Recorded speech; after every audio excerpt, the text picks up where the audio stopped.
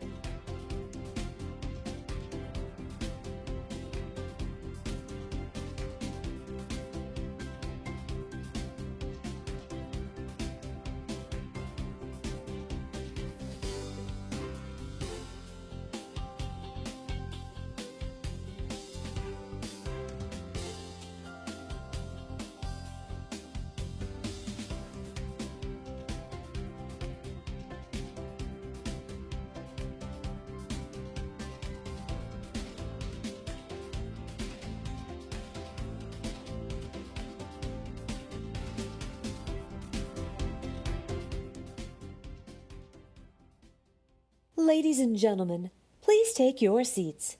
The program is about to begin.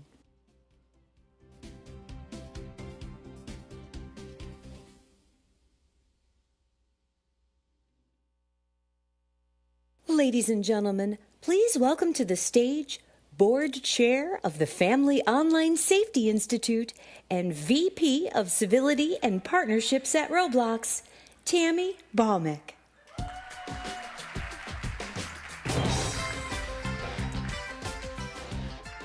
Hello, and welcome to the 2024 Annual Conference for FOSI.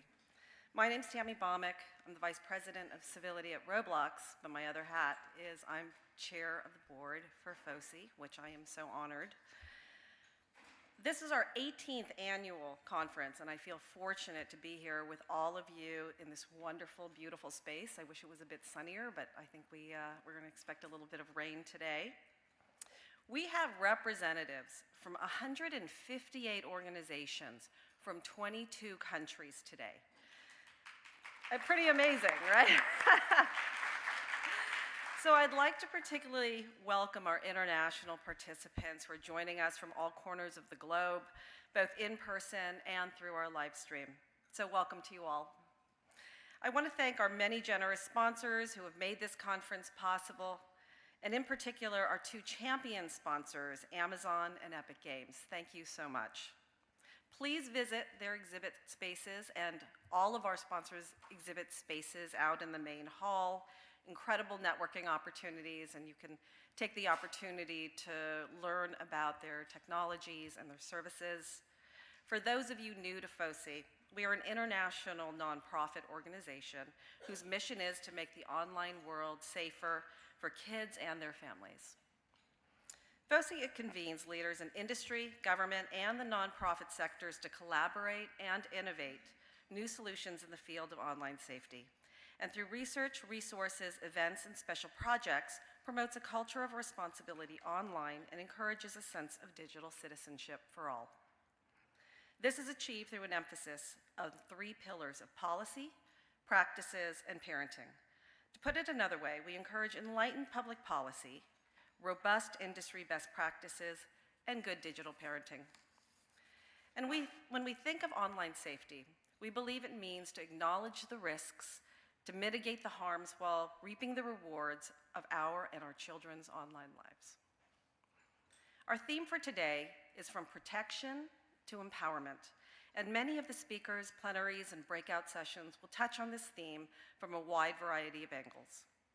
Also, we'll be releasing our latest research project entitled Promoting Wellbeing in a Digital World, which takes a cross-generational, three-country look at attitudes and behaviors across well-being, both on and offline. I'm particularly excited to see this research. So now, I have the distinct honor of introducing our opening keynote speaker. Alejandro Mayorkas was sworn in as Secretary of the Department of Homeland Security on February 2nd, 2021.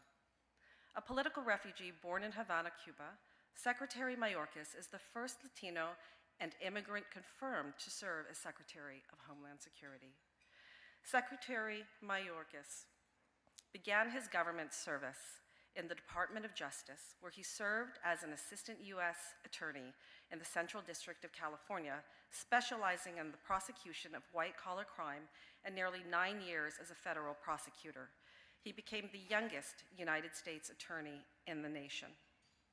Secretary Mayorkas served as the Deputy Secretary of the U.S. Department of Homeland Security from 2013 to 2016, and as the Director of U.S. Citizenship and Immigration Services from 2009 to 2013. Secretary Mayorkas has led a distinguished 30-year career as a law enforcement official and a nationally recognized lawyer in the private sector, and today leads over 260,000 employees of the U.S. Department of Homeland Security. Please join me in welcoming Secretary Mayorkas.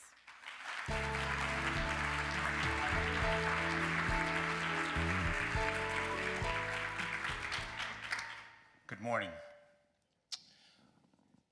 1 year ago this week, a 12-year-old girl in South Texas was added to a friend's family chat group.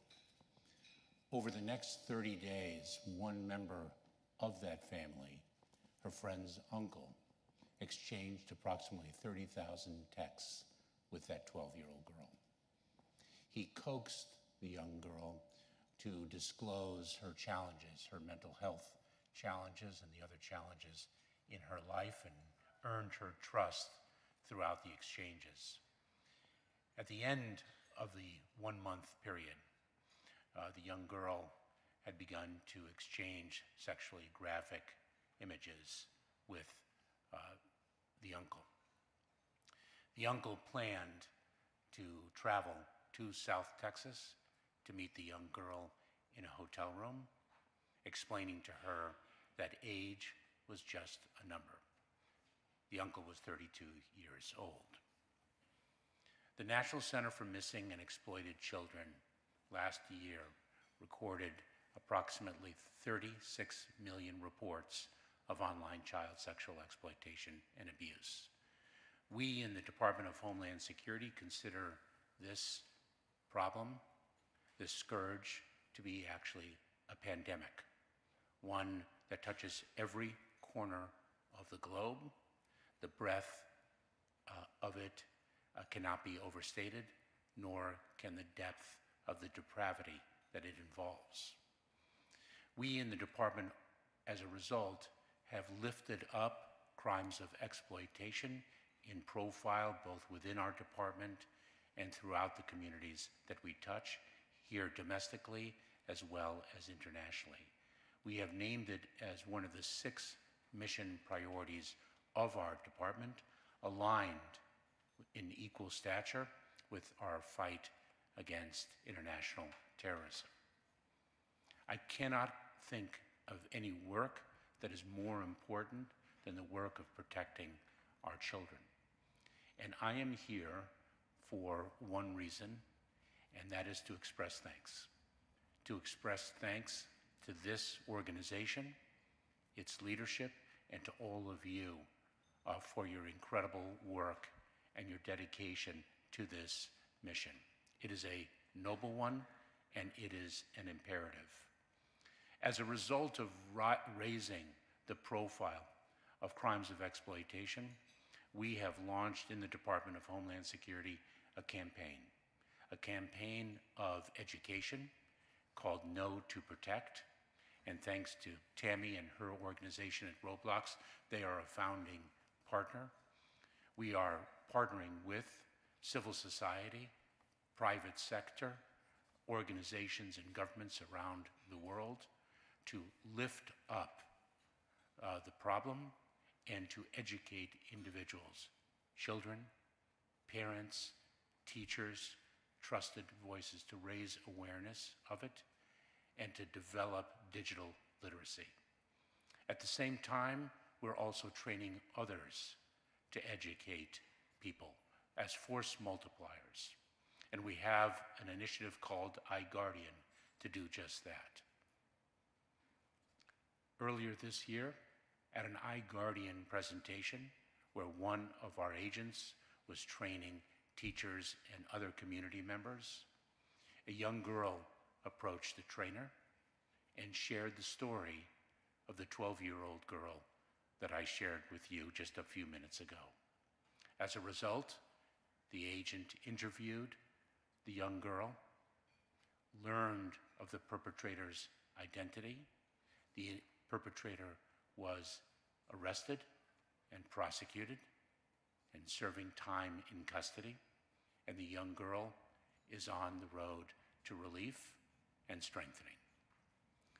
We actually touch, by being here, you reflect a devotion to touching people's lives and making those lives better. I want to thank this institution, I want to thank its leaders, and thank all of you for dedicating your time, your talent, and your energy to this mission. It's all about making other people's lives better, and that is incredibly meaningful and profoundly impactful. Whether you do it on a small scale or whether you do it on a broad scale, the ability to save a life is an opportunity and a privilege that not everyone has. Thank you for what you do here. Thank you.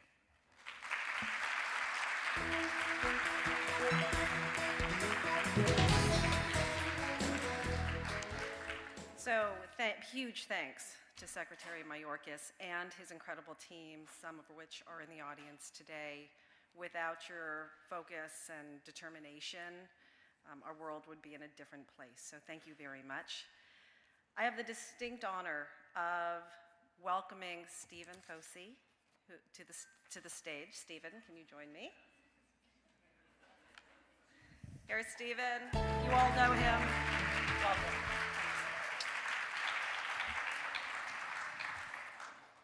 Thank you for that, Tammy. And Secretary Mayorkas, what an extraordinary way to start it. How are you guys feeling? Sorry? Good to hear. Well, let me add my welcome to this, I think, rather special annual conference. I don't know if you know this saying, some people call it a curse, may you live in interesting times. Well, these times are certainly that.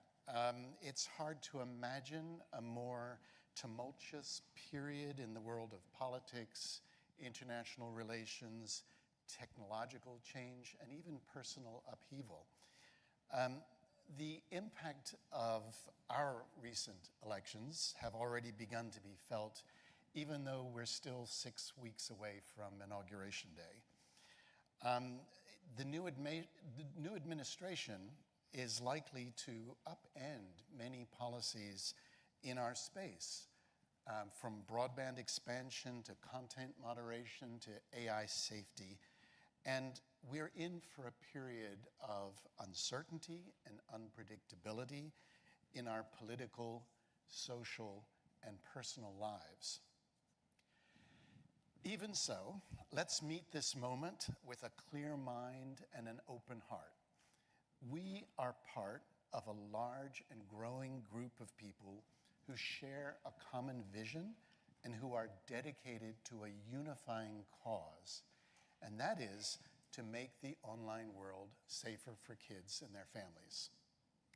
And we are committed to do this work based on the sound evidence of researchers, the lived experience of young people and their parents and caregivers, and the thoughtful approach of psychologists, advocates, educators, and yes, legislators and regulators. And let's not forget the tens of thousands of trust and safety workers all around the world who toil in the trenches of content moderation. We all bring our unique gifts and skill sets to this challenging yet hugely rewarding mission. And I feel there's always a unique spirit of collaboration and mutual support when we as a community come together. We are honored and grateful that you are here, and we will do everything we can do to see and hear what you have to offer and to incorporate your insights into our broader work. Please make sure to introduce yourself to someone you haven't met yet. Many a good thing has come out of a FOSI conference, from new initiatives to personal friendships. We're a friendly and caring crowd, so make positive use of the people and resources you encounter today. Earlier this year, a book was released that has had a major impact in our space. It is a New York Times bestseller, and it has influenced legislators in North America, Europe, and further afield. The book, I'm sure you are aware, is called The Anxious Generation: How the Great Rewiring of Childhood is Causing an Epidemic of Mental Illness by Jonathan Haidt.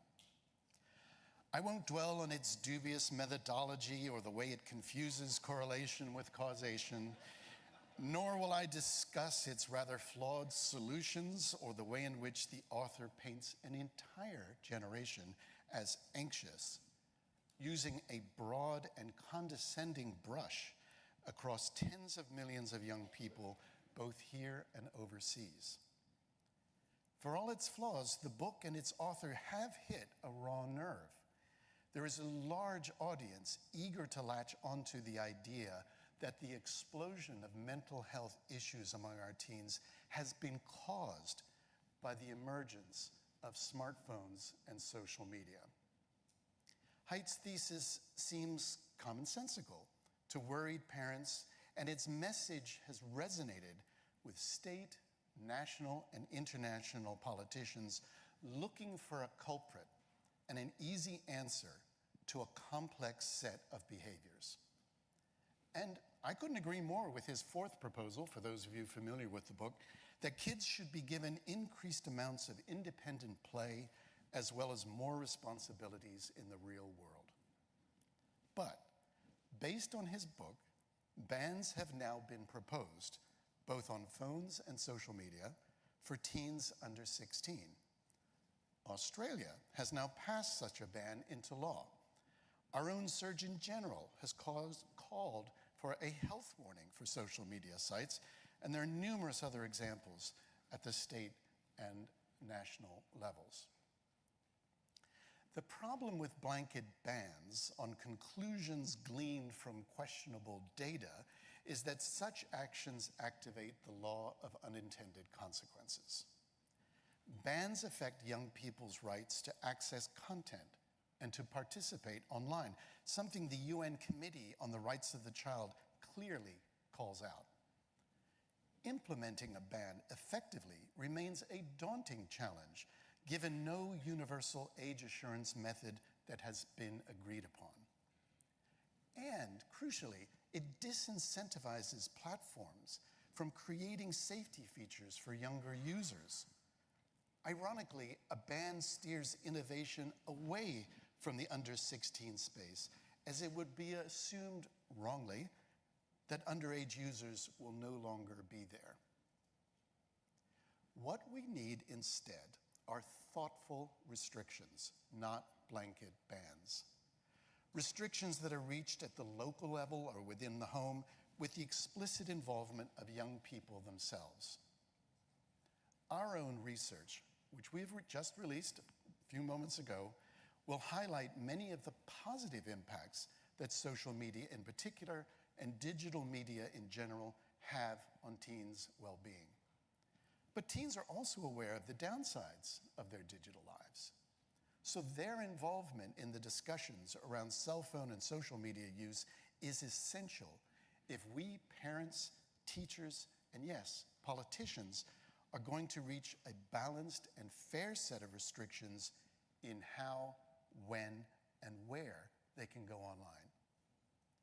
The more we involve young people in the creation of thoughtful restrictions, the more they will buy into the rules that are eventually agreed.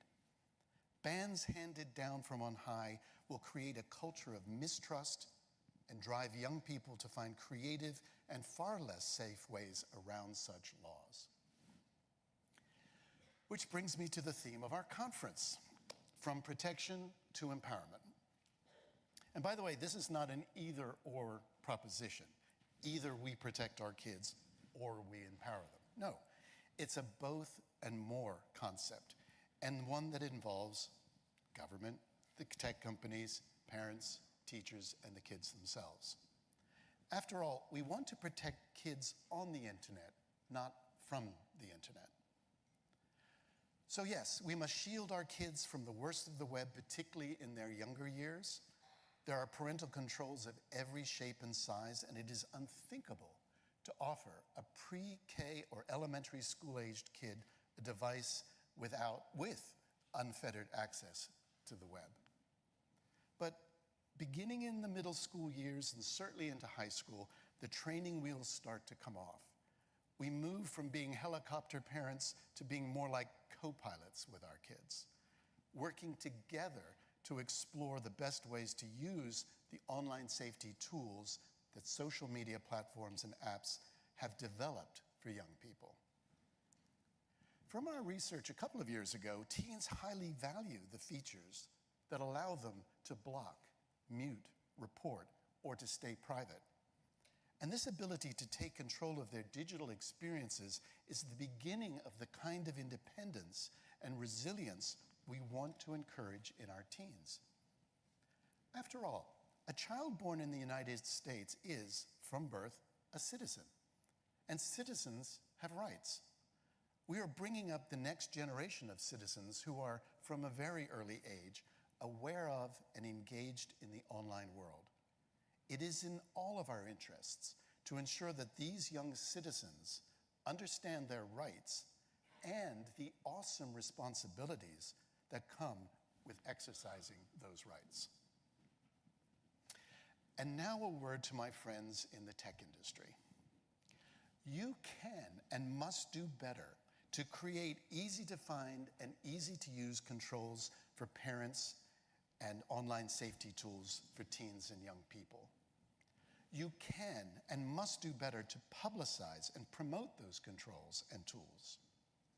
And you can and must do better to collaborate with each other, and wherever possible, to harmonize your tools across the ecosystem so that parents and teens are not overwhelmed with the task of setting and managing controls across countless apps, games, websites, and social media platforms. So, to conclude, let's consider that empowerment is the best form of protection. It's about preparing young people for the moment they step out into the world on their own, ready to face the best and worst of what the digital landscape has to offer. And isn't that what all of us in this room and beyond are striving for?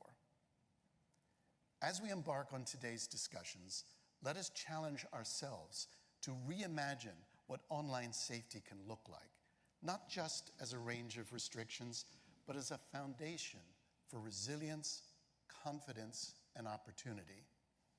Let's move from fear to trust, from limits to possibility, and from protection to empowerment. Thank you all and have a great day.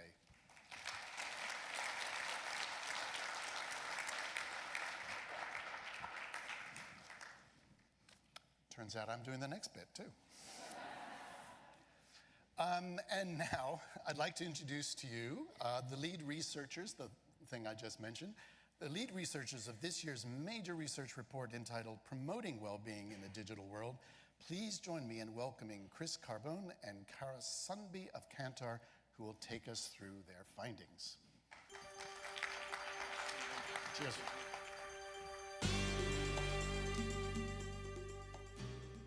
Good morning. Excited to be here. Thank you, Stephen. Thank you to all of you for spending time with us today.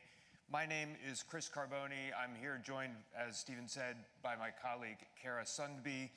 We are from Kantar. We're very excited to be here to help kick off FOSI 2024 and to launch an important piece of research that we have titled Promoting Wellbeing in a Digital World. Well-being is a timeless topic. As Stephen has just told us, it is also a very timely topic, one that continues to rise in importance and prominence in the minds of the public, and it's being reshaped by the digital era we're living in. It's on the minds of people to such a degree that when Cara and I and our teams are working with businesses, we tell them that health and well-being is no longer a singular industry or category, but really it's a benefit that people are looking for from all of their consumer touch points. So no matter if they are an automotive company, a financial services company, a tech company, we urge them to think of themselves as a health and well-being company. And it is within this context that we're living today. And in the time Cara and I have with you, we'll be talking about well-being in the way that it connects to digital life in the minds of both parents and teens. We'll share some of the key insights that were uncovered in this study, but we urge you, as Stephen said, to look at the report, the full report, which has now been posted on the FOSI website, so you can really dive in. And of course, this presentation will set the stage for what is just an amazing set of panelists that will be coming up later this morning. The study we'll be speaking about was conducted by Kantar on behalf of FOSI, and it was sponsored by Google.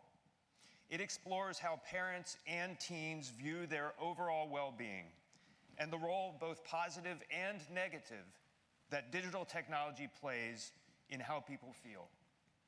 The study included both qualitative and quantitative components. It was conducted in the United States, in Brazil, and in Germany among parents and teens aged 13 to 17. So let's dive in to some of what we learned as we went through the research. We began our analysis of well-being in the digital world by asking parents and teens to conceptualize well-being. What was in, what was out, what was relevant to the way that they were experiencing well-being. And what the data tells us is that well-being is not a singular concept or idea, but instead it's shaped by a constellation of factors: physical, mental, financial, spiritual, social, and yes, digital factors as well.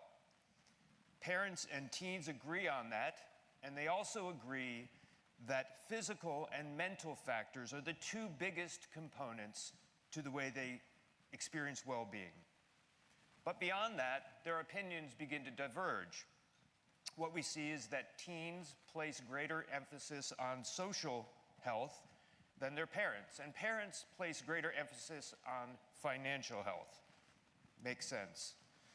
Importantly, for this audience and this study, we see that teens also prioritize their digital well-being more than parents.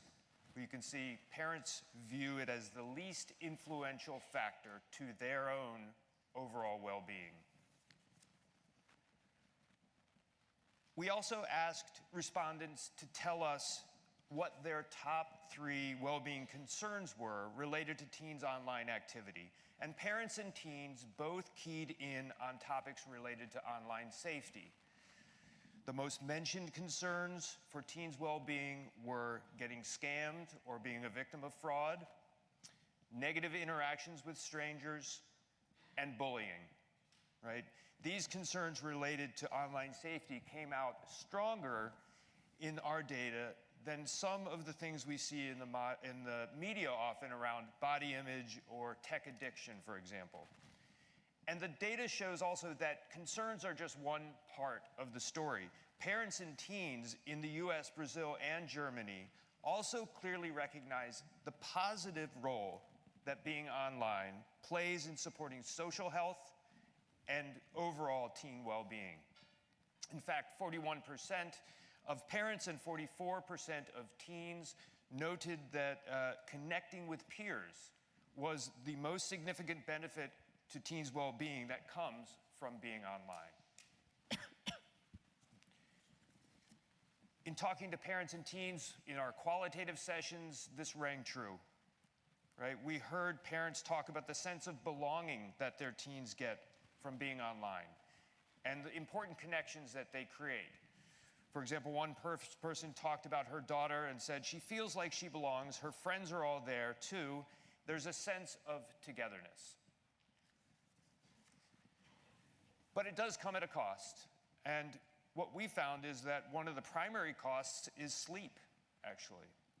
When asked what aspects of teens' well-being are most negatively impacted by devices in digital life, sleep quality was the clear choice among both parents and teens. Among adults, 48% of Brazilian parents, 44% of US parents, and 38% of German parents said sleep quality took the biggest hit from online life, and teen sentiment was closely mirrored to that. Again, what's interesting here is that the impacts on sleep came through much stronger than other topics like mood, emotional health, motivation, that are often the focus of reports on the impact of teen internet use. And just to round out this slide, we should note that even as folks acknowledged challenges such as sleep quality, no matter how we ask the question, parents and teens repeatedly spoke about the positives.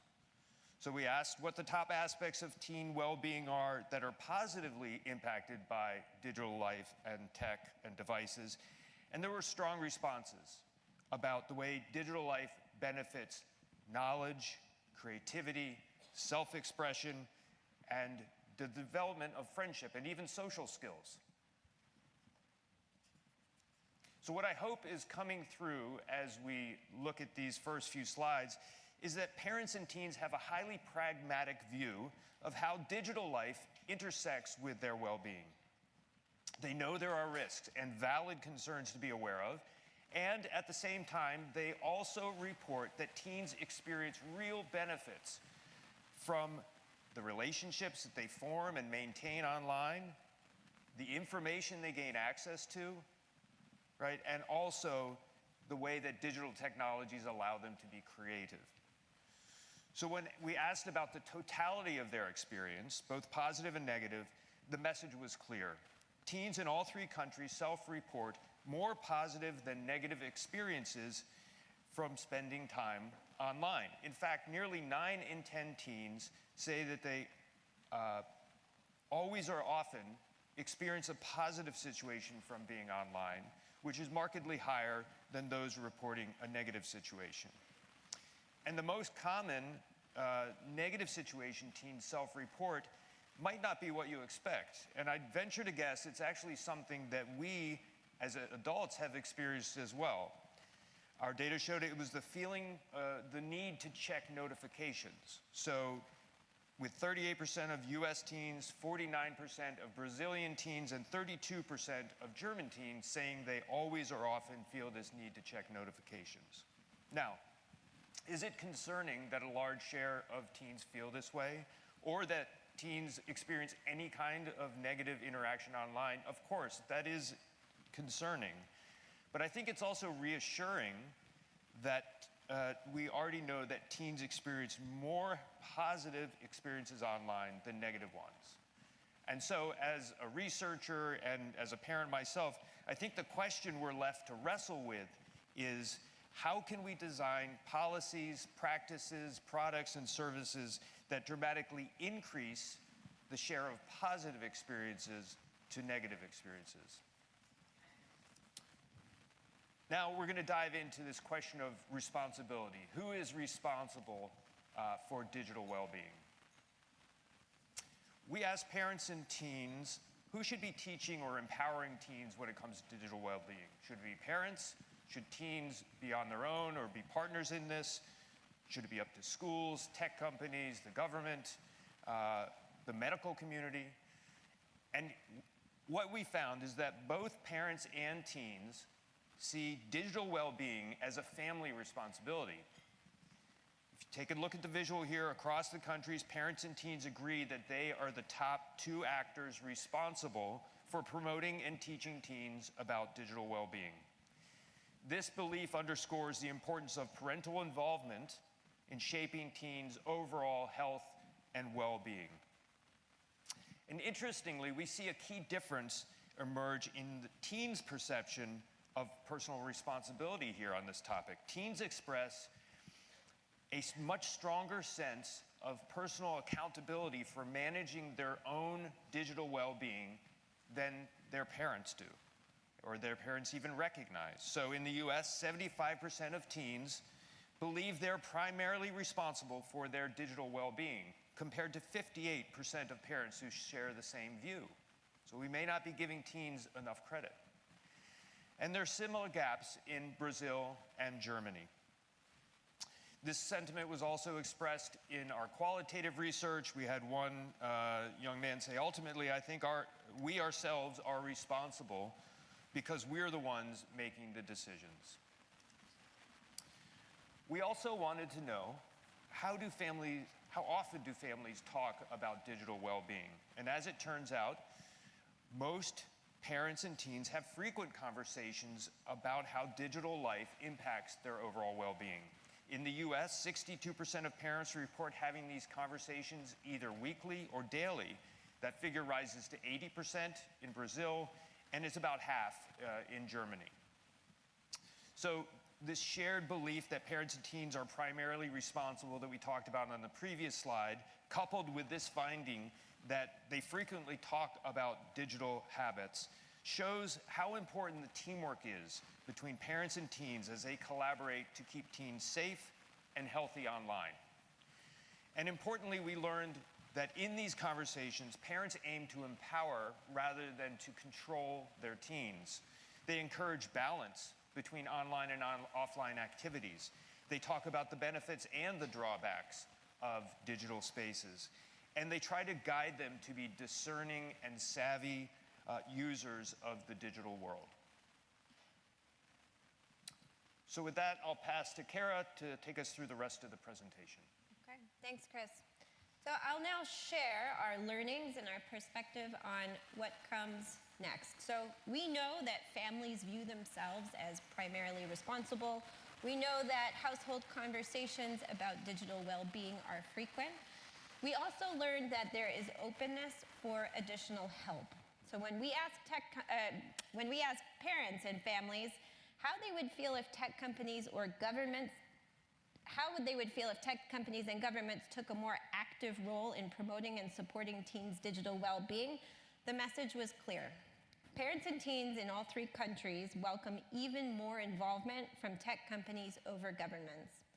This is, as you'll see, particularly true in Brazil, where 87% of parents express very or somewhat positive views on increased support from tech companies, compared to 72% who feel similarly about government. In the US and Germany, we see similar preferences, and we also heard this qualitatively from respondents. We have a quote from a German parent here on the slide saying, "Companies who produce the devices, services, and apps, they know best what they are offering and can take on a bigger role." We also wanted to learn about how open families are to using features or tools that support digital well-being. And again, across all 3 countries, parents seem most interested in tools that focus on online safety, things like default privacy settings to protect teens' personal information, age limits to accessing content, and literacy programs to teach teens how to better identify harmful content. These findings line up with what Chris shared earlier about top parental concerns, which, if you recall, are scams and bad actors. We also learned that parents aren't just open to tools and settings related to online safety, however. They're also open to trying features that actively support and enhance digital well-being. So these are things like reminders for teens to know when they need to take a break, and content designed to positively impact their mood or behaviors. And when we look at teens' responses to this same question, we see that teens are generally aligned with their parents. So teens do indicate more openness to trying certain tools than their parents. They're more interested in digital apps that can help them practice communication skills. They're also interested in sites or apps that could help them learn about digital well-being to a greater degree than their parents are. And this is worth noting as well, is that teens' interest for improving their communication skills and learning about their digital well-being lines up nicely with what we shared earlier about these components of well-being. Teens view social and digital health as key components of their overall well-being. Add that to the positive sentiments that about tech company involvement in supporting their digital well-being, and we can suggest that tech companies have an opportunity here to create tools and features that better support teens' social and digital well-being. So the learnings from this research point us towards several implications and actions for parents, for industry, and for policymakers. We will go through a few of them here, but please know we've referenced the online report a couple of times. There's plenty more in the online report. We'll focus on just 3 key implications for this session today. And we'll start with parents. Parents can empower teens regarding the positives of being online. The study shows that parents see both the concerns like scams and the benefits like social connection and learning to being online. To empower teens toward more positive online experiences and a more sound approach to digital well-being, parents should balance conversations about the risks with frequent discussions about the benefits. Parents should acknowledge the positives and the drawbacks and make it clear that they support online activities that enhance their teens' overall digital well-being. For industry, this is a chance to also champion digital well-being. What does this mean? So parents and teens in all 3 countries told us they would welcome even more involvement from tech companies in supporting teens' digital well-being. This means not just creating new products, but also building on and amplifying current efforts to educate and empower families, make digital well-being the core of innovation and strategy, or risk being left behind by the companies that do. And finally, for policymakers, this report offers guidance. First and foremost, it suggests that policymakers should rethink bans. They should think beyond bans. Young people are having positive online experiences. They report real benefits to their well-being. This is an important finding to consider and highlights a need for more thoughtful and nuanced policy, carefully considered restrictions, rather than blanket bans. So that concludes our presentation of the 2024 FOSI research report. We want to thank FOSI for the partnership and Google for the sponsorship of this study, and we look forward to hearing the reactions and the observations of the panelists. Thank you.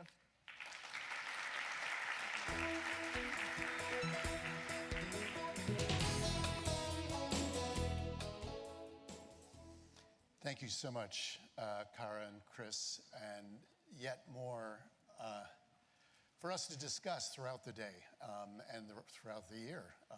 Considerable insights, and we really appreciate Google's support that allowed us to take a three-country look, not just here in the United States. So thank you so much for that. Now, moderating our first panel is a very dear friend of ours, Dr. Nicole Turner-Lee, as well as being the director of the Center for Technology Innovation at the Brookings Institute. She's also the author of a remarkable new book, Digitally Invisible, How the Internet is Creating the New Underclass. We at FOSI bought multiple copies, and I strongly recommend that you do the same. So please welcome Nicole and her panelists to the stage. Go kill 'em. Well done. Good luck.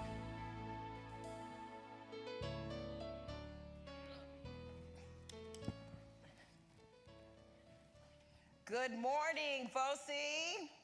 Okay, I know you all have had your coffee. Good morning, everybody. Well, we are excited to have this panel, particularly following the briefing on the report. And I am excited to be joined by three experts who will dive a little bit deeper into the report based on their experiences. I figured I'm going to let them all introduce themselves. That way they can talk a little bit more about their bios, which is in your materials. But let's just start, Emily, with you. Like, what is your reaction? Actually, let me go to Jen first. You know, I was looking at Emily, but I really want to go to you, Jen. Let's start with your reaction to the report and tell people a little bit more about yourself. Okay. Hi, I'm Jen Kotler, and I oversee the research, content strategy, and writing teams on the kids and family team at Google.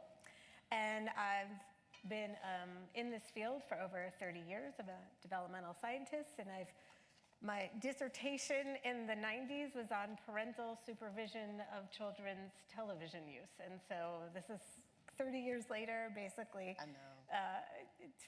You know, coming back to these kinds of issues have been going on for a very, very long time. And the conversation is very similar, even though the technology has changed.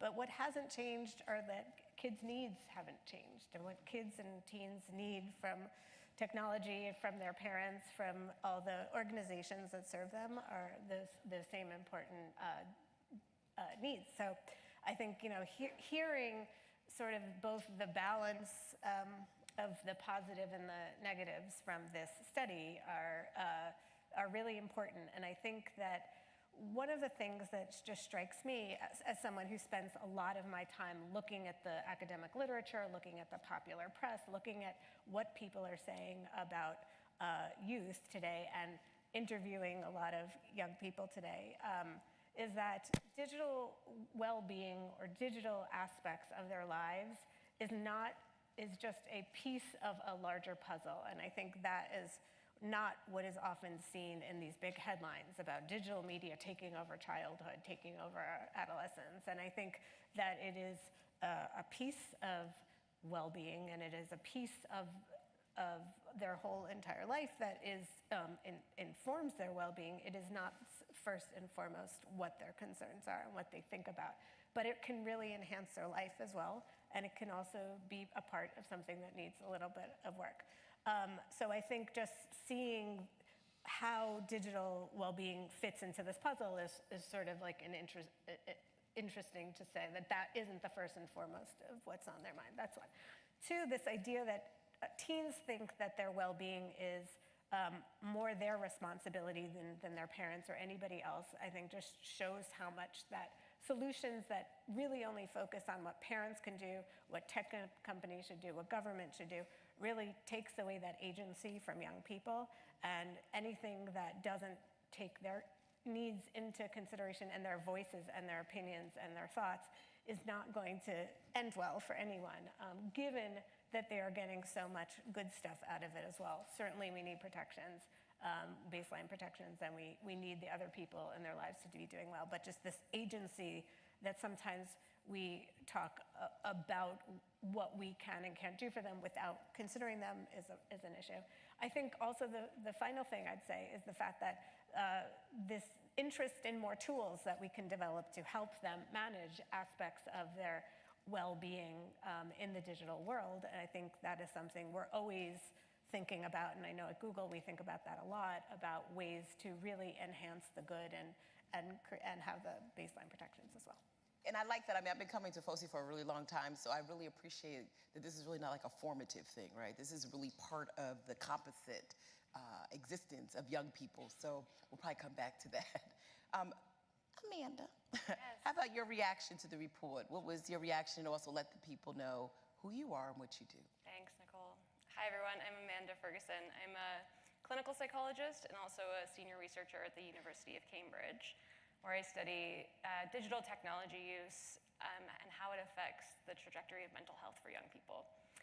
So the lens that I take in my research is really one of mechanisms, and what I mean by that is that I'm less interested in the question of if digital tech impacts well-being, and I'm much more interested in the how. As a teaser perhaps for later, you know, the if question is more or less answered. We know that it can, very minimally and in both directions, but the how question is a lot more fuzzy. And so the thing that I found most compelling about this report was that a lot of the questions asked to parents and teens looked through this how lens. So for example, we didn't just learn, you know, if teens experience positive and negative things online. We actually learned detailed information about the nature of those experiences, and I think perhaps most importantly, the results suggested that, you know, people have varied experiences. So there wasn't just, of those top 3 ranked choices, there wasn't just 3 or 4, there were 13 or 14 or something like that. And so I think that really mirrors back what we know from the research on this topic, which is that a teen's relationship with their digital life or their device is incredibly nuanced. It's really complex. You know, it can't be reduced down to something like screen time, and no 2 teens will respond to the same content in the same way. So I think, yeah, I feel quite hopeful about this report in the sense that if as a field, and ideally maybe as a broader culture, we can start embracing this reality of these relationships with our digital lives being very nuanced, we can hopefully start understanding a little bit more about that how question. You know, why is it that some kids do really well online, most kids do pretty well online, and some kids really don't? Yeah. So yeah, looking forward to talking more.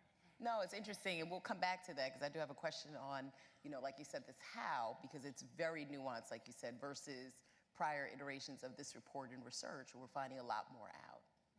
Now I'm coming to you. Emily, tell me more about your reaction and let people know what you do as well. Okay, good morning. I'm Emily Weinstein. I'm a researcher at Harvard Graduate School of Education, where I co-founded the Center for Digital Thriving, and I also, with Carrie James, wrote the book Behind Their Screens, What Teens Are Facing and Adults Are Missing. One of the things that really stood out to me when we last week saw the first version of this report a couple of days in advance was that in the question to teens about the risks around online life that are most salient for them and the threats to digital well-being that stood out most to them, there's a lot of variation. So there are a lot of areas in the report where we see some consensus, but this is an area where we see actually, yet again, once again, teens are not a monolith, And the concerns that they have are different. And I think that these survey data are really an invitation to us to get curious about what different teens are experiencing and how we move beyond just looking at a bar graph and saying, okay, 24% or 64%, and try and really understand what is going on there. One of the areas that rose higher up on that list was around scams and frauds. Right. And we had a conversation about that during our prep call, and then I reached out. We have a youth advisory board. One of them is run through in tandem, and I reached out to them and I asked some of the teens on our advisory board, does this seem right to you, scams and frauds? Some of the researchers were surprised by this, and what comes to mind when you think about scams and frauds? And so I got a bunch of responses, and one of the things that they said was, yeah, this seems right. This doesn't surprise me. And they said, it's just getting harder and harder. This is like, it feels like there are scams around purchasing that I'm really worried about falling for. The bots are just getting better and better. And I feel like I don't even know what I don't know. I'm worried about being blackmailed. I'm worried about risks to private information. So I was really thinking about their responses alongside the appetite we see in this report for default privacy settings for personal information. And I think that there is really a there for teens. And so holding, where are teens sort of gravitating in terms of their concerns, and what do they mean by that? What's coming to mind for them? What do they really want our attention focused on? And also really creating space for the variation across teens' very different experiences and family circumstances and contexts, and recognizing, of course, that we know from so much research that teens are having really different experiences with tech, and that if we are ignoring or glossing over that, we will continue to create the wrong interventions or interventions that miss the mark. That's right. It's so funny that you bring it up. As Stephen mentioned, I'm an author of a new book, Digitally Invisible. Available to bookstore near you. But I was actually at a middle school in the Bronx, and when you talked about going back to your young people, and I thought about the reports, one of the kids had figured out how to track down bots. And to your point, when we think that young people have a very short tail when it comes to understanding their privacy or cyber or scams, they actually know a lot more than we think. And that particular young person, my research deals a lot with marginalized youth. I found it to be quite interesting, right? That the translation of this digital life, it actually goes wherever young people are. It's not something that is just trapped by the privilege anymore, because we have done a much better job in making people more digitally visible. And this brings me, Jen, to this question about the research in the paper is not only about the United States, right? It is about other countries and their digital life of teens. And I'm thinking about, I wrote this down, the percentage in Brazil was at 80% compared to the 62% use in the US, and just under 50% in Germany. What do we know from this report about what these conversations look like? Because I think we tend to stay in our own box when we sort of look at these findings. And what would be your recommendations to parents to enhance those types of conversations? Because at FOSI, we're international. So just curious to go a little bit deeper into that. Right.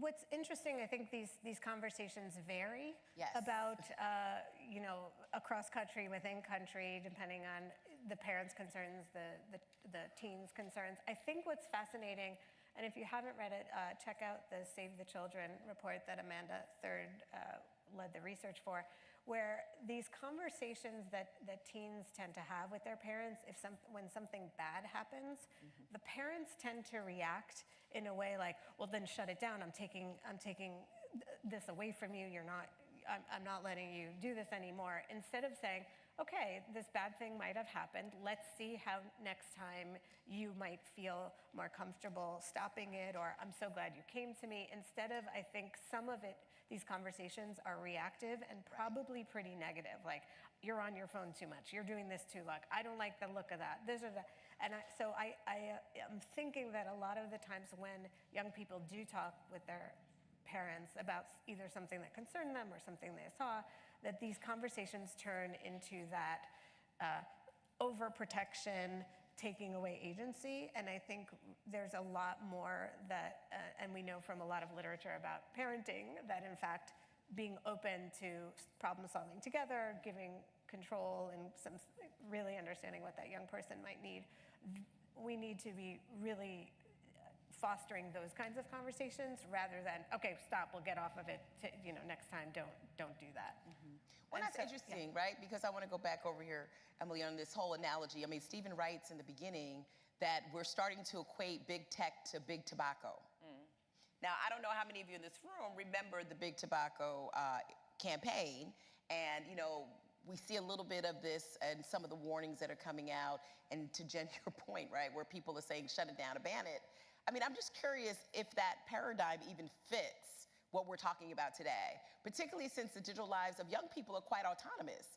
They have some agency, and I'm sure, and we see a little bit of this in the report, that parents also grow alongside this digital life. So it's not something that's just happening by itself. So talk to me a little bit about your reaction to that analogy. Yeah, I really appreciate that question. I think two things are true here. So one is that's a lazy metaphor, and it closes and shuts off a lot of conversations we need to be having as we imagine the solutions and interventions that we need.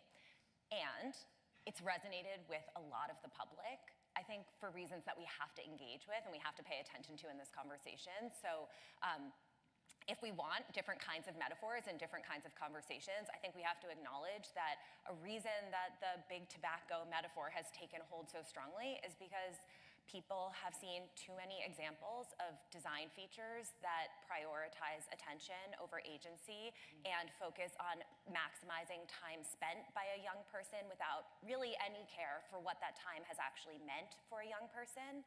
And if we want to encourage people to embrace these more nuanced conversations, I think we have to meet that head on. We have to recognize that that's part of the fear, that's part of the stress. And I think this connects to what Jen was saying, because the reality is that this is really hard for parents.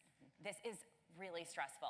I'm a parent, I have 2 kids, I study this, I think about it all day long, and it is still so hard in my own parenting because we are literally chasing a moving target. The technologies continue to change so fast, and we have the reality that in this report, we see that parents are feeling very responsible for guiding their kids around these topics, and kids are recognizing that their home lives, their families play an important role. But there is not a clear guidebook on which conversations to have with our kids or exactly what digital well-being even means. And we hear parents who are saying things like, I don't know what guidance to give my kid about group chats. I never had a group chat, and I don't even understand what SnapMap is, and now I have my teen so upset on a Friday night because they just realized that their friends are hanging out. Do I need to get them off Snapchat? Do I need to have a different kind of conversation?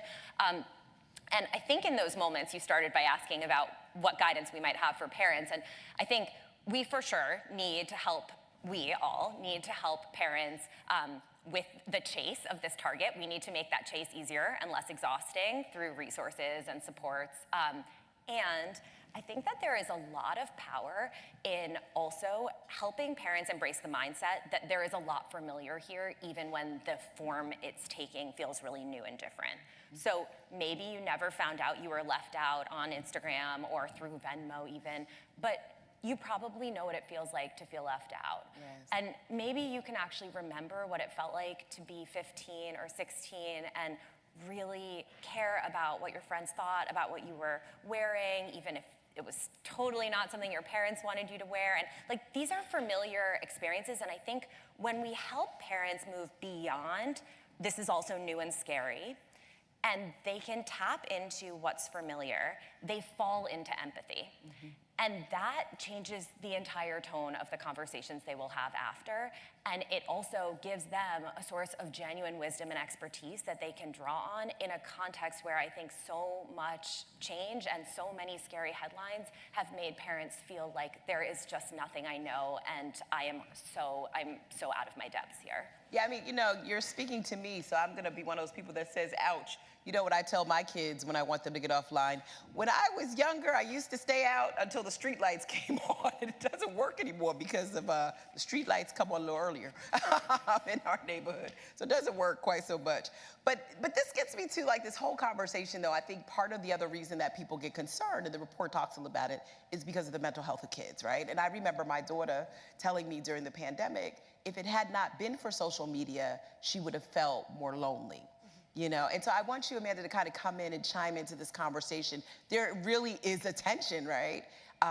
But some of that narrative is driven around whether or not teens' mental health is actually also safe and secure. And I want to just quickly tell all of you, we're going to actually move to Q&A. So if you've got some questions percolating in your mind, in about 7 or 8 minutes, we're going to open it up to the audience. We've got some mics floating around because we want to hear from you as well. Yes, thanks, Nicole. So there absolutely are positive health benefits or mental health benefits to being online. For example, over the pandemic, there was this lovely study run where it looked at digitally connected kids versus those who were not in the global north, and during the sort of lockdown era of the pandemic. And those who were digitally connected, who had easy access to their peers through technology, fared better. They did better, which makes so much sense, of course. And of course, there are risks. We do know that there are populations who are at higher risk for negative outcomes subsequent to all stressors, including stressors that can be experienced online. So I do think it's important to acknowledge that this report because it's a population level survey, we're trying to get a sense of the average person.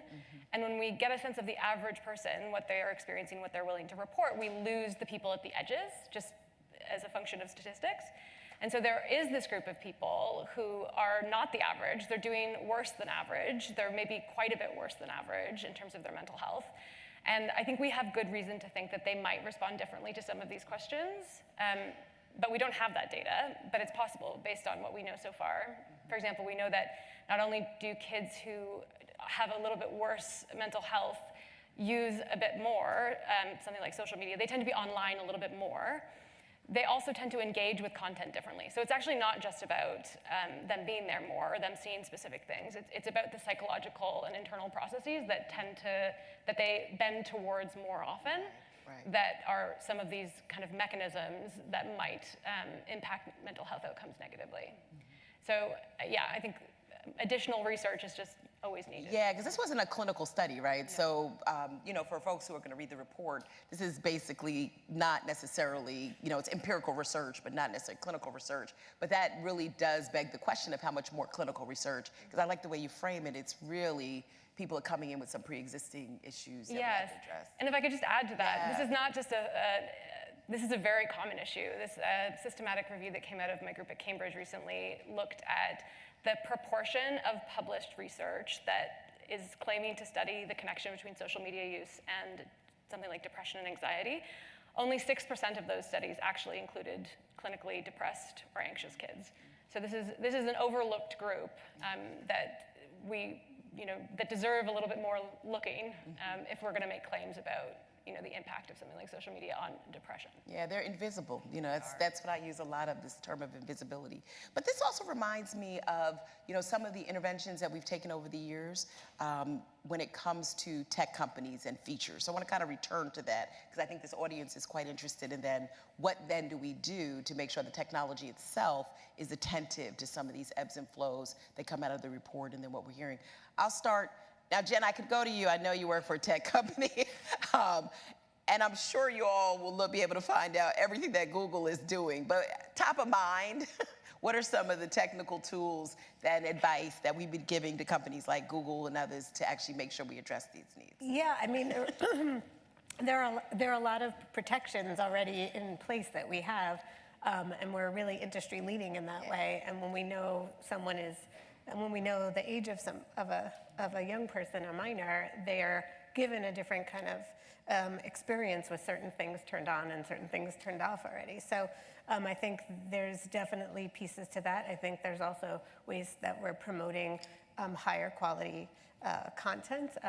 Our teacher approved program, for example, on the Play Store has a lot of really good enriching content, and we highlight good things. And I think we're looking at ways to promote the good and direct young people to things that would be joyful and educational and wonderful. And so I think there are tools and they're getting better.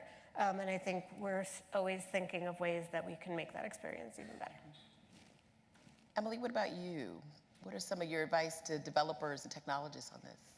I think one of the things that we see so clearly is that sometimes a design feature is taken up or experienced by young people in ways that we didn't expect.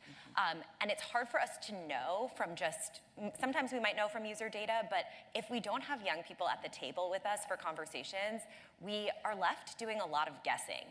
And I remember sitting down, and I know Amanda and I have both been really interested in this experience of being left on red. Because if you talk to teens, that is a big experience. Now, we were just saying some teens are calling it being left on scene.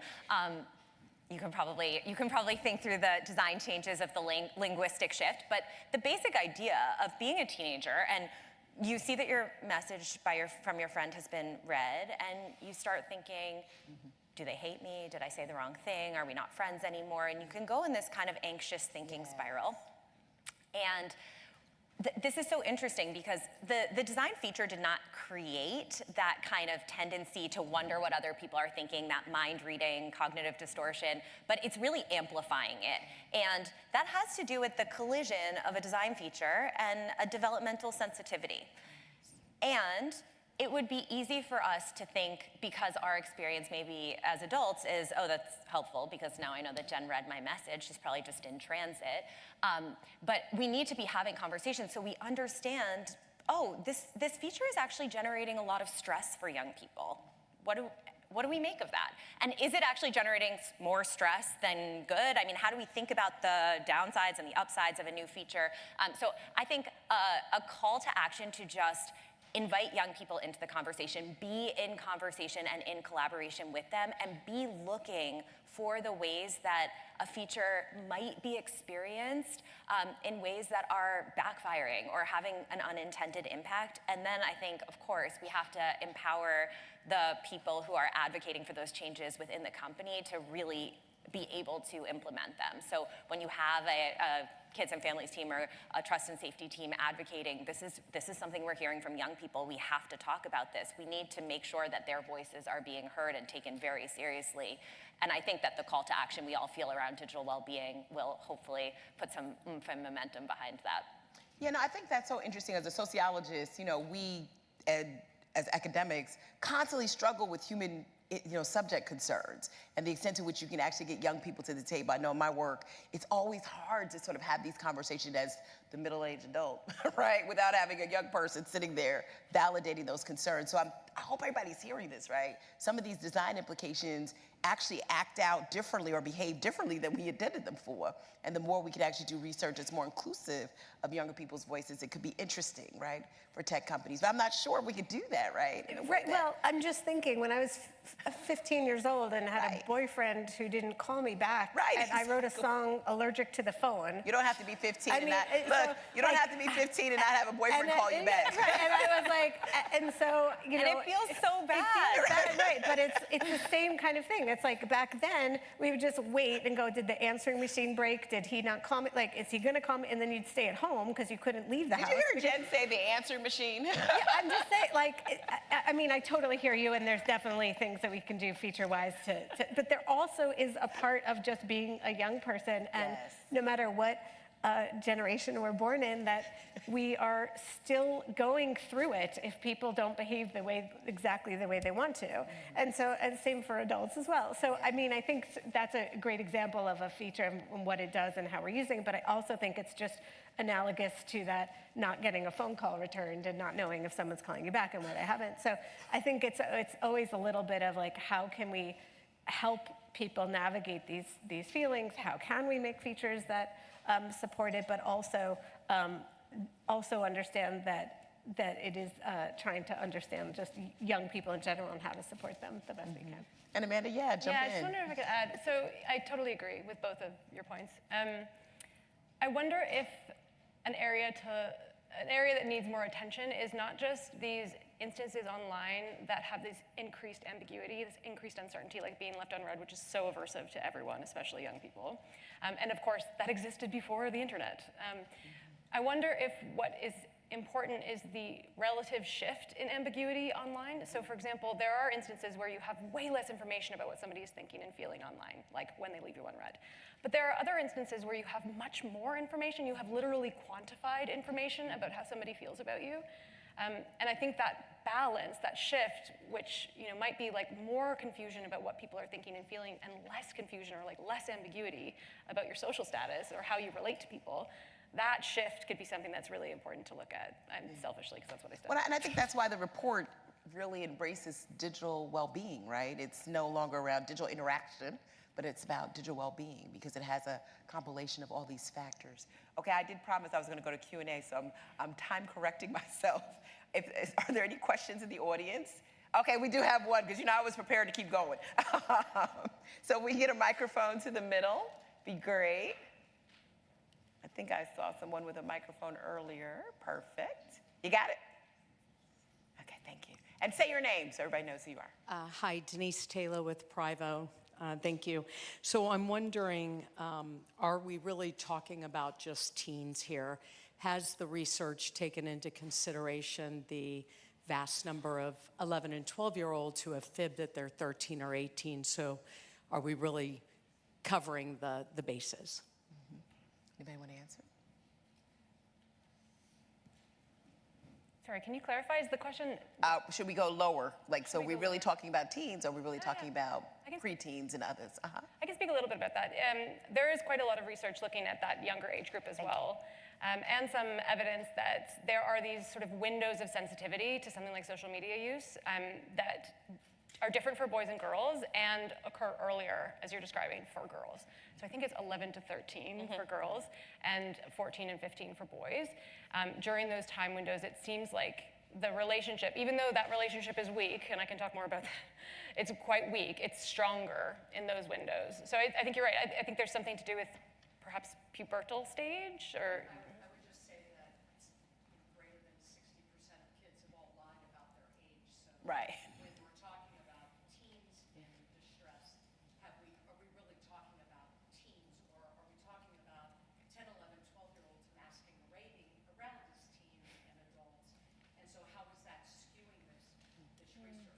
Yeah. It's hard to tell. I mean, that goes back to the question that we just talked about in terms of getting really genuine data from young people and also accepting some of the assumptions that the research methodology provides, right? So you assume you're talking to teens, but I think that's a further research question, the extent to which, young people are being also ambivalent in their age that may skew some of the results, or it may speak to that formative development is happening much sooner than what the report might suggest. I didn't run this study, so I don't know. I just am a reader of the methods section, but my sense is that this was a survey that did not include that population. So I think actually the risk here is not that we have incorrectly included younger, but actually that we're missing the voices and perspectives of that population in this particular study. Exactly. So I don't know if that's helpful. Yeah, I love that question. could be wrong, We do have a question in waiting on what further research needs to be done, and that might actually be the next step of this.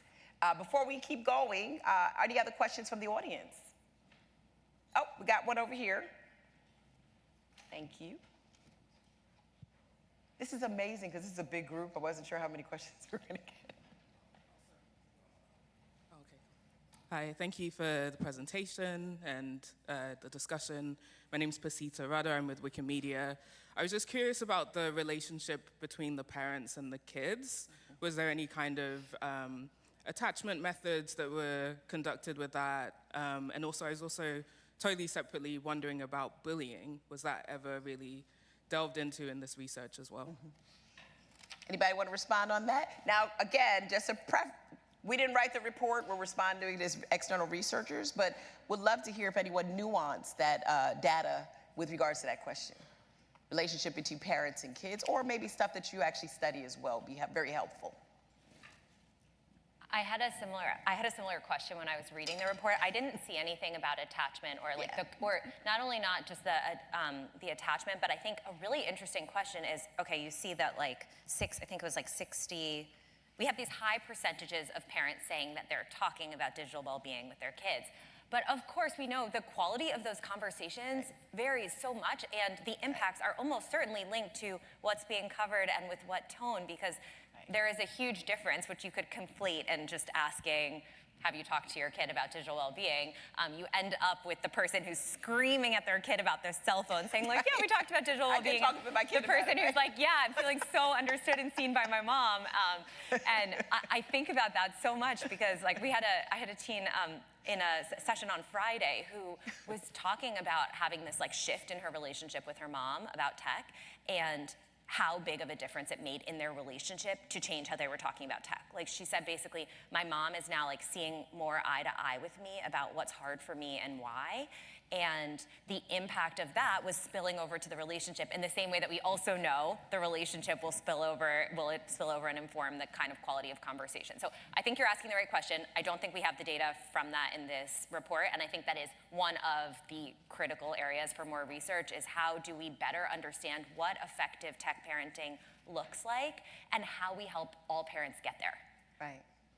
And I can't. I'm sorry. Go ahead, Jen. Yeah. No. And I know a little bit more about the study. I was sort of with it as it grew. And there were instances. We didn't look at exactly at sort of this kind of parent does this. We will be sharing data in the coming months that sort of looks a little bit more at that. But they're watching some of the qualitative interviews, or just watching and just seeing in general how parents, not from this, but from in other ways, that it does very much matter the kind of relationship the parent has with the young person, and the young person's perception of their parent is fair and balanced, and if they have a good relationship. Here we didn't look at the dyadic relationships so much, but yes, it's totally going to be influenced, and the young person's ability to feel comfortable with their parent and telling them all about these things very much matters, the kind of interactions that the two of them have. So bullying was something that was a factor of some of the negatives, but it wasn't the number one thing, as I recall. I'll have to double check that, but it was like bullying was there, but the scams and the falling for it and that kind of thing, sleep came up as tech habits. Tech habits, but yeah, bullying wasn't this wasn't a study that says bullying is the biggest issue. May, did you want to chime in on this question? I think I just echo back this idea that the relationship between a teen and their parent is going to move the needle so much more than something like their online experiences or the content they're seeing or even how long they're staying online. Something like relationship to your parent, whether or not you have enough money, whether you even eat breakfast. Eating breakfast, according to the data, has a much larger effect than the time you spend online in terms of your well-being. So yeah, really important questions that need more. And we got to wrap up, but I just want to respond to your question just based on some data that I experienced in the Overtown community in Miami when it came to Black parents. There is a certain level, and I think this speaks to FOSI's annual investment in doing this type of research. We are seeing parents become much more mature, that their children do have a digital life. And so in speaking to 500 parents, they don't quite know what their kid is doing, but they're willing to talk about it. And I think for those of us in this room who are doing this work, that's a different shift when it comes to parental attachment, because maybe 4 or 5 years ago we were talking about their parents were not talking to their kids about their digital lives. So we've got more research to do, ladies, and Steve, on parental attachment, and that's why you have wonderful researchers up here that are actually doing this, as well as some of the work on preteens. Can we give this panelist a round of applause? And I encourage all of you to read the report. Thank you. Thank you, Nicole. Thank you, wonderful panel. And we all know now that we have to eat our breakfast. Right. Did you hear that? So, yes, thanks you again. We're going to go into a break. Just a quick question. How many of you are on Blue Sky? All right. We have just launched the Family Online Safety Institute Blue Sky. So please follow us. We'll follow you back. I'm also out there, too. It's a pretty good platform to use. So we're going to go into our break, sponsored by our good friends at Private ID. I hope they're here in the room. And let's get back here in time for the rather interesting discussion with the regulators at 10:40. So I'll see you then.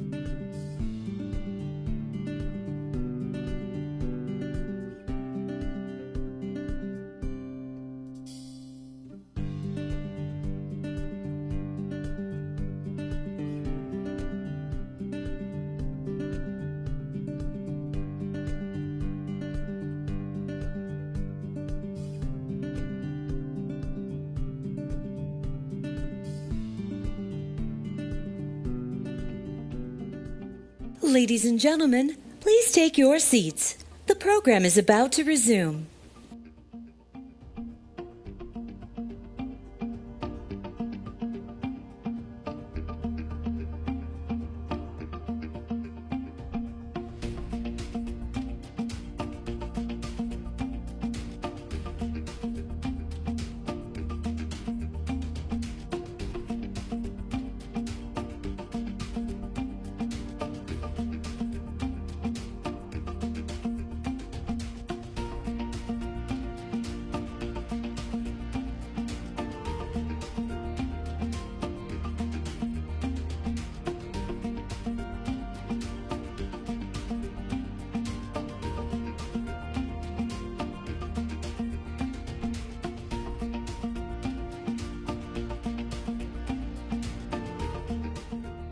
Ladies and gentlemen, please welcome back Stephen Balcom and our distinguished panel to the stage.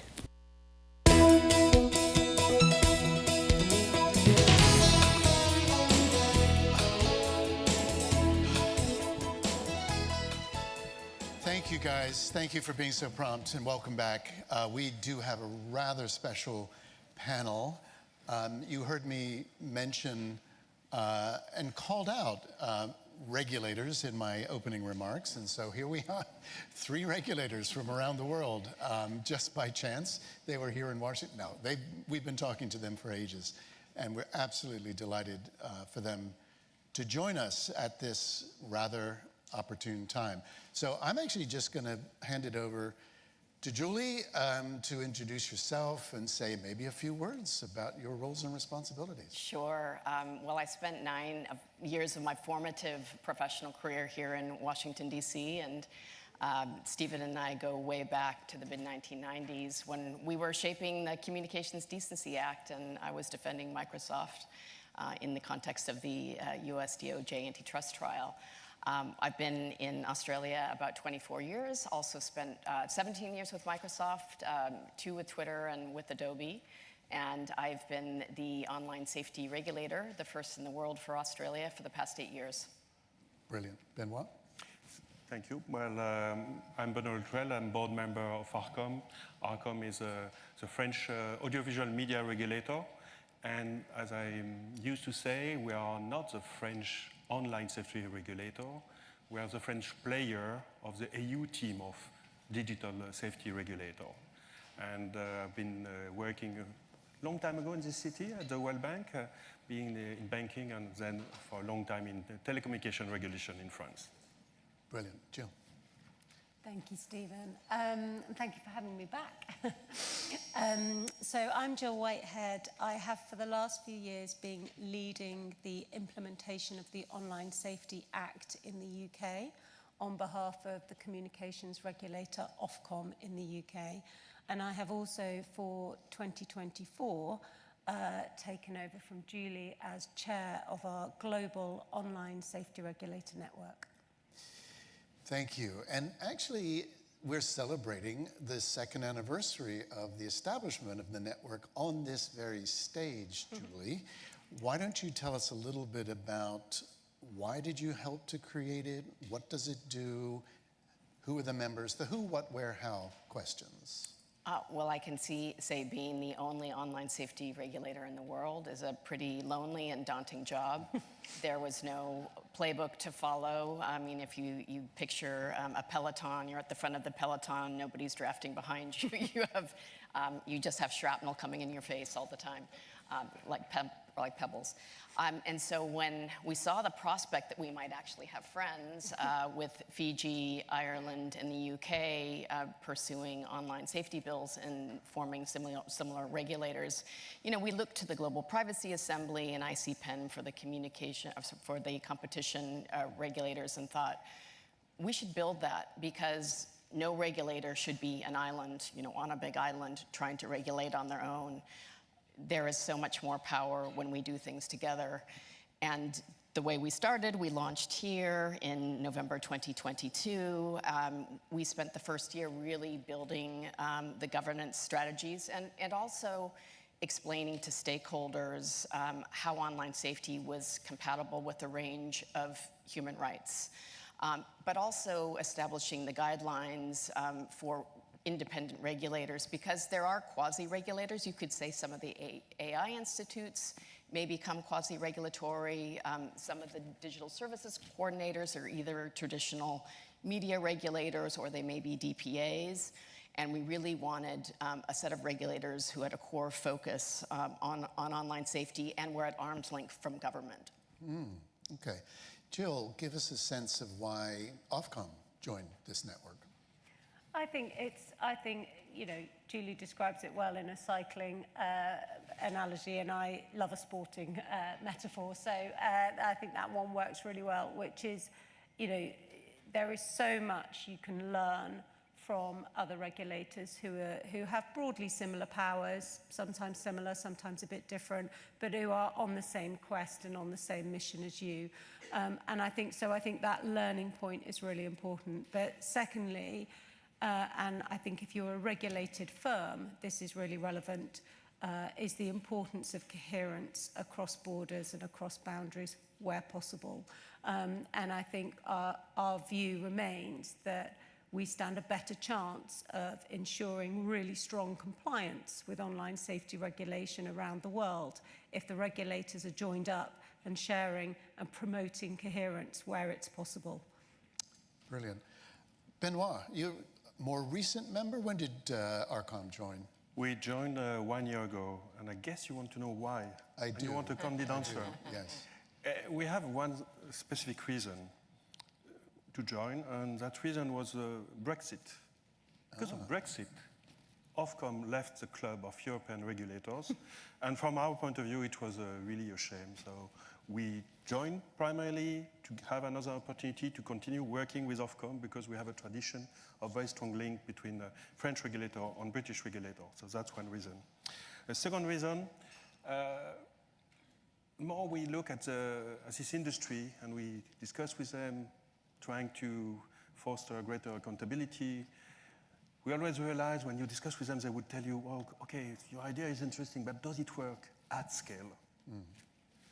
This industry operates at scale, and what we are realizing more and more is that we, the users, the citizens, the parents, the kids, we are not allowed to operate at scale in a way. And if we want to establish a balance of power with industry to induce greater accountability, we have to learn to operate at scale. And you can regulate at scale, and you do that by coordinating. So GovStrand for us is an incredible vehicle to learn together, to add all our energy and not subtract them by this coordination, and have a capacity to operate at scale also, and to empower people at scale, just like the platform are doing it. Brilliant. Julie, you launched with 4 countries involved. How many are there now? There are 9 full members and about 18 observers, which is great. And, like I said, going from one, 2 weeks ago, I was in Brussels at the European Commission, and they gave me the opportunity to present to all the digital service coordinators who are carrying out the Digital Services Act across Europe. There were 27. So we've gone from 0 to almost 30 in less than a decade. And I think that trajectory is going to continue upward. You probably saw that C63, the online harms bill in Canada, had some pushback around some of the criminal provisions and online hate provisions, so they've split that in 2.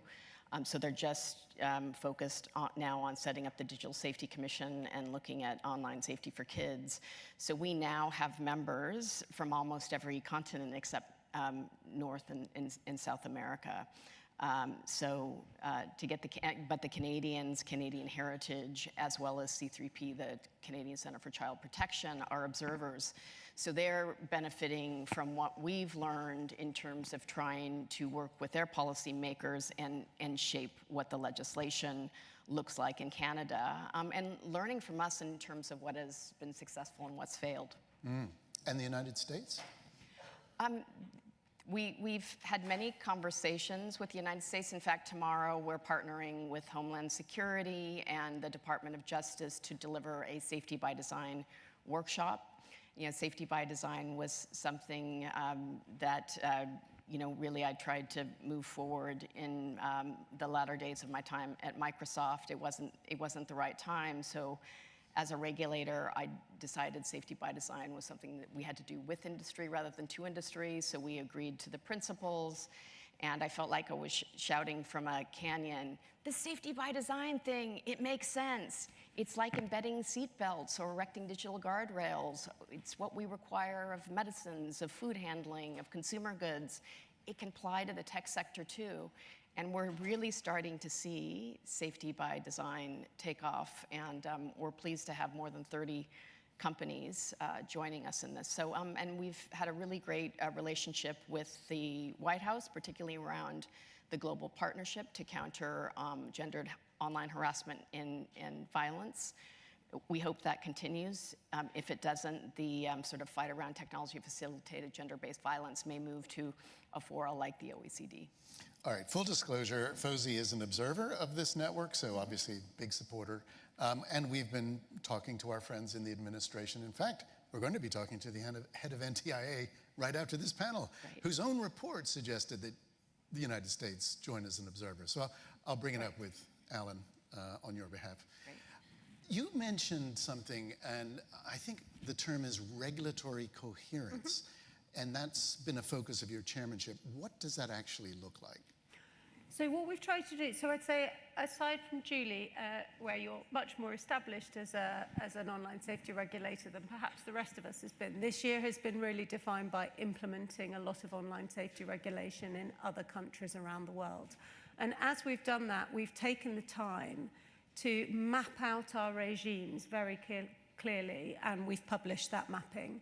So you can all see where do we have powers in common and where do we have differences. And where we have powers in common, that's where I think is the potential to be able to offer more coherent approaches that mean, from your perspective, if you're a regulated firm, you can offer something to regulators that might apply in many countries, therefore reducing some of the workload your end and hopefully ensuring a path to compliance. Now, looking at some of those examples, for example, we all have powers in risk assessment. So a lot of online safety regulation starts with the concept of a risk assessment. There are many of us who have transparency powers, which means that firms will be, some already are, but many more countries will be requiring more transparency reporting of regulated firms going forward. Some countries have individual complaints regimes. Ofcom doesn't, but many countries do. So just looking at, so what we've started to, having done the mapping of understanding where do we have powers that are similar, we have then started working groups of people who are implementing those powers in their respective countries to look at what could be done on a more common basis. And I think that for what is an absolute global problem, where we can look for global solutions and a sense of harmonization can help. I was really interested to hear your call for harmonization of parental controls this morning, which I think would also be very welcome, certainly for me as a parent, but also from a regulatory perspective. Brilliant. Benoit, how do you see it? This idea, this concept of regulatory coherence, do you agree with everything Jill said, or is there more? No, definitely, because this industry is global, and we don't want to split it in pieces. We recognize that the capacity to bring innovation, product is directly related to the fact they operate on a global basis. So there is a risk if we don't coordinate that regulation will split it in pieces. It will be inefficient, and I think for the time being, so far so good, we are moving away from that risk. We have this risk-based approach, which is clearly, the objective is not to tell the company what they should do, but to induce a greater accountability so that we get the safety by design. So in a way, there's a kind of red line saying we should not try as regulator to touch the product. We want the company to still have full control of the product, but receive coherent regulatory signals saying, please deliver better product, safer by design. That's really the objective, not to lose the energy by splitting the internet in pieces. Okay. You know, I referenced the social and political upheaval that's going on around the world. Your own country has got a little bit of upheaval going on. I'm sure you've noticed. So how... Don't ask me who is my prime minister. How does that impact a regulator when the government of the day is, or does it? Are you that independent that it doesn't really matter? Well, I guess being an online safety regulator is something quite unique in a way. I've been for a long time a telecommunication regulator. Governments, politicians will delegate the issue to you, say, please fix it. That doesn't work for online safety, because online safety is too important. It impacts everybody. What we are hearing, I guess in France, we are hearing in all countries, is that there is a feeling that children are at risk on the internet, and politicians are doing their job, which is to represent their voters. So clearly, we have to work with them. We want to work with them. We need their energy. So on some issues, I'm convinced we cannot succeed, the regulators alone. You mentioned this morning, earlier, parental control. And for the time being, I guess you have as many parental control as you have as many applications, which cannot work. No parent can deal with that. We want the interoperability. We won't get it just by regulation. We need the political momentum of the politician asking for something. It's the president, it's fine. Asking an initiative from the industry, typically exactly which is what happened in the Christchurch call, when at some point the politician came in saying, enough is enough, we want to move from the industry. And we think we are not that close from that, but we need their involvement. Brilliant. Julie, I also referenced something in my opening remarks, which was the Australian ban on under-16s for social media. I guess it's kind of an elephant in the room. Would love to address it if you're willing. What are your thoughts about it? To take from your earlier literature review, I've become an anxious regulator whose job has totally been rewired.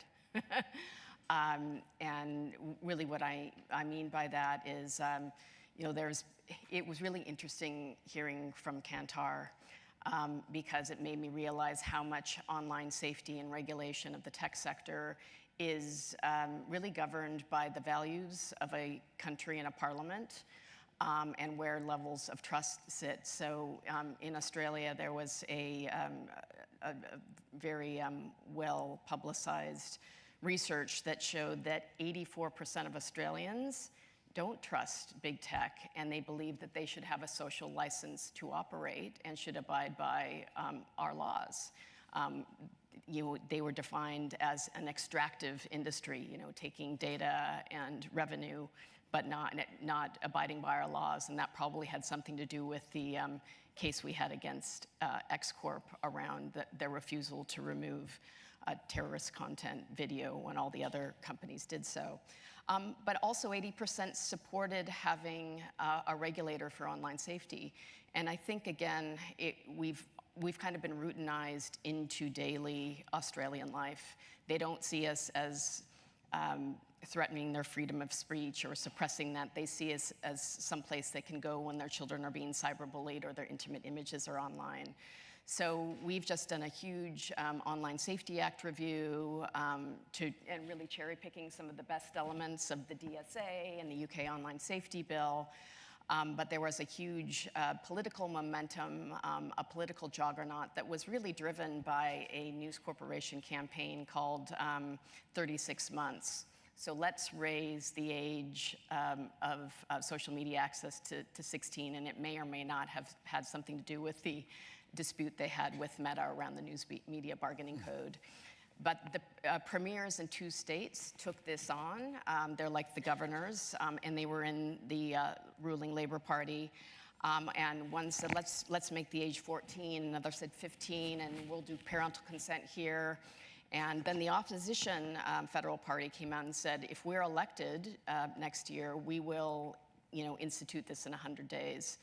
And so the prime minister needed to move quickly, seeing all this momentum, and so passed a bill very quickly. And as many people noted, there was an adequate consultation. We have a youth advisory council, and they did input into the process, as did we.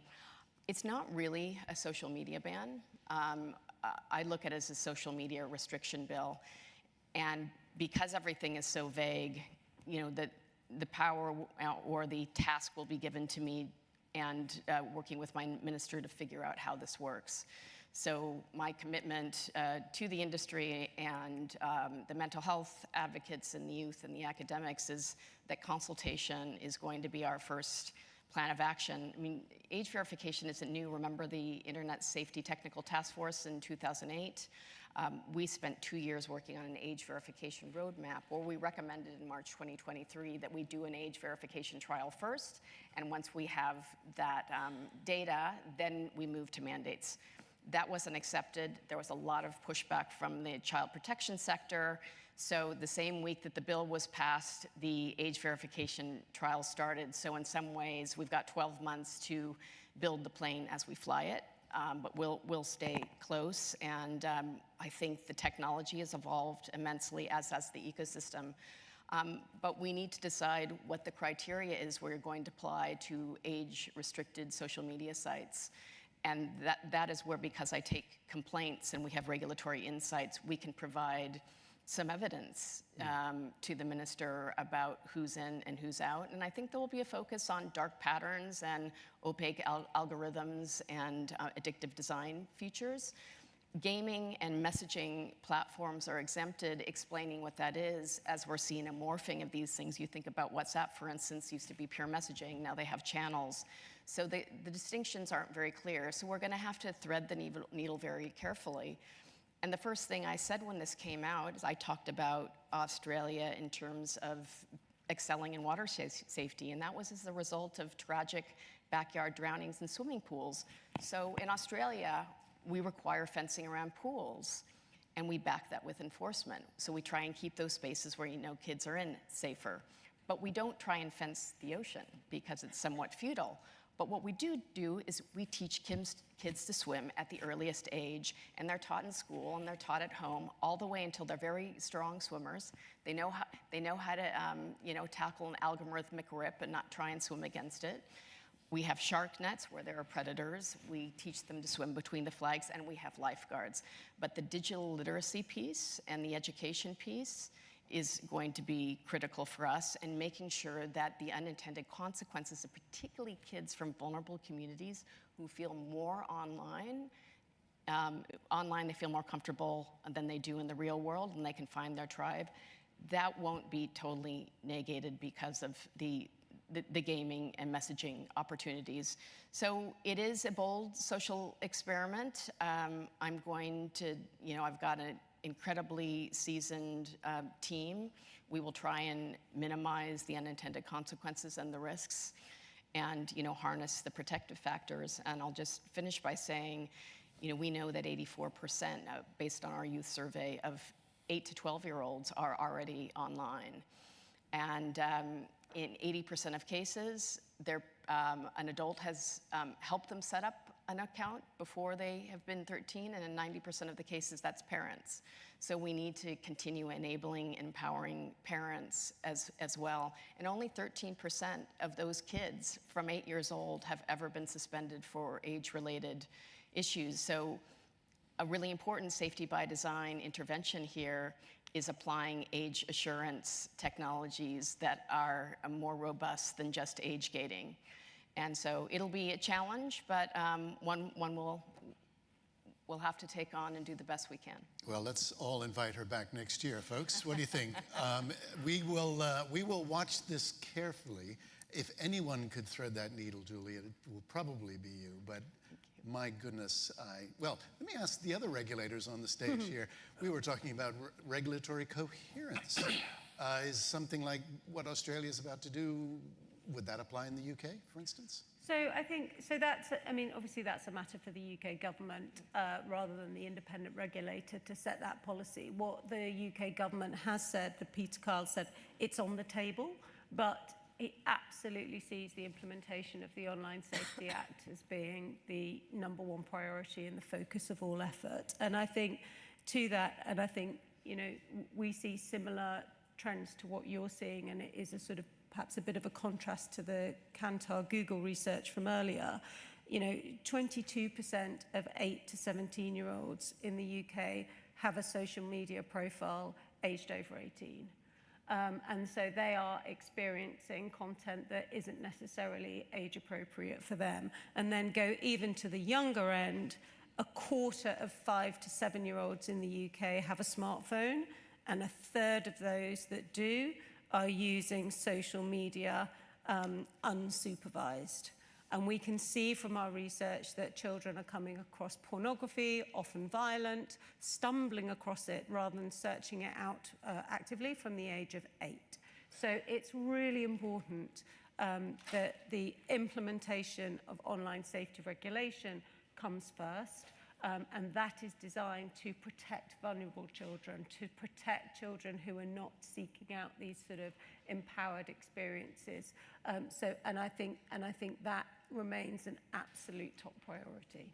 All right, thanks. Benoit, is France going to follow suit with Australia? Well, I guess clearly the news came from Australia, so it triggered the discussion in France, and it will continue. But I guess it's part of the more global discussion on where the politicians are all saying that the industry has to improve quickly, that the capacity of the industry to match the content with the right public is not acceptable at this point. But I must say, I guess you have seen it even in the US, that as we speak, we have a more burning issue in France, which is how do we fight back pornography? You may have in mind we have this crazy trial which demonstrates impact of pornography on adults and children, and that's really a hot potato and where we're focusing our efforts, I guess. Okay. By the way, I'm going to come to you guys in a minute, so think of everything you've ever wanted to ask a regulator but never dared. Jill, you just referenced the Online Safety Act. How's Ofcom doing in terms of implementing it, would you say? It's good. I think in all fairness, in the UK, people have been waiting a while because the Online Safety Act, I think it was the most amended act in UK legal history. So it took 6 years. 6 hours, that would have been nice. It took 6 years to come through. And then, of course, Ofcom has gone into a period of consultation, which is really important, but it also takes time. The good news is we're now coming out of that period of consultation. And so the first regulatory statement, the first area of the Act, which is on illegal harms, will come in December. And then the statement on protection of children will come in April. And from those times, firms then have 3 months to do their risk assessments against risks of illegal content and then risks to children. And from that point onwards will be enforcement against non-compliance, which of course, if you have waited a long time for this act, is something you're really keen to see. From a regulator perspective, what Ofcom is really keen to do is to work with regulated firms, and that is the supervision function that has been built, which is really working very closely with particularly the largest and highest risk of harm firms to make sure that they understand what they need to do to comply with the Act, and that they are investing in that risk assessment process and investing in any platform changes that are needed in order to be compliant with the legislation when it comes to that point of enforcement in the next 3 or so months. Brilliant, brilliant. Benoit, I wanted to ask you something quite different, and that's the issue of age assurance and how it relates to the topic at hand. What's your thinking? What's France's thinking on age assurance? Well, I guess we are an independent regulator, and we are created independent by law, so we follow the law. And our parliament has decided we should have a specific requirement on age verification, and we are trying to implement it. We know it's going to be difficult. In a way, we may not be successful because it's tricky to deal with those issues on a national basis. as opposed to on a global basis. At the same time, we recognize that's the only way for us to go through on our learning curve, to learn with the industry, because that's really at the heart of the issue. How do you design, develop a shared understanding and work together? As we speak, you may have noticed that, in fact, last week, Google made an announcement on an API on credential verification, which we think prima facie may be interesting. And we think that, in a way, there's a link between all those initiatives that are taken in Australia, in France, elsewhere, which are all sending signals to the industry, and that hopefully the industry will listen and come back with real proposals, because we don't wait for regulators to have workable solution in the digital area. Yeah. Clearly, we don't have the skills. I hope you know that. So our magic is to normally to push back on the industry and extract from the industry relevant answers. They have the technology, they have the skills. We just have. I've never heard that described as magic, but thank you, Benoit. I'm gonna hold on to that. My pleasure. All right, folks, who's got a question here for us? Yes, and if we can get a microphone here. Oh, there's one right behind you. If you could say who you are and where you're from. Hi, David Sullivan from the Digital Trust and Safety Partnership. We work with many of the companies that all of you regulate, and have also been pleased to work with all of you in a variety of international partnerships. I think one of the emerging best practices we've seen in the space from industry, for example, before the launch of the Lantern signal sharing program, was a human rights impact assessment of that project. I'm curious whether the Online Safety Regulators Network might think about doing its own human rights impact assessment in order to sort of see where there might be red lines or challenges in terms of inadvertent or areas where government cooperation on these very important issues could also sort of lean into inadvertent restrictions on people's rights. I mean, I'll just say that even through the standards process we just went through, it's a disallowable instrument. These will be coming into play in December, this month, on the 22nd, and one of them deals with a requirement for end-to-end encrypted services to not break or weaken encryption, but they will no longer be absolved of not doing anything about TVEC or CSAM. So if we give them a technological exemption, they have to take reasonably practical steps to disrupt and detour CSAM and TVEC on their services. That went through, every piece of legislation goes through a process called OIA, where there's a human rights assessment. That particular standard had additional committee human rights assessment, and after 2 or 3 months. So it looks at everything from privacy to freedom of expression, and if it doesn't pass muster, they ask us to make changes to make sure that it balances all those. And I think the interesting feature of the social media age restriction bill is it has a specific role for the privacy commissioner.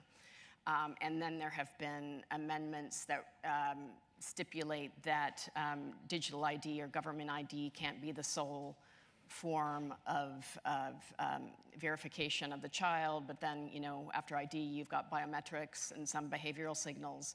That's really going to be the challenge, is getting that right. And in some ways, it's totally appropriate, because we need to balance those 3 legs of the stool of security, safety, and privacy, or we'll create other systemic weaknesses. Yeah.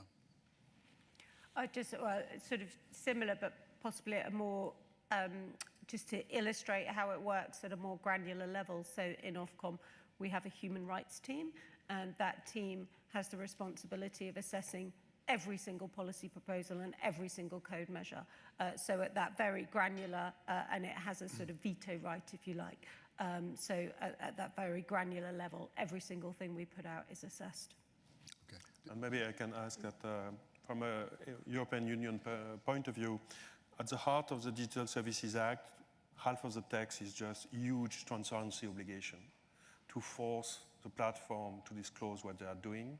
And the idea is clearly to empower the civil society so that the civil society has a seat in this discussion on regulation and can react if at some point we have the feelings that some fundamental rights are compromised. Brilliant. I think we had a question right here. Yes. Can we get a microphone right to the front? Thank you so much. If you wouldn't mind letting us know who you are, where you're from. Thank you very much. I'm Catherine Brown from the Internet Watch Foundation.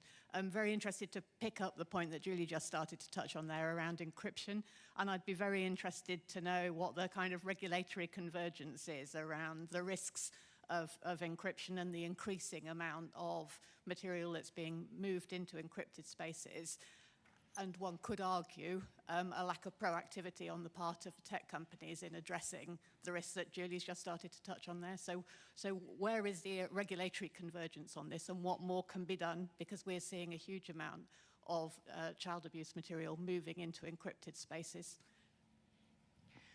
Well, we actually watched the UK debate around the online safety bill and the technical feasibility exemption to sort of define our response to make sure that it was acceptable. And, you know, we had a lot of companies and organizations push back on certain things, and we listened. You have to listen. So one of the things that we did was specifically put into the standards that there were no expectations that any company would break or weaken encryption.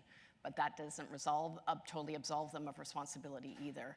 And there are a whole range. We do tech trends and challenges briefs so that we're looking 18 months to 24 months out. And we just updated that on age assurance, but we also had one around end-to-end encryption. So we're watching where the science and the technology is going in terms of secure enclaves, behavioral signals that other encrypted, end-to-end encrypted services like WhatsApp are picking up through profile photos and non-encrypted parts of the service, homomorphic encryption, and the like. So I think and we're starting to see some really good innovations. The Apple team is here with their nudity detection on device. I believe Google has done the same thing. We've seen Meta scanning end-to-end encrypted services. So I think we're getting to that point. You know, you either use regulation or you use litigation. We're seeing litigation happening in this space as well. But this is, again, where I think we need to come to the right balance and accommodation so that the criminal elements cannot continue to thrive and in the dark. No. Benoit? Honestly, I guess from an EU point of view, this issue is really a hot potato issue, and is not an issue for the regulators to decide on. It's really a debate which is taking place as we speak in the EU Parliament, in the EU Council of Member States. You may have in mind we have the e-privacy directive, which has been under discussion for many years, and it's really the hot potato. We'll follow the lead. That's democracy. All right. We have run out of time, but I want to give you each 20 seconds to say, what would you love to see happen in this space, say by next year? Either a technological innovation, a new law, a book that might come out to change things. Let me start with you.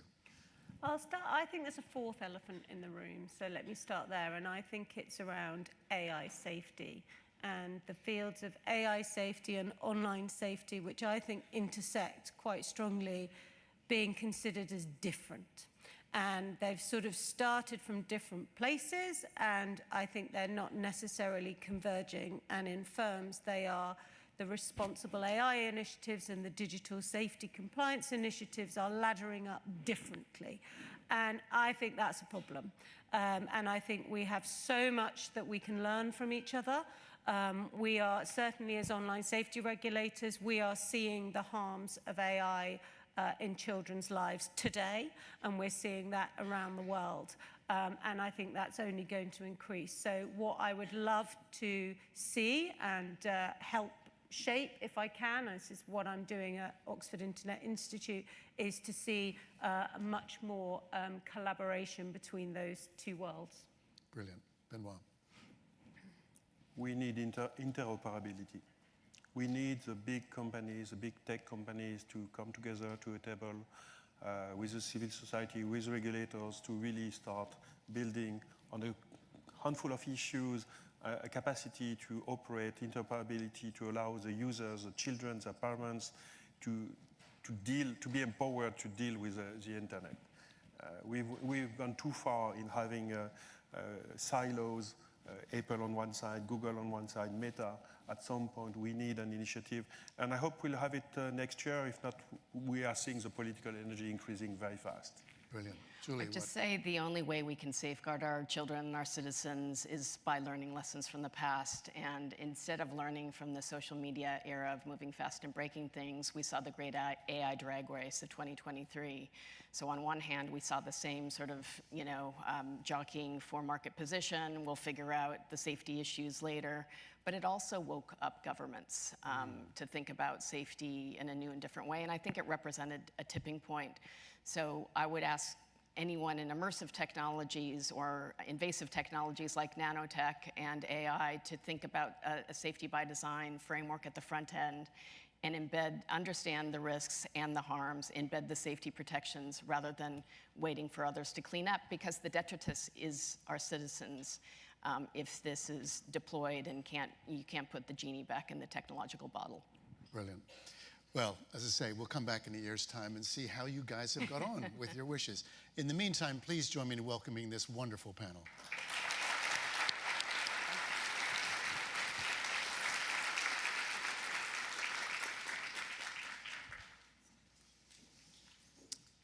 All right. So we have a little bit of furniture rearrangements to do. I'll just let them get on and do that. But while they're doing that, I do want to say a few words about our next speaker. So Alan Davidson is the Assistant Secretary of Commerce for Communications and Information, and he leads NTIA. He is the President's Principal Advisor on Telecommunications and Information Policy. And as NTIA Administrator, Alan oversees a federal agency with more than 500 employees working to close the digital divide, manage federal spectrum resources, and build a better internet. Alan has spent the last 25 years working at the intersection of internet technology, public policy, and the law.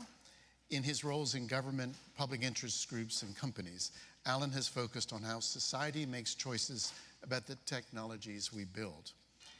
On a personal note, I first met Alan back in the mid-90s when he was at the Center for Democracy and Technology. And then we collaborated on a number of initiatives during his spell at Google in the 2000s. He has also held top positions at Mozilla, New America, was a visiting scholar at MIT, and an adjunct professor at Georgetown. Please join me in welcoming Alan Davidson. All right, good to see you. I forgot to mention that Alan is also 120 years old because of the amount of roles that he... Sorry? We started when we were teens, right? We did start when we were teens. It's true. It's true. Thank you so much for doing this. I know things are a tad busy, but, I think it would be helpful, speaking of the old days, to think about going back to the mid-90s. And there was a guy by the name of Larry Irving, who many in this room will know, was in the Clinton administration and at NTIA. I don't think he coined the phrase digital divide, but boy, did he champion it. And I wish Nicole was still here. She unfortunately had to leave. But they're like, they have worked together over a long time on that issue.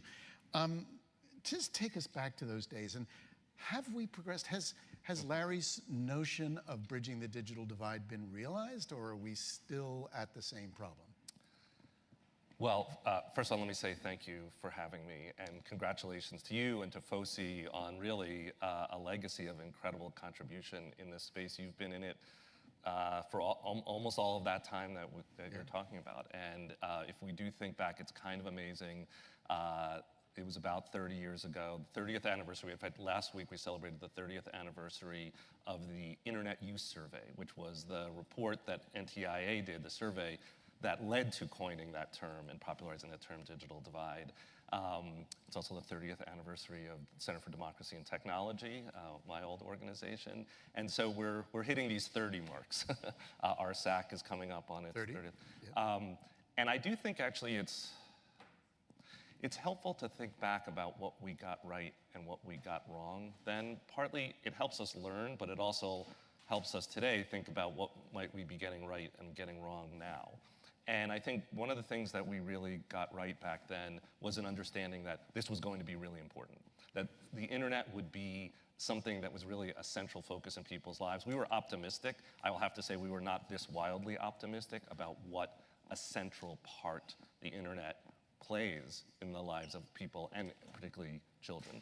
I think one thing that we didn't quite get right, well, we didn't foresee social media back then. And I think we were probably overly optimistic about how easy it might be for parents and caregivers to have control over what their children see and do online. And that remains a huge challenge today. And so I think back, some of the things we got really right, some of them we didn't get quite right, and there's work to do. The digital divide's a good example of that. It still persists today, and there's a tremendous amount of work to do to close it. Brilliant. Okay, so let's get up to date and let's talk about the BEAD program. And for those of you who are not inside the Beltway, that stands for the Broadband Equity Access and Deployment Program. What is it? What's it doing? Is it succeeding? So the backstory here is, we have been talking about the digital divide in this country for almost 30 years. And here we are in 2024. There's still millions of families across America that cannot get access to that basic infrastructure that they need. The good news is that's about to change.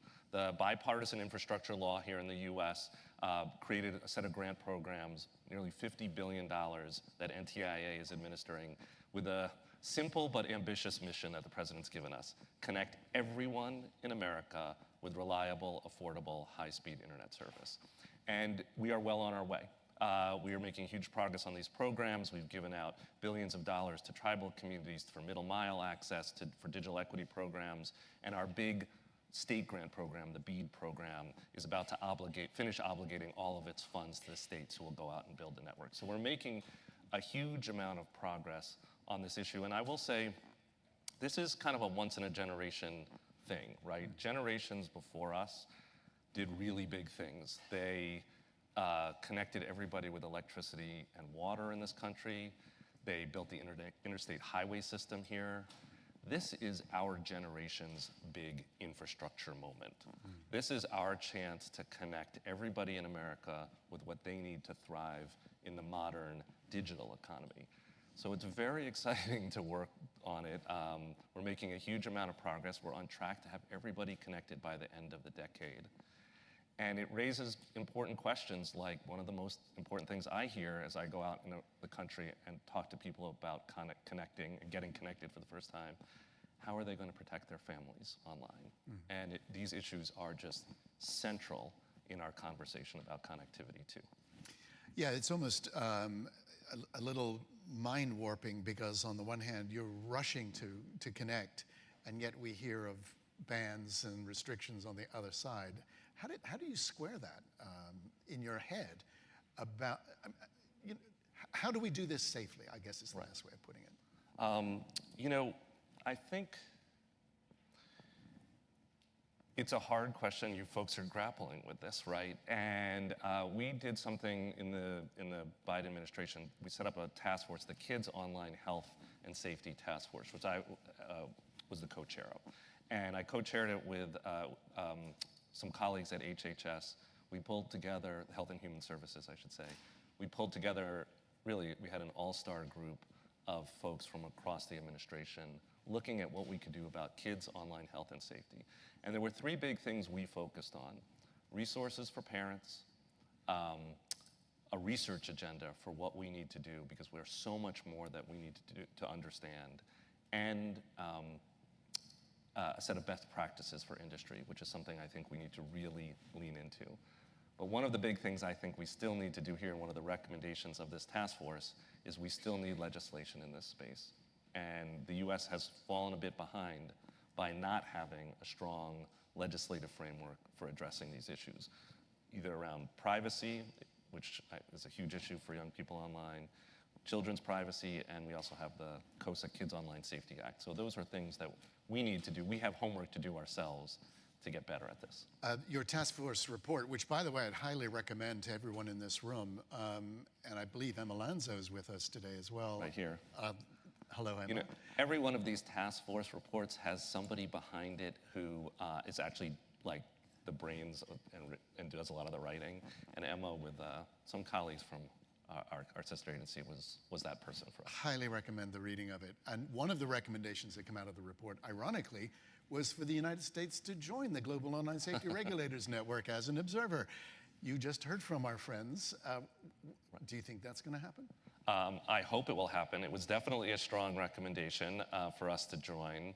I do hope it will happen. I do think this is an area where we definitely can be doing more and leaning in more as a government.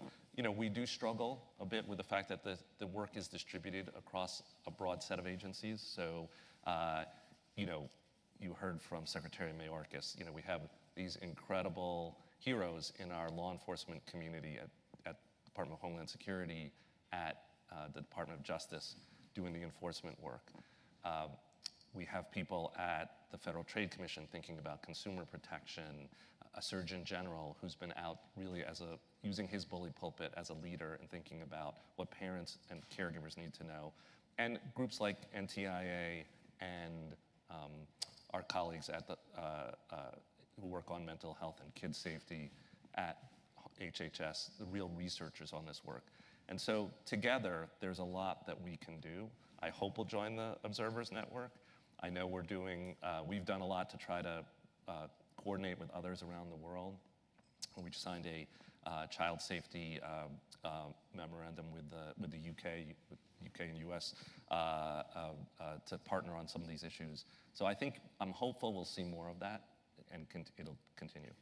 What do you make of the phrase regulatory coherence? I mean, is that something, yeah. Does that resonate here in Washington? I don't know if outside observers would necessarily use that term in reference to Washington, D.C., but the truth is there's a strong desire for it. And I think the idea of regulatory coherence, the idea of actually also looking to industry to step up, the great Julie Inman Grant sitting here talked about the importance of safety by design. I think there is, an emerging consensus around the sets of things that we know we need to do. We need to give caregivers better tools. We have a lot of work to do to research and make sure we understand the environment. And there's a lot that industry can do and could do right now to protect children. The other thing that I would say is we don't need to wait. I think that was one of the key messages of this task force report, was that we've seen enough. There is a lot of research to do. It's amazing to see the mental health community, the pediatricians in the US and around the world come together to think about that research agenda. But we have seen enough and we know enough to know that we need to act. And you're seeing that around the world, and I hope you'll see it more in the US. Are you willing to take some questions? Sure thing. Great.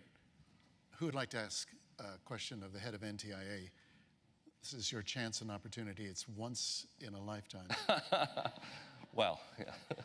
All right, well, while you're forming your questions, I called out some elephants in the room this morning. We have a new government, new administration coming to town. What is your hope, and do you have any fears about the work that you've been working on all this time? And will you still be with us after January 20th? I think I know the answer, but maybe the rest of the audience doesn't. I'm a political appointee, so the answer to that question I think is well known to people in Washington, that I won't be continuing in the current administration, in the next administration, and that is a feature of our system. But I am hopeful about this work, and the reason is because I know that there are people on both sides of the aisle, as we say, who care deeply about protecting children online. And if you look at some of these legislative initiatives, the child safety protection package that the Senate put together passed overwhelmingly, bipartisan support from both parties stepping up to say this is important. And I actually think that if a similar package or something like it were put forward in the House, if elements of these bills were put forward in the House, they would also move forward overwhelmingly. So I will note that is probably one of the frustrations that people in the US have with our legislative system. It's an indication that our legislative system needs to do better for people. We have these bills that have overwhelming bipartisan support on privacy, on kid safety, and they still can't pass through the Congress. The administration has said it's deeply supportive of them. So there is still time, I should say, in this Congress for action. We're hopeful, and I am hopeful and optimistic about the future because this is too important to American families, and it's too important to people on both sides of the aisle in Washington. All right. I'm going to look out one more time if there's any other questions out there. And I should say, by the way, also that, the vast majority of people in government are not leaving. I mean, people look at folks like me, political appointees, and yes, we have a limited shelf life, but and we've known that all along. But the vast majority of people in government who do this work will continue on. The Emma Lanzos, as you mentioned, of the world will still be here, still doing this work. We have an ambitious agenda that we've set out for next year that we're moving forward with. In fact, tomorrow we are about to publish a request for comment on best practices for ethical research. Like, how do we do ethical research in this field, knowing the important issues of privacy and security that come up. So stay tuned for more, but it's just a sign that we're moving forward. Our colleagues at HHS are moving forward their research agenda. Our enforcement colleagues are not letting up, they're taking their foot off the gas at all. And so all of that work will continue even as administrations change. I don't recall in the report whether you addressed age assurance or age verification methodologies. Are you confident that we're going to finally square this circle after all these years? We did not answer that question. And I think we had a limited amount of time. We had this triage, and we were given a set of tasks for this report. And it's a difficult question. I do think we're going to be watching keenly the experiences of others around the world. I will say also, one thing that the report did really lean into was the idea that we don't think that keeping children away, keeping young people away from all these services is necessarily the answer. And in fact, we heard pretty loud and clear, your own research speaks to this, I think, the report that you folks have just put out, that parents and young people believe that young people need access to some of these tools. We've heard this loud and clear in our own work, that caregivers want to be able to give a young person a mobile phone. Young people told us these services are an important set of, bless you, an important set of place for gathering information, for education, for connecting with their friends, essential social connections for young people now happening online. And so we heard loud and clear from young people that they said to us, don't shame us for wanting to be online, for wanting to use these services. Help us thrive when we're using these services. So a clear message that I think you could see in this report is the idea that there was, I think, maybe an old school view, like we just need to keep kids away. We just need to keep young people away. And I think we need to really be assessing that and thinking, how do we make sure they are safe online? How do we make sure they can thrive online? Because they will be online. Thank you, because now I can credit the person that I quoted earlier this morning, which is we need to protect kids on the internet, not from the internet. So right. Emily Cashman-Kirsten from Google, if you're in the room, there you go. Thank you. Thank you for that quote, which I borrowed and stole directly. It's terrific. It's a terrific quote, and it reminds me that, the saying that we hear from folks in the civil tech community, build with us, not for us, right? The idea of we're not doing something to them. We need to build with communities, not just for communities. Right. Let me ask you a question I just asked the last panel, which is, if you had a magic wand in the next 12 months, what would be the key thing that would impact the most in this community? Well, I'm going to say two things to cheat. I'll say, first, I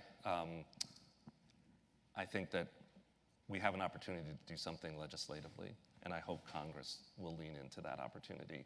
We still have a few weeks left.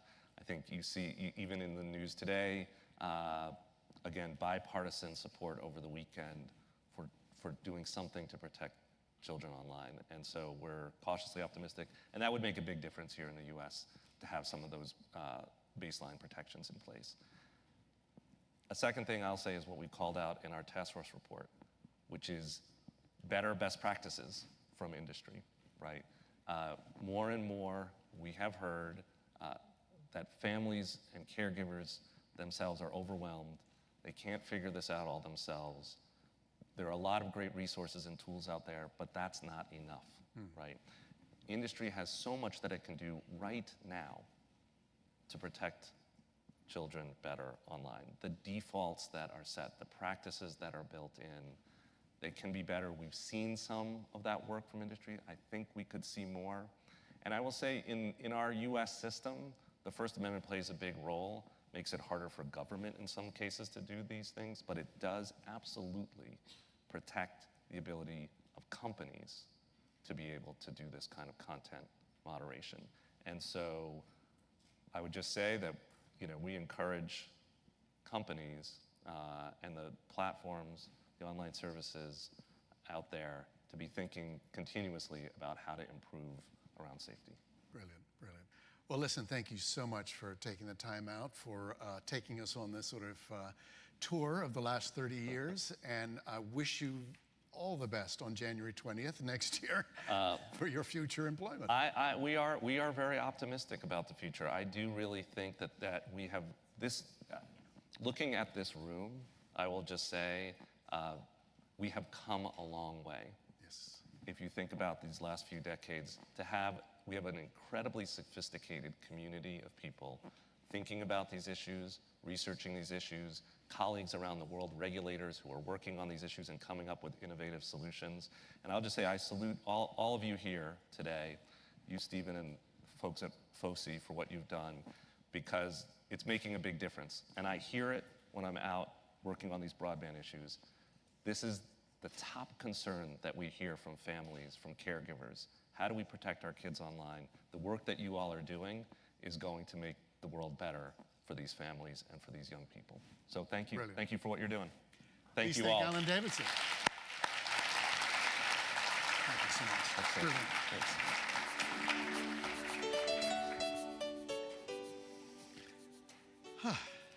All right. Well, that's the last you're going to see of me until the middle of the afternoon, so I'm pleased about that. We're now going to head into our breakout sessions. Please note that if you're going to Marina, that's upstairs on the 3rd floor. Seaport 1 and 2 are back there. Harbor, I believe, is here. And following the breakout sessions, we'll return to this room for lunch. So enjoy your sessions.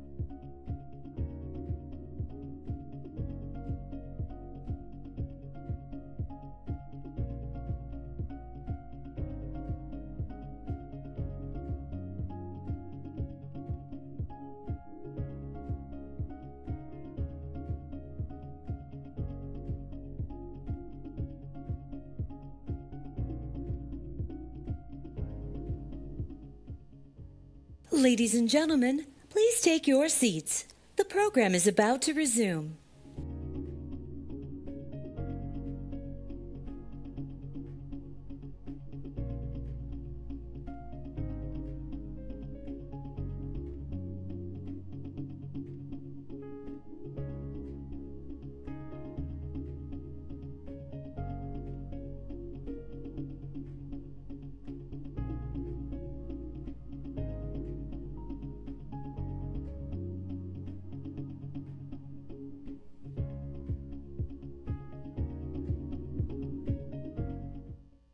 Ladies and gentlemen, please welcome back to the stage Stephen Balcom.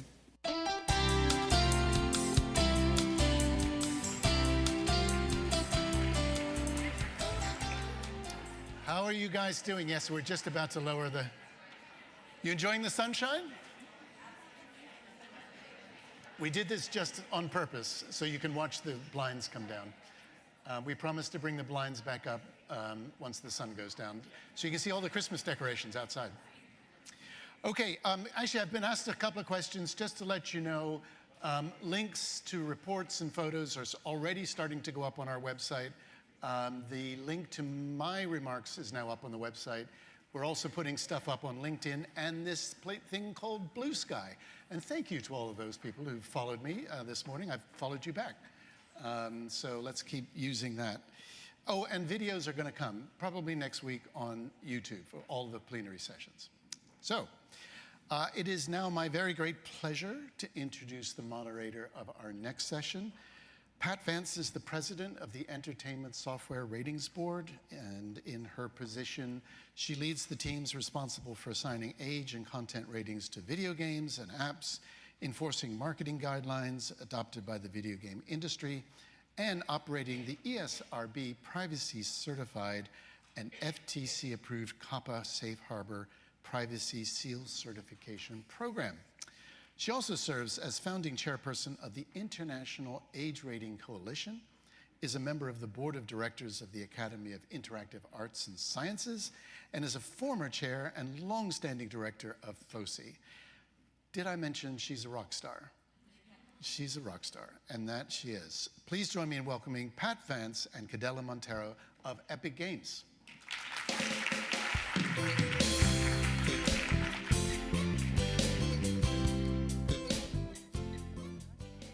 Thank you, Stephen, and thank you all for joining this conversation with us today. I'm Cadella Montero. I'm the VP of Trust, Safety, and Support at Epic Games. So I lead all of our work in ensuring that our games and experiences are welcoming and safe for all audiences. What that means in practice is that I oversee the team that designs our product online safety features like parental controls or cabin accounts, our content ratings team, and the team that works on moderation. I'm here today with Pat Vance that you just heard a whole lot about. She has been a tremendous partner to us at Epic over the last few years on online safety and on ratings, and has long been a champion for both of those things and for transparency in the video games industry. So we'll go ahead and get started. So Pat, you have been in this industry for quite a long time, and you've seen video games evolve over the years. So I'd love to start us off with hearing from you how you think that evolution of video games has brought about opportunities and challenges for online safety. Well, thanks, Cadella, and it's great to see everybody. I'm now I'm in the middle of my 4th decade in the video games business, so I've seen a lot of change. I mean, right now we're looking at a $200 billion global business, more than 3 billion players around the world. The product itself has changed remarkably. I mean, obviously, we've gone from single-player games to multiplayer games to massive multiplayer online games to platforms that are solely user-generated games. We have, massive amounts of streaming. There are 1 billion plus, close to 1.5 billion people just watching other people play games online. So the market's really changed. It's also obviously changed from a physical to a digital games business. Only 5% of game purchases are made on for physical product. So that's had massive ramifications as well as lots of new devices. We have VR. So, you know, you have mobile, which has exploded the market. So I think there's a lot that's changed. And obviously, along with all those changes, presents a lot of challenges for the business. The scalability issues are huge. You know, with 3.5 billion players around the world, you know, managing these communities is challenging. You know, text filtering has evolved into voice chat moderation. There are lots of new tools coming on, lots of new companies. Game companies themselves have developed a lot of new tools, and AI is very promising in terms of what it can do for moderation of communities. So there's a lot that's changed, but it makes it fun, and you know, it gives us opportunities. I mean, the parental controls that the industry has built, whether it's the device level or actually in-game, they've evolved tremendously. So you can now remotely control things like managing spending, managing time spent, managing how much money your child can spend, managing, you know, what types of content can be downloaded based on the rate of the age rating, as well as managing online communications, creating friends lists, managing those lists with your child. So the amount of controls and technology and tools that the industry has created has really been terrific. So, yeah. Okay, I'm going to ask you a question. So speaking of evolution, Fortnite has evolved greatly since it was initially introduced as a single player or, you know, battle royale, and then evolving into this massive platform, not just for Fortnite players, but for user-generated content. It has quickly become our second largest storefront for IARC. So You're welcome. It's tremendous. So talk to us about how, you know, your thoughts about online safety have evolved along with the evolution of Fortnite. Yeah, you're right to say that Fortnite has evolved significantly. When we launched in 2017, Battle Royale kind of exploded in popularity that year. But several years later, we have evolved from a multiplayer game to a multi-game ecosystem that now has over 134,000 games within it, some that are created by Epic, but many of which are created by third-party creators.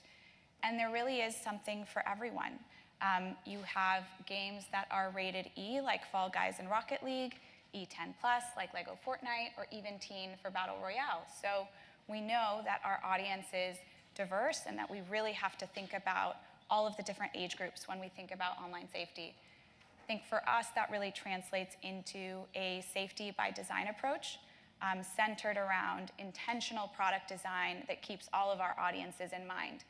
And in particular, we think about how can we curate environments that are age appropriate for different cohorts, how to create tools for parents so that they can curate the experience that's right for their family. You know, we know that some families are really comfortable with an exploratory approach to digital ecosystems, and some really want to have a more directly supervisory relationship with their child's experience online. So we want to enable them to be able to do that.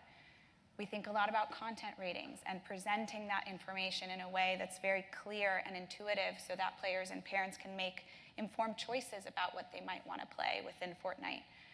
And we focus a lot on settings for the players themselves, because we know that if a player can curate an environment that they feel the most comfortable in, that's really going to be what enables them to have the most fun.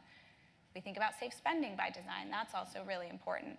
And all of that is underpinned by ensuring that we have clear rules for our players about the conduct that we tolerate and don't tolerate within Fortnite, clear rules for creators about the type of content that we allow within Fortnite, and really robust moderation policies and processes to support all of it. So you've mentioned all of these things that you're doing. Can you drill down a little bit about actually what safety by design means in practice, because you are doing all of those things, but there are some really fascinating approaches and tactics that you've used. Yes, so thank you for pushing me to be specific. That was a lot of words, so I will do that.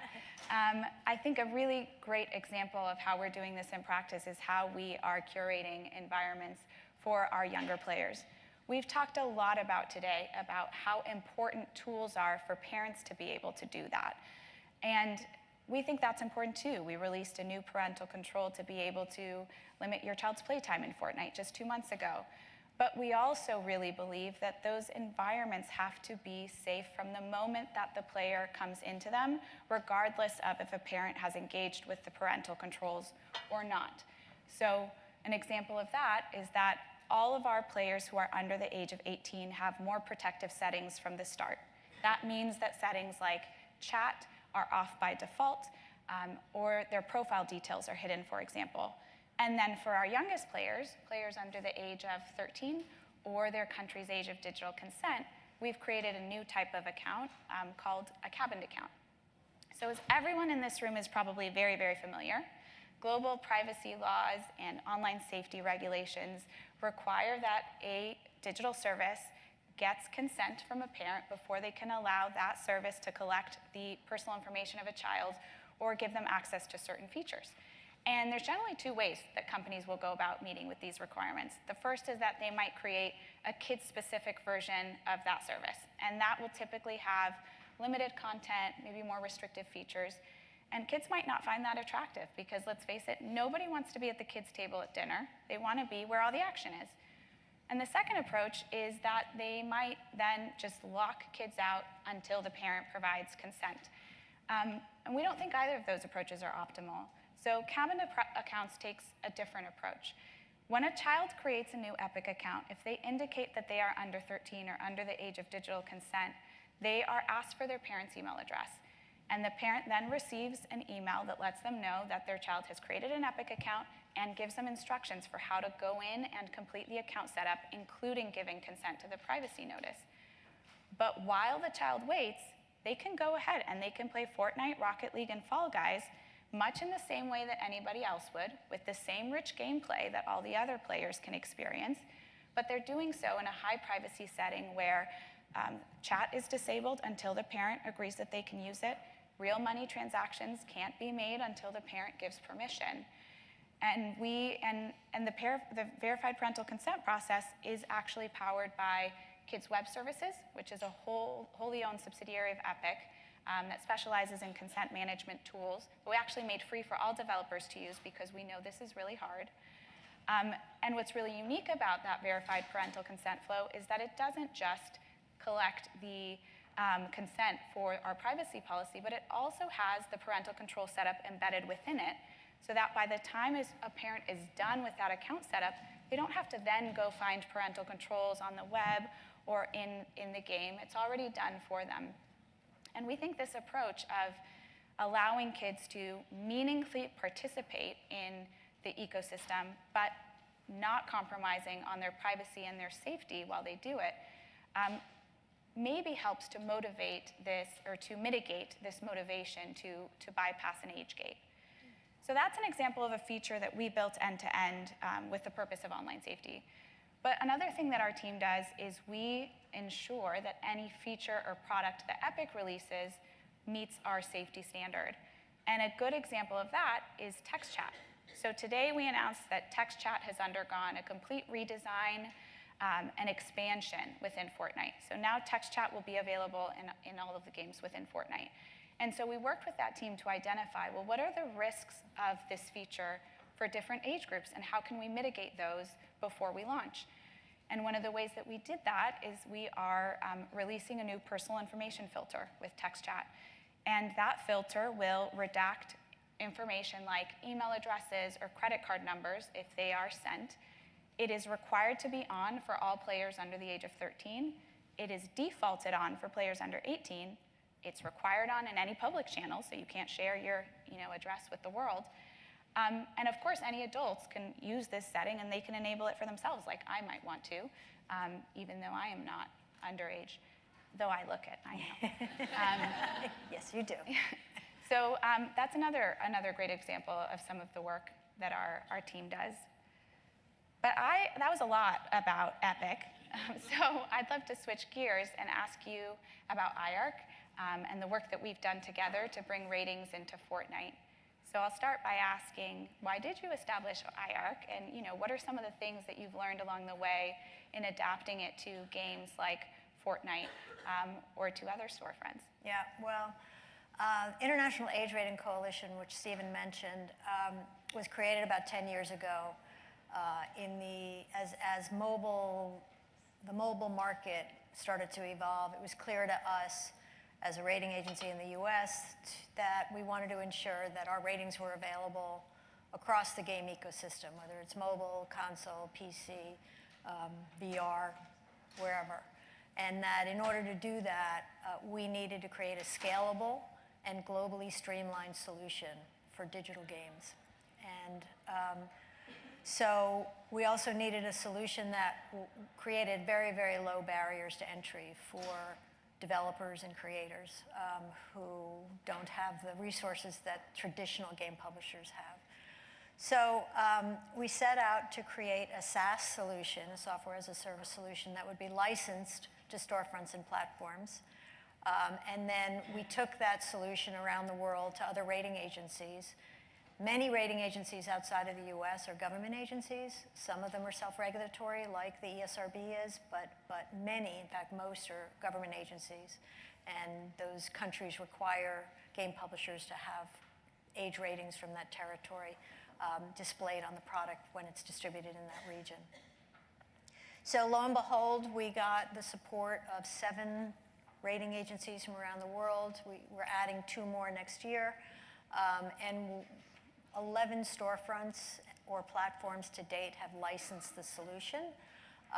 So across consoles, PC, VR, mobile, and Fortnite, in that all of the UGC content on the Fortnite platform is rated through IARC. So IARC regionalizes the logic in each rating assignment. So you would see a different rating in Europe, in Germany, in Australia, Brazil, et cetera, Korea, based on differences in cultural norms. So it was really the solution that was required in order to meet the digital era of games. So really proud of it. I mean, we've now issued 16 million plus ratings since launch. And that covers, the app market as well as the traditional games market. 4 billion, consumers a year are exposed to those ratings on various different platforms. So when it came to Fortnite, the scale of content that needed to be rated on Fortnite was pretty disarming, and it required a real degree of partnership on the part of Epic in order to actually make it work. And so Epic is involved in supporting the monitoring and review. Obviously, rating authorities are also involved in that process, but prior to publication, Epic is involved, and you can get into that a little bit more. We touched a lot of creators and developers who had no experience before getting their product rated, so didn't really understand the nuances region by region, and was curious, like, why am I getting this rating in this territory and a completely different rating in another, and were confused about the criteria, and the questions that they had to answer about their product they hadn't really ever thought about. So, it was a learning experience for a lot of the creator community on Fortnite, I think. But I think it's working. Fortnite's now our second largest storefront, so it's doing what it's supposed to do. Yeah, I think you're absolutely right. It's been tremendous to partner with you on the integration of IARC into Fortnite. It is, as you say, or was, or continues to be, a big technical undertaking that introduced a really big step change for how we thought about our ecosystem at Epic, but also how creators thought about their content. Yeah. but it was really important to us when we started talking about bringing ratings into Fortnite to be able to do so in a way that parents and players already recognized, already trusted, so that when they saw them displayed, they immediately understood what it meant, and so that would help them make those informed choices about the content that they wanted to play. And IARC does just that. I think the way that it works in practice for us is that if you are a creator that is going to publish content into Fortnite, one of the first steps in your pre-publishing flow is that you have to fill out the IARC questionnaire. And as Pat mentioned, that IARC questionnaire then generates all the region-specific ratings. As a note, for those of you that may not know, every game that is published into Fortnite has to go through a holistic human review, a moderation review, to ensure that it meets our content guidelines. And so what's really great about putting the IARC questionnaire at the front of this process is that then when the human moderator is evaluating the game and looking at whether it meets our rules, they are able to be a kind of first check, a cursory check. If what they see in the island is an obvious mismatch to the ratings that the IARC questionnaire generated, then we know that the creator probably didn't fill it out accurately, which is normal because it's new and they're learning. And they can send it back. And then, of course, as Pat said, the ratings authorities themselves are always monitoring and looking to make sure that the ratings were applied appropriately. And the cool thing about IARC is since it's an integrated solution, technical solution, we use APIs back and forth between the storefront and IARC, and we are modifying ratings when we need to, and we control the rating that's displayed on the platform, the storefront, and that's a critical part of keeping the integrity and accuracy of the ratings that we're assigning. But the cool thing is that what the player sees is they just see the rating on the tile as they're browsing through Fortnite's Discover page, and it's pretty seamless for them. And parents also benefited from this not only because of the ratings information now being prominently displayed on each game, but also because when we launched ratings in Fortnite, we also launched some new content rating parental controls that allowed parents to set content rating ceilings for the first time in Fortnite. So if they didn't want their child to ever play a teen game, for example, they have the ability to set that restriction. But they can also unlock individual games if there are some that they are comfortable with their child accessing outside of the rating that they've chosen as the ceiling. So it's been a really positive benefit for the ecosystem, and one that we really believe has helped to accommodate the needs of a player base that is of varying ages. Yeah, absolutely. So incorporating IARC was a really good example of how Fortnite has evolved our approach to online safety as a result of the growth of user-generated content in our ecosystem. How have you seen, what are some of the big changes that you've witnessed within the industry with the growth of user-generated content in gaming? Well, yeah, as I touched on before, I mean, obviously the challenge of moderation is huge for everybody, and I'm very optimistic looking out at what the industry is doing today to develop tools and technology to help moderate the content. I'm also, community guidelines are a reality today in most games, and there's a real much greater emphasis on the community guidelines and enforcement of those community guidelines, whether it's by the publisher or a platform or by the players themselves, which I think is tremendous in terms of leveraging all that huge community of people who care about the game and care about their keeping their play positive. I would also say that lots more games now have in-game tools, whether it's block or muting other players who are bothering them. There are a lot of different report mechanisms. Some companies have actually developed tools where players can keep evidence of some of the interactions that they're experiencing and report that along with just complaining about another player. And I think that's a huge advancement. And then I would just say that, one of the struggles, I think the challenges that we all have is understanding the age of the user.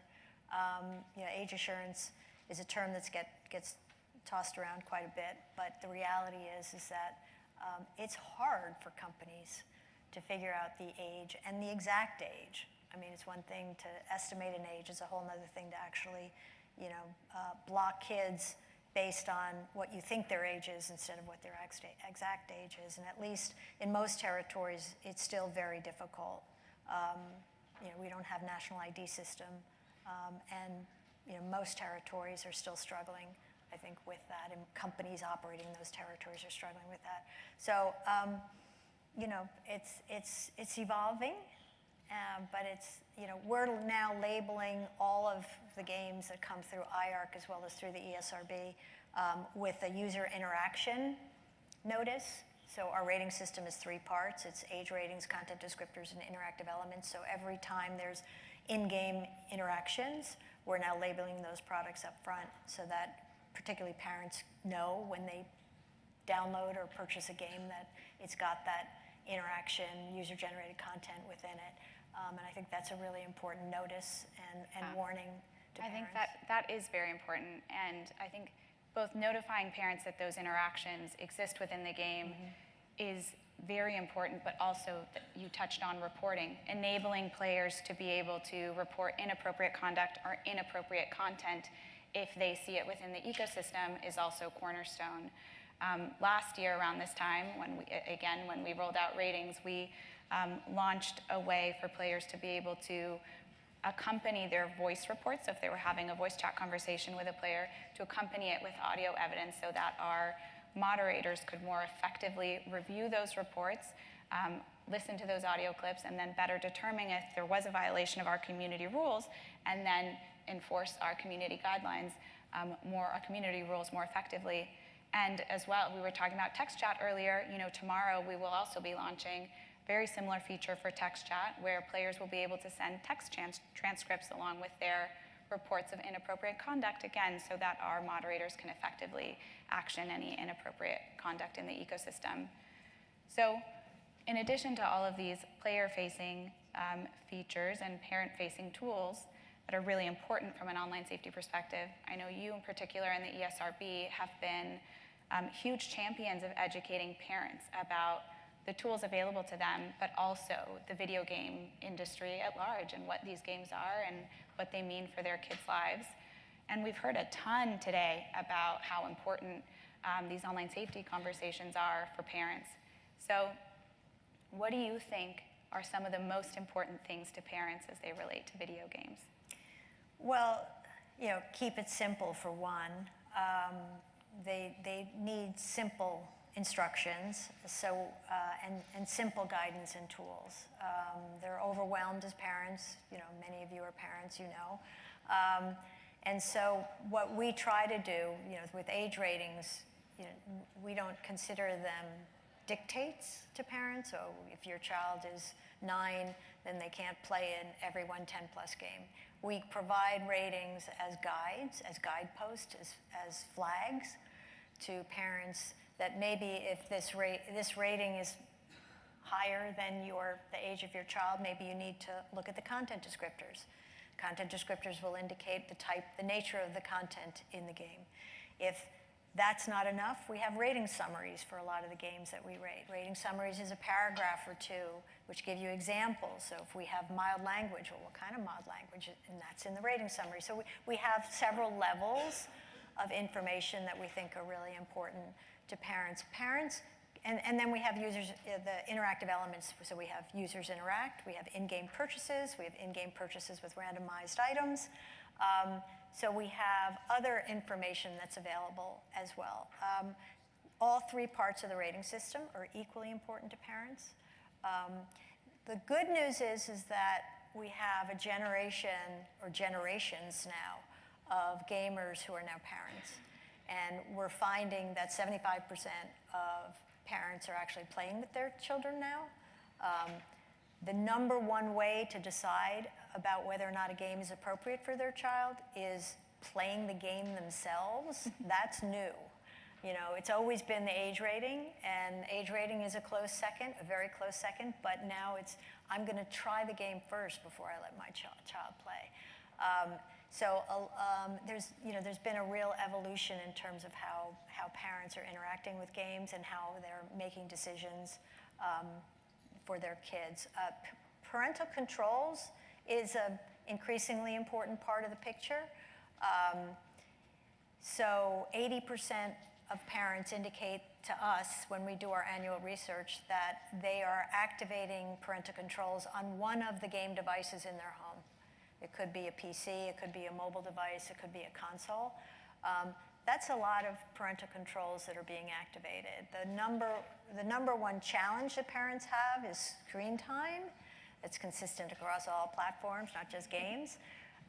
And they're using, not surprisingly, the control to manage time spent the most of all of the controls. But they can do everything from controlling time to controlling spending to controlling who my child's playing with, as well as the blocking by age rating. So there are a lot of, those are the top 4 controls that parents are using, and top of the line is time spent, which is not surprising.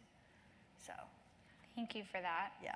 I think one of the things that struck me as the most interesting that you just said was this advent of parents not only playing a game to see what it's like before they let a child play it, but also earlier this week you shared a stat with me about just how many parents are playing with their kids every week. I think you said 75%. 75% regularly. In other words, once a day or once a week. Yeah. I mean, regularly. Yeah. And we spend a lot of time talking about this next generation of gamers and how teens and children and teens are kind of gravitating more and more to video games, not just as a place to play, but also as a place to hang out with their friends.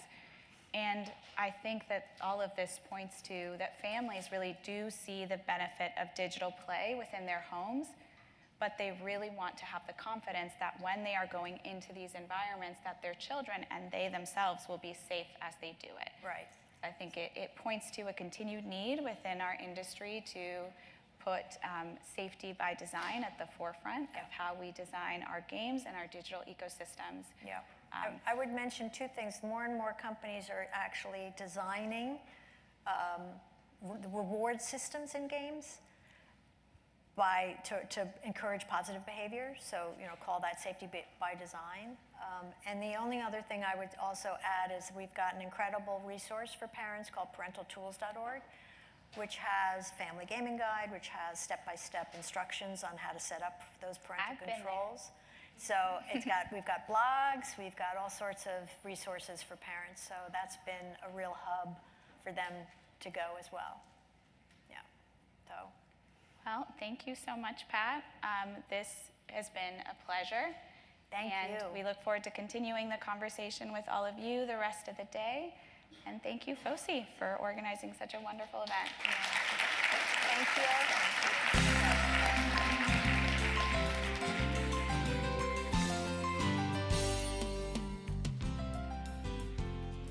Well, thank you so much, Pat and Candela. And once again, we're going to rearrange here, so just give us a second or two.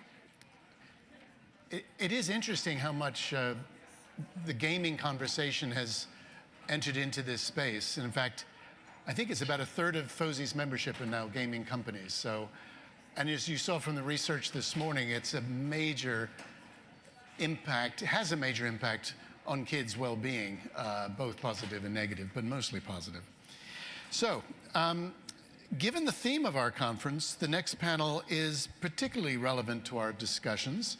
And to help steer the conversation, I'd like to introduce Maya McKenzie.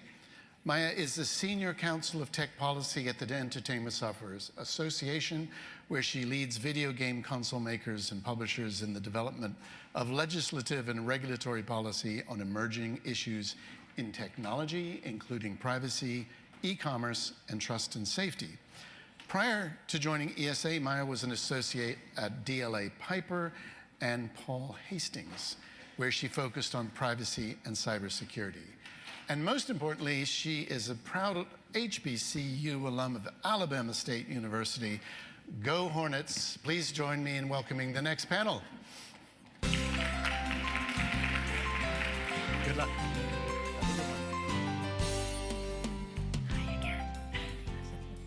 Hi again. Hello, FOSI. Let's be friends this evening, or this afternoon.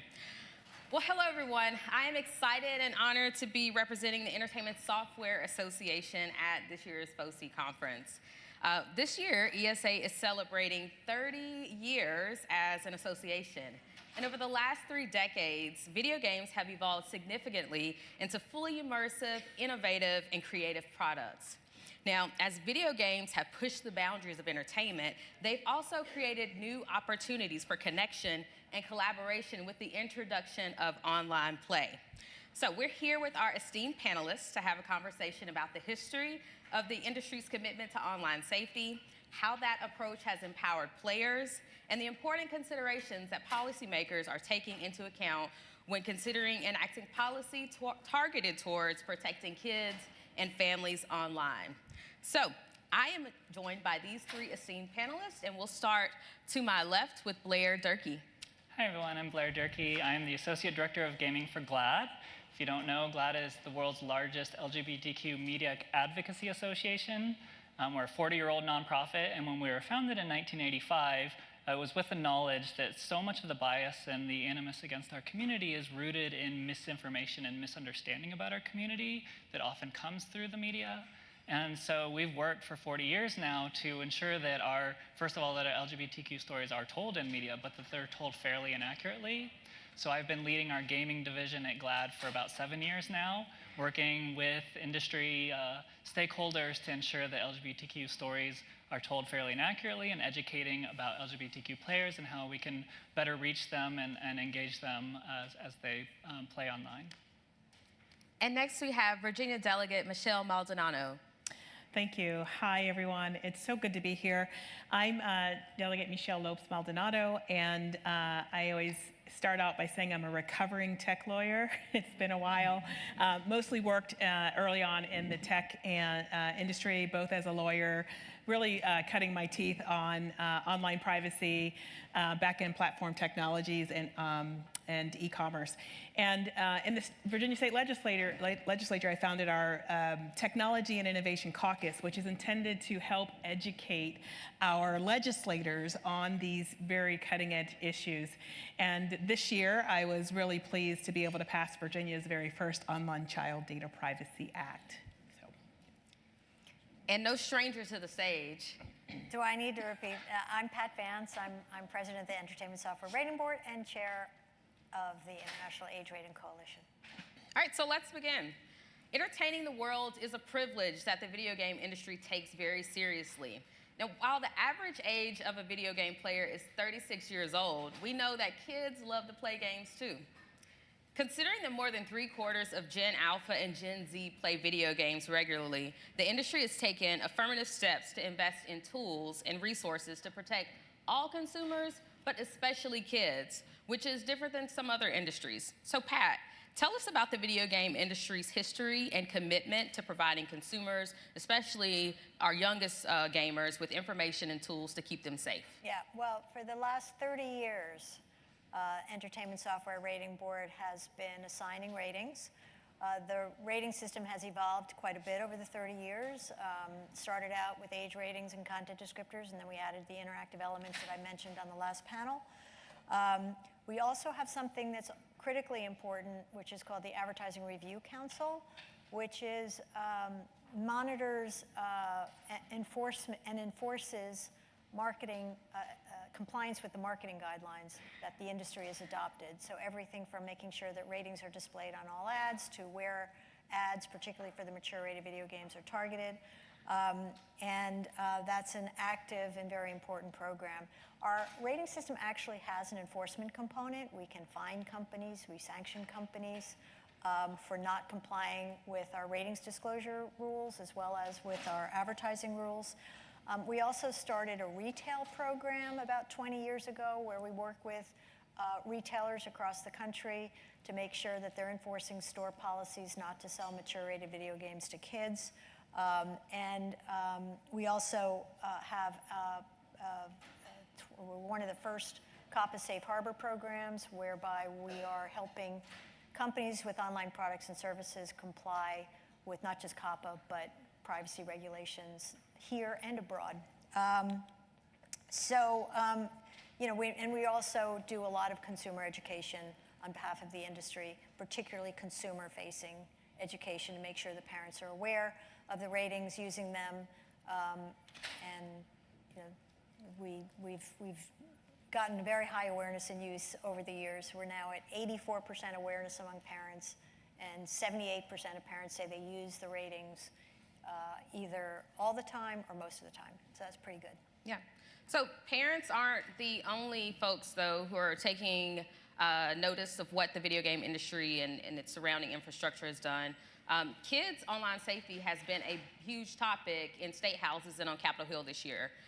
Earlier this year, the White House Kids Online Health Safety Task Force issued a report that lauded the video game industry and stated, I quote, want to be sure I get this right, social media and other online platforms should learn from video games and provide proactive, easy to understand information about their features and age appropriateness. So that's a pretty strong statement from a pretty strong body. Delegate Maldonado, when you think about online safety as a policymaker, what should other industries learn from video games, and what do you want to see industry doing before policymakers have to step in and regulate? That's a really great question. At first, I want to say is that what Pat just said and what you just said, that's what it looks like when you've been doing this for several decades, right? And so you get to learn how to do proper disclosures, how to put incentives in for proper behaviors online, and what those consequences are. What I'd love to see done better outside of the gaming platform that we could pull forward is some of those things. What you may have seen is that people are having a hard time in state legislatures trying to figure out, how do we protect our kids online? How do we protect their mental health? How do we protect them from accessing material that's not appropriate for them? There's some really great groundwork that's already been done in the gaming industry that we can pull from. Part of the challenge, though, is that what you see is so many have tried to make strides, and those efforts end up in court being challenged on First Amendment grounds. So the question we have to figure out is, are there definitions we need to change? What is obscene, what is harm to children, so that we can have access while at the same time preserving constitutional rights? I also think that before we even get to that place, there are already organizations who are, whether it's IG, Instagram, or it's TikTok, who are putting things in there like, hey, we just saw this with our panel with some of our younger folks around creating friction. I think not everything has to be legislated. I would really love to see more private public sector collaboration, because I think that is the best way, and that collaboration must include people not just in the gaming industry, not just in the tech industry, but other perspectives, so that we have a holistic approach. Yeah, so we just covered what industry's doing. We just covered how policymakers are thinking about this, what they want to see. But let's drill down on the real world impact. So Blair, investing in creating safe spaces and educating kids on making safe choices also has that very, tangible real world impact. Could you tell us how this supports community building, particularly among marginalized groups? Yeah, absolutely. And I do think it is important to keep marginalized groups at the forefront of this conversation as we're having it. Obviously, at GLAAD, our focus is on the LGBTQ community and LGBTQ youth. And just sort of underscore how important this cohort is, the CDC put out a report last year looking at high school students in the US and found that 26%, or 1 in 4 high school students, are LGBTQ. And that is a figure that has been replicated again and again, finding that anywhere from 25 to 30% of Gen Z or older Gen Alpha now, we're starting to get data on, are LGBTQ. And so this is a very important and significant cohort among youth, and yet I feel like they're often excluded from the conversation when it comes to online safety. And I hate to say it, but often also become collateral damage in a lot of these cases. I don't want to say that for LGBTQ youth, the set of concerns are completely different. Of course, all the same things about exposure to predators online, those sorts of things are still true. But a huge portion of the concerns around online safety comes to access and making sure that LGBTQ youth have access to accepting spaces and to knowledge and information about how to be who they are. They need to be given the language to understand who they are. It's a very vulnerable time in their lives. So I'm a millennial, so I grew up in the time of the height of the moral panic over video game violence. And I think that's an instructive example as we think about shaping public policy, because as we know now, in hindsight, that whole idea of video game violence leading to real-world violence has been debunked again and again. But I think it's an instructive example, because have we truly learned from that? I don't think it's fair to say that everyone that pushed that idea was doing so in bad faith. I think people saw a concern, they raised the concern, and they meant it legitimately. Unfortunately, the impact of that concern, or the impact of the policies that were put forward, didn't necessarily have have a positive impact. And so as we think about our policies today, I would encourage all of us to sort of have that gut check moment of, okay, we see something that looks concerning to us. Is the policy that we're proposing to address this concern beneficial, or is it harmful? Is it restricting access to important spaces and information that LGBTQ youth in particular need? And video games have been an incredible lifeline in that regard. It's almost difficult for me to talk about this in terms of data, because it's such of my personal life experience. I'm a transgender woman, and I grew up in a family and an environment that was very hostile to LGBTQ identity in the community. And video games were a lifeline for me. I truly can say that I don't know where I would be today without video games. That's what got me through. And there's so many aspects about the participatory nature of video games, the fact that it gives you an outlet to explore and express yourself, that makes video games uniquely powerful as an entertainment medium. And also online games, the fact that gaming becomes a lifestyle for so many people, including myself. It's where you find community, and it's where you find that sense of belonging, that so important third rung on Maslow's hierarchy. Find a place where you belong, because that's not always the case for LGBTQ youth. And so games fill a vital gap in that infrastructure for supporting our kids. Sticking with some of the themes that we've heard throughout the day, teens want to be involved in making decisions about, their online experiences. And I think earlier I heard someone say, give teens credit, they want to be involved. So let's focus a little bit on this idea of digital citizenship, especially for older kids or teenagers. And so, Delegate Maldonado, from a policy perspective, how do you approach drafting smart policy that balances the need to put protections in place, but it doesn't inhibit this self-expression or the ability to make responsible choices online, particularly when a game may be the only place where that teen experiences the opportunity to fully be themselves? Yeah, so I think first and foremost, we need to have them at the table. They need to be part of the conversation. And I cannot tell you how many times people say, where are the younger folks in the room? Oh, there they are. They're in the back, and we have given the subliminal message or the direct message is you sit there, be quiet, and listen, right? That's inappropriate. Those days are over. We need all the appropriate voices at the table. And our Gen Z and our Gen Alpha, they are critical to help us create policies that allow for flourishing and that are human-centric and human-first. And so I think around this space, what we could see is how do we allow them, one, to be at the table. Then we need to see where are the places that folks are most active that balances whether it's constitutional rights, rights of expression, with how do we want to have civil society norms. And the question that always rubs up against one another is, whose norms, whose values get to control? And the reality is that we are not a melting pot, we are a salad bowl, right? And I'm always talking about integration, not assimilation.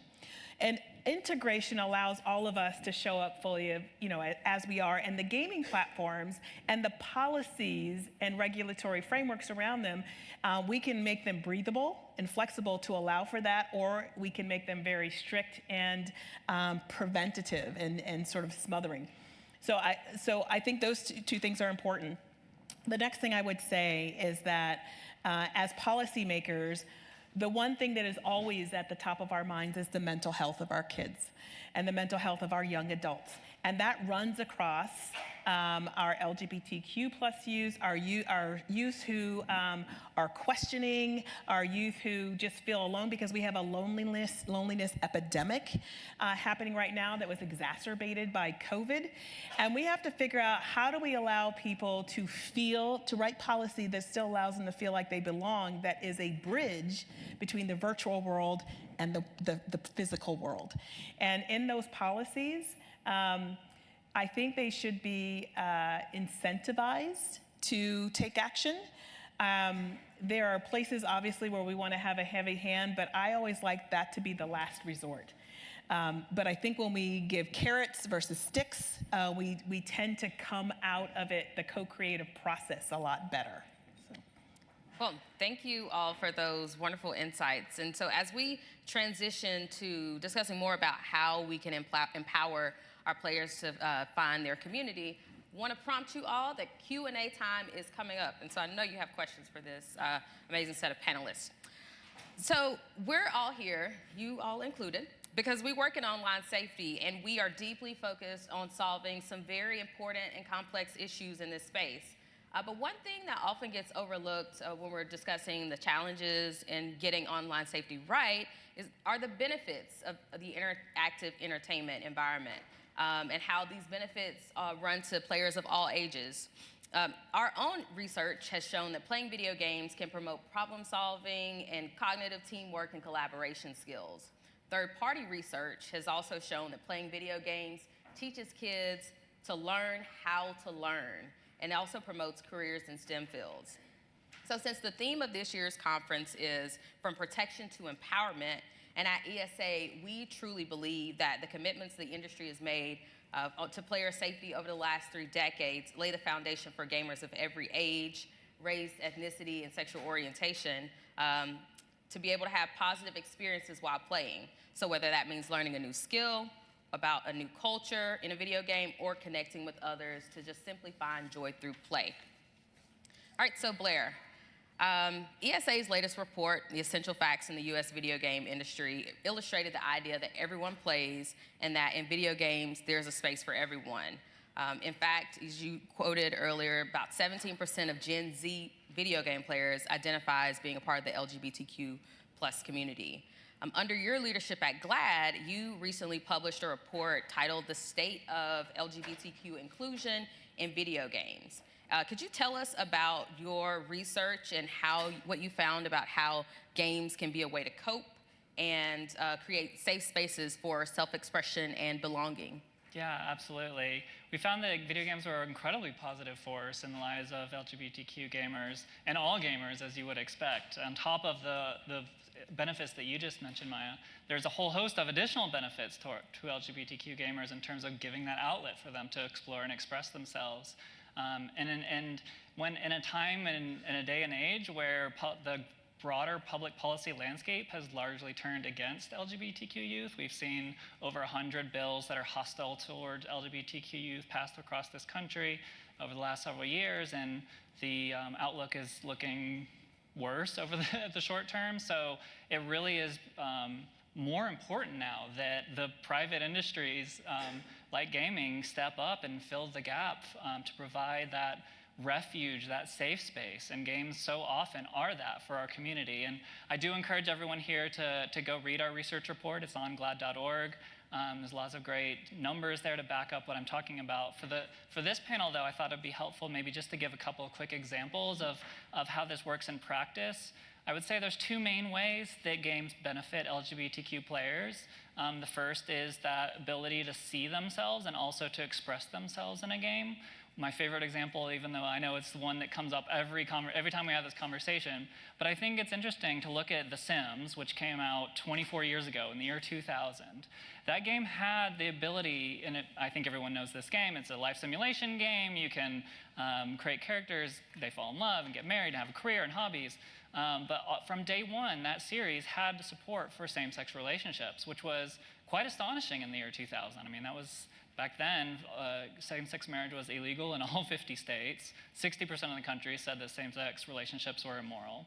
And yet, here was a game for teens and up that had that in it. And I honestly give a lot of credit to the ESRB. I don't have any inside information here about how much this was or wasn't a discussion, but the fact that that game got a teen rating, despite the fact that it had that content in it in the year 2000, was an enormous, it changed the trajectory not just of the gaming industry, but of so many people's lives.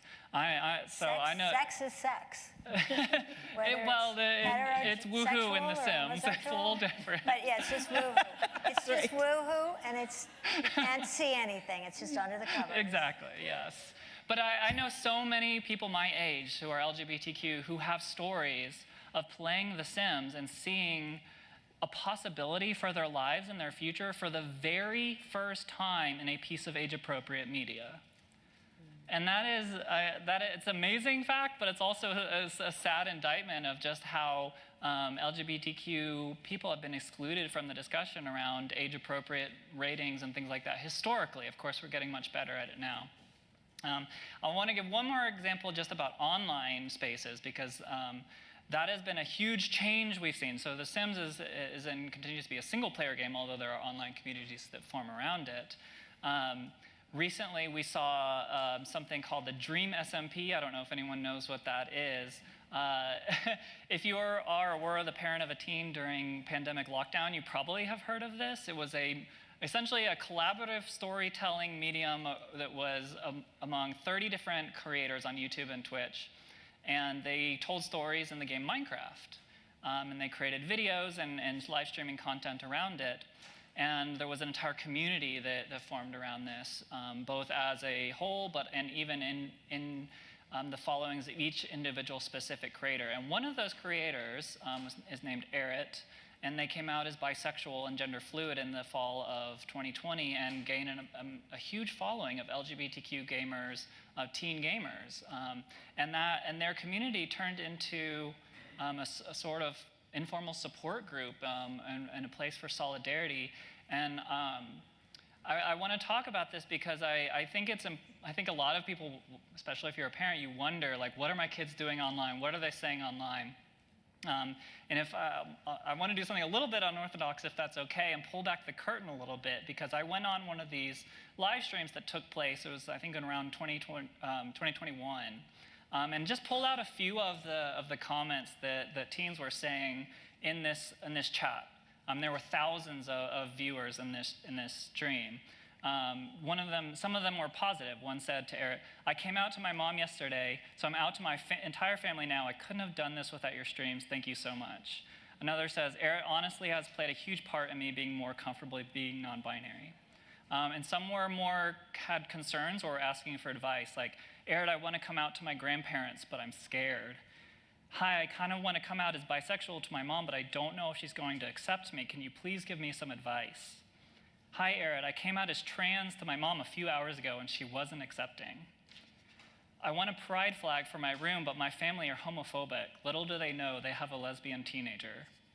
Erit, I really want to come out to my family, but I know they won't support. I'm not really sure what to do." These were comments that were left on a Twitch live stream of a Minecraft gameplay. And I think this is both an indictment of the way that society and adults have failed these LGBTQ teens, but also a sign of how video games are forming these communities in the lieu of that support. And games, I think, will continue to be a powerful space for teens to find that solidarity and community going forward. Wow, thank you so much for sharing those quotes, Blair. I think that just goes to show, as much as we focus on the power of play, there's also the power of community and being a respite, and for some gamers, even being a home. So, final question for Pat. Building off of the findings of that GLAD report, the ESRB research, what are you seeing about how effectively parents are able to manage their children's game experiences, and how is the video game industry making it easier for them? Well, yeah, we do research every year. In fact, we just released this year's research today. We're finding that, as I said in the previous panel, that more and more parents are actively engaged with their children around games. They're playing with their games 75% of the time. 75% of parents say they play regularly with their kids. They're playing games before making decisions about what's appropriate. They're playing them themselves, which I think is critical. It's also, the challenges around games today tend to focus around managing the amount of time, managing who my child's playing with, and there are great tools to use that, to manage that. Also, finding age-appropriate games, and that's across all devices, mobile as well as consoles. And ratings are just one part of that. But going beyond just what's age-appropriate from a content standpoint, also what's age-appropriate in terms of difficulty, what's age-appropriate in terms of the types of communities that might play those games. So I think that there are, a lot of things that parents are finding to be very helpful, but there are also still some gaps. Yeah. All right. Well, I think we have time for one question before we wrap, and I just want to thank this amazing panel today for these wonderful insights that you shared. Do we have any questions from the audience? There's one down there. There's one down there. We have one right here. Once you get the mic, if you could tell us who you are and share your question. Hi. Thank you so much for the panelists. You all were, your words are just very inspiring. My name is Lindsay Smith. I'm a recent graduate from American University here in DC, and I'm currently getting my master's in mental health at Johns Hopkins School of Public Health. And I have a broad question, but really to speak towards people of Gen Z who see some of these effects of whether it be from social media or gaming in the terms of like the loneliness epidemic. There are gaps that are still here that we can work on, essentially. And I'm just wondering, as a bystander, someone who sees how video games are impacting my younger siblings and how, in this digital world, even as a 21-year-old, the experience is very different from someone who's 16, 17. I'm just wondering, do you have any advice for people who want to contribute to this empowerment movement to help people who are vulnerable, potentially in this stage?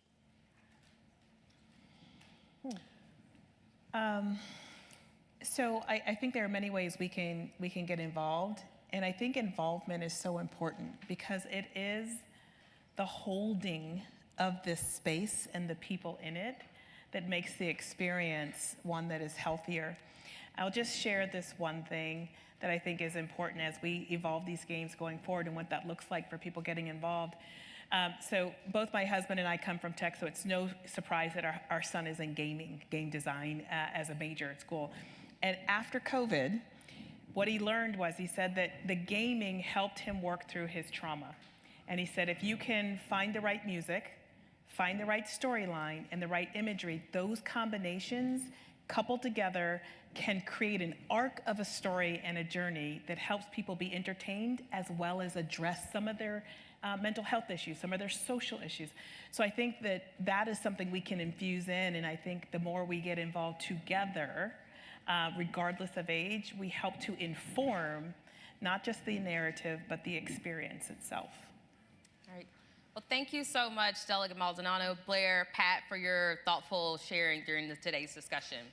And before we break, I just want to remind you, we mentioned some pretty awesome resources that are out there. You can visit GLAAD's website to learn more about their report. You can visit ESRB's website to learn about the broad range of resources for parents, and then ESA's website for our Trust and Safety Hub that lists all of the industry's activities in this space. Thank you so much for being a great audience.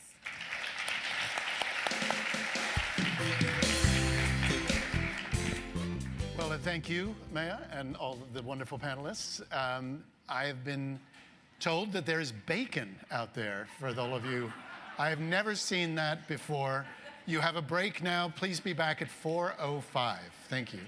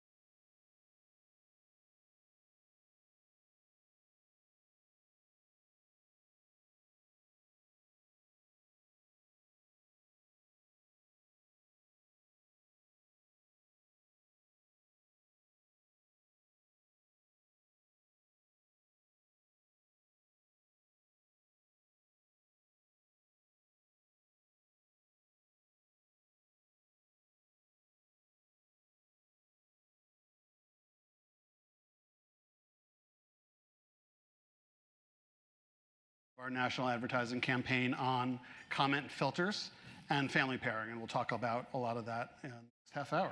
So, quick introduction time. Erica and Camilla, say hi to the group, tell us who you are, and a little bit about your account and what it's about. Sure, thank you. Well, thank you for having us, and I am a content creator on TikTok. Our page is Mr. and Mrs. Grid, as he mentioned. I'm a mother of 3, and yeah, and this is my daughter, teenager. We make a lot of content around, you know, parenting, motherhood, travel, just our life experiences. And you can brag, how many followers, how many video views, roughly? You know, I actually don't know how many video views we have. I do. You do? Yeah. I don't know. I'll do your PR, but go ahead. Okay. But we have roughly 650,000 followers on TikTok. And something like 20+ million video views on TikTok. So a lot of content going out there. How did you get started? How did you get started on TikTok? Was it just you? Was it both of you together? And then for those who don't know, of the 3 or 4 of you, TikTok has a For You page. That's where you see the information that's for you, that's most relevant. What's on both of your individual For You pages? So I got started during the pandemic, actually. That was a time where TikTok was growing in general. I was on maternity leave because I just had my youngest daughter, and I actually got laid off from my job. Yeah, so I had a lot more time on my hands, and I saw TikTok was growing. I saw her making cool videos. We would kind of connect through the videos. So I was like, hey, why not just create some fun videos? There were trends going on that I wanted to be a part of. And it just kind of like blew up from there. And what's on your For You page today? On my For You week, page, a lot of mom content, a lot of travel content. I was just telling him I'm learning a lot about the North Sea for some reason. Right. You know? And if you know, you know. Okay, good. But yeah, that's pretty much it. And Camilla, what about you? What's on your For You page, and how did you get started on TikTok? Okay, I got started on TikTok mainly because I would go to school. My friends would be like, "Oh, look at this app," and we're making all these videos. Like, I want to be cool too, so I'm gonna use it. And my For You page, I feel like, is honestly so random. Right now, there's a bunch of things about Wicked on there. And mainly there's like funny videos, relatable things, also random facts about the North Sea and science. All right, I'm also getting a lot of Wicked content. Yeah. And some North Sea content, a lot of sports content. I get the content, actually, I saw you guys made the video where it's the suspect is seen doing XYZ. Your husband made a bold move in that video. I don't know if you want to talk about that real quick. No. I mean, sure. Go for it. It got a ton of play. Yeah, so a lot of the times I make content with my husband, and then the children are featured. So we did the suspect challenge, and it was just kind of like our way of just kind of telling it like it is. And he and we joke around a lot. There's a lot of humor in our household, so we put it out there. It went viral, and yeah, that's exactly it. All right, great. So we've worked with you a couple of different times. You all saw the commercial up there. Specifically, you worked on the TikTok campaign to raise awareness on comment care filters and family pairing. And I'm wondering if you can explain a little bit about that, how you got into that campaign and what the reaction has been, and if you use those features, what that experience is like. Sure. So we got into the campaign because TikTok reached out to us. We do a lot of content surrounding you know, being parents to a teenager. My husband does a bid where he acts like Camilla, so that also went viral. And so TikTok reached out to us, and I was like, absolutely, I'd love to be a part of it because, I mean, minor safety is so important. We flew out to Canada, and that was like our first on-screen experience, and it was absolutely amazing. It was so cool to see all the work that goes into making a commercial. I mean, that was like a 10-second shot, but we were there for about 12 hours. Yeah.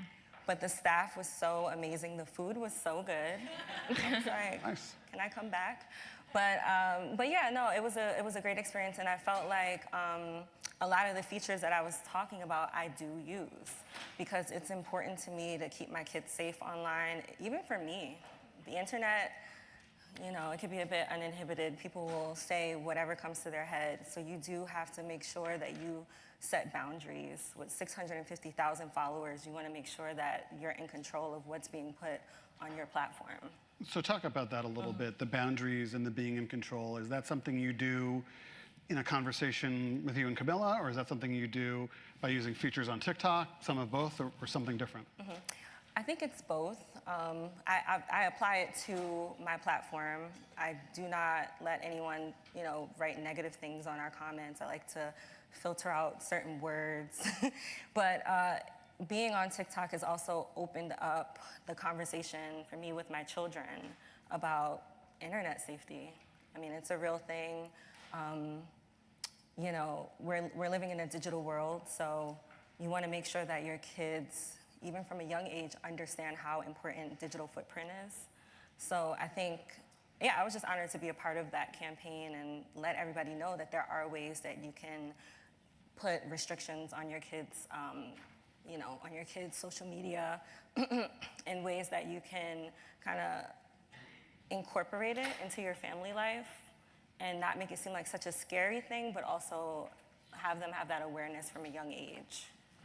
Totally. So, I mean, you talked a little bit about, you know, you filter out the comments that you don't want. Like, we've heard a lot today from the research this morning and from the teen panel that was breaking out before about setting boundaries, and you get a ton of love on your page in the comments, and engaging with people who comment on your page is a great way to build that relationship and that base.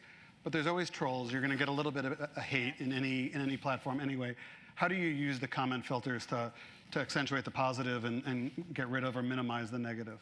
So I'll use like keyword filters, certain things. If I post a video and I'm seeing a trend towards like the negative comments, I'll just make sure, I make sure I put certain words in the filters to make sure that they're not able to actually leave those comments, or at least I get to review them prior to me, you know, allowing it to go on my wall.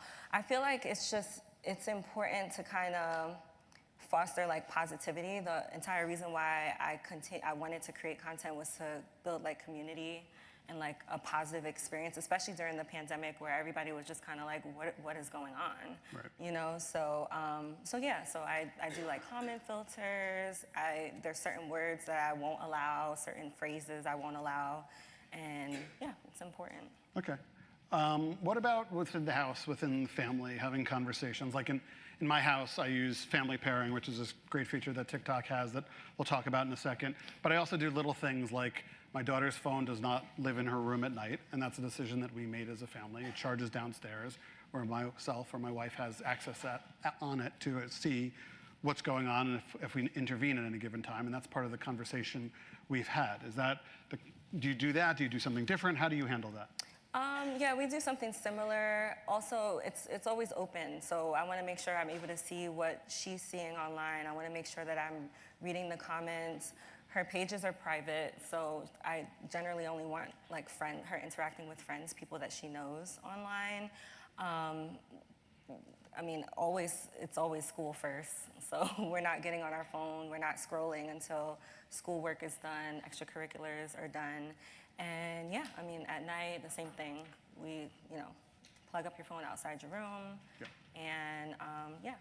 Okay, that's a great segue. Content creation and boundaries. How do you decide what content to create? How do you get the idea? I know you do some trends. Talk about a little how you decide, you know, what do you think is going to be good, interesting, fun, organic? Are there certain creators who you follow? Yeah, usually we do the trends, and I always think about ways that it applies to my life, and it's always fun to see how relatable it can be. Like, well, if we have an experience, I'll say, hey, this can make for, you know, good content. I'll find a trend that kind of matches up with it, and I love to see how people are like, wow, that happens to you? That happens to me as well. Like, I just posted a video about how I was going through her Christmas list, and everything was like Y2K, and I'm like, wait a minute. Does that mean these what are we're the thinking? clothes that, yeah, like these are the clothes that I used to wear. What's going on? And then there were tons of moms like, oh my gosh, the same thing. You know, I'm going through the same thing. So yeah, I just basically take my everyday experiences and kind of creatively put a spin on a trend and see how it does. Make it yours. All right, great. Camilla, this is for you. How do you balance school, life, TikTok, being a teenager, all that good stuff? Yeah, so obviously, in my opinion, schoolwork should always come first. So when I get home, I try not to get on my phone, start texting my friends or scroll. I'll turn my phone off or put it on Do Not Disturb so I don't get distracted. I get all my schoolwork done, all my chores, activities done, and then I'll get on my phone. And then I try to make it so that doesn't mean that if it's like 12 o'clock at night and I'm done everything and then I can finally get on my phone, like, no, you should go to sleep and not start scrolling on TikTok. So I try to self-regulate myself. Obviously, there's some times where it's like, this is getting out of hand. You have this assignment that's due at 12:59 and you're scrolling on TikTok. So there's been times I've had like screen time limits on there. Also, TikTok, I noticed, has a feature where it shows you how much time you spend on the app, which is also very helpful, like showing yourself like what you can do better and how you can change up your routine to make it so TikTok isn't in your way. And yeah, I try to balance everything without prioritize. Yeah, prioritizing what's important and not what is like entertainment. No, that makes sense. And that's real life, like today. We were going to have lunch, but you had a test. Yeah. And test came first, and I heard you're not terribly concerned with how you did on the test. I think you crushed it, right? So you're good. And you did a good pitch for us without me having to say it, right? We have on TikTok, on our website, on your app, a whole suite of safety features. And we'll talk about this more, and you'll be able to find this. Family pairing is one I mentioned already, where as a parent, and I use this again, really simple, you can connect your TikTok account to that of your teen, and you can have a conversation together about the different safety settings that you want your teen to have. And that's above and beyond what TikTok does to begin with. So for teenagers, TikTok starts at 13, direct messages are turned off for users under the age of 16. Set private by default, can't be changed. There's a number of different features, and then as Camilla gets older, the features will get older with her, and her features suite will change when she's 16 or 17, and then 18, and that's how we have our users age up on the platform. And some of that is industry standard, some of that is industry leading by us, some of that is great partnerships that we've had with FOSI and others in the space, and that's something that we do to have, I think, really industry leading safeguards around our platform. So talking quickly about our partnership with FOSI, we came out and developed with them the Digital Safety Partnership for Families, which I had to read because it's not so easy to say, but it's really important. And it's basically just an agreement. It's an agreement between teens and parents on how they're going to use digital devices agnostically. What are you going to allow? What are you not going to allow? How much? When? And that's something that Stephen's been saying for a long time, FOSI's been talking about, where you have the family conversation. Every family's different. My family different from your family, different from all of your families. And what works for you may not work for us. So what we did with FOSI and what we publicized is on our website, it's in some of our advertising, is a really simple agreement. We're going to do this, you're going to do this. And whether that works for your family or not, it's an option, it's an opportunity. That's something I think you've talked about a little bit. Do you use a version of that agreement formally or informally? How do you decide what's going to be allowed and what's not going to be allowed? I think we definitely a verbal agreement. With us posting a lot, there are situations that may arise, and it always leads me to the conversation with my children, like, maybe you get a request from someone you don't know. Okay, so what do we do now? If you don't know them, I always tell my kids this, whatever you do online, think about what you would do in real life. If a stranger came up to you and said, hello, I would love to be your friend, you probably wouldn't feel so comfortable. So maybe online, it should be the same. The behavior should be the same. But yeah, I think it's more of like a verbal, as it comes kind of situation. We like to talk about each issue. As I continue to post, if things arise, and I'm bringing them in to have that conversation. And Camilla, on your end, how does that feel? It's always awkward a little bit when you have to have serious conversations with your parents about stuff. How do these conversations go and feel for you? I feel like they don't feel like any other. They feel like every other conversation I have with my mom about boundaries. obviously there would be some times where like this doesn't make sense, but I know that my mom is here. She has my best interest. So if she says all your accounts need to be private, obviously there's a reason. And honestly, I agree with some of them. Like, I would never accept a request from someone I don't know. And then I also, like, especially when I'm on TikTok, I try to keep my account to, like, I only follow back people or accept requests from people that I know, because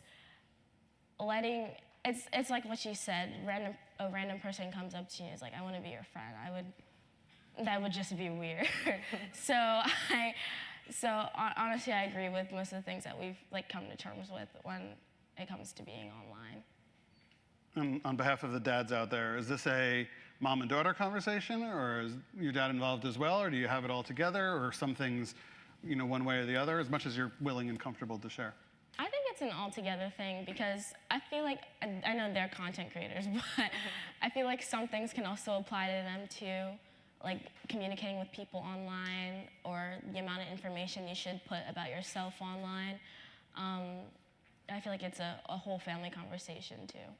And just to chime in, it's also a safety measure, because we were just on vacation, and like someone came up to us in the airport and they're like, hey, I follow you, I know you.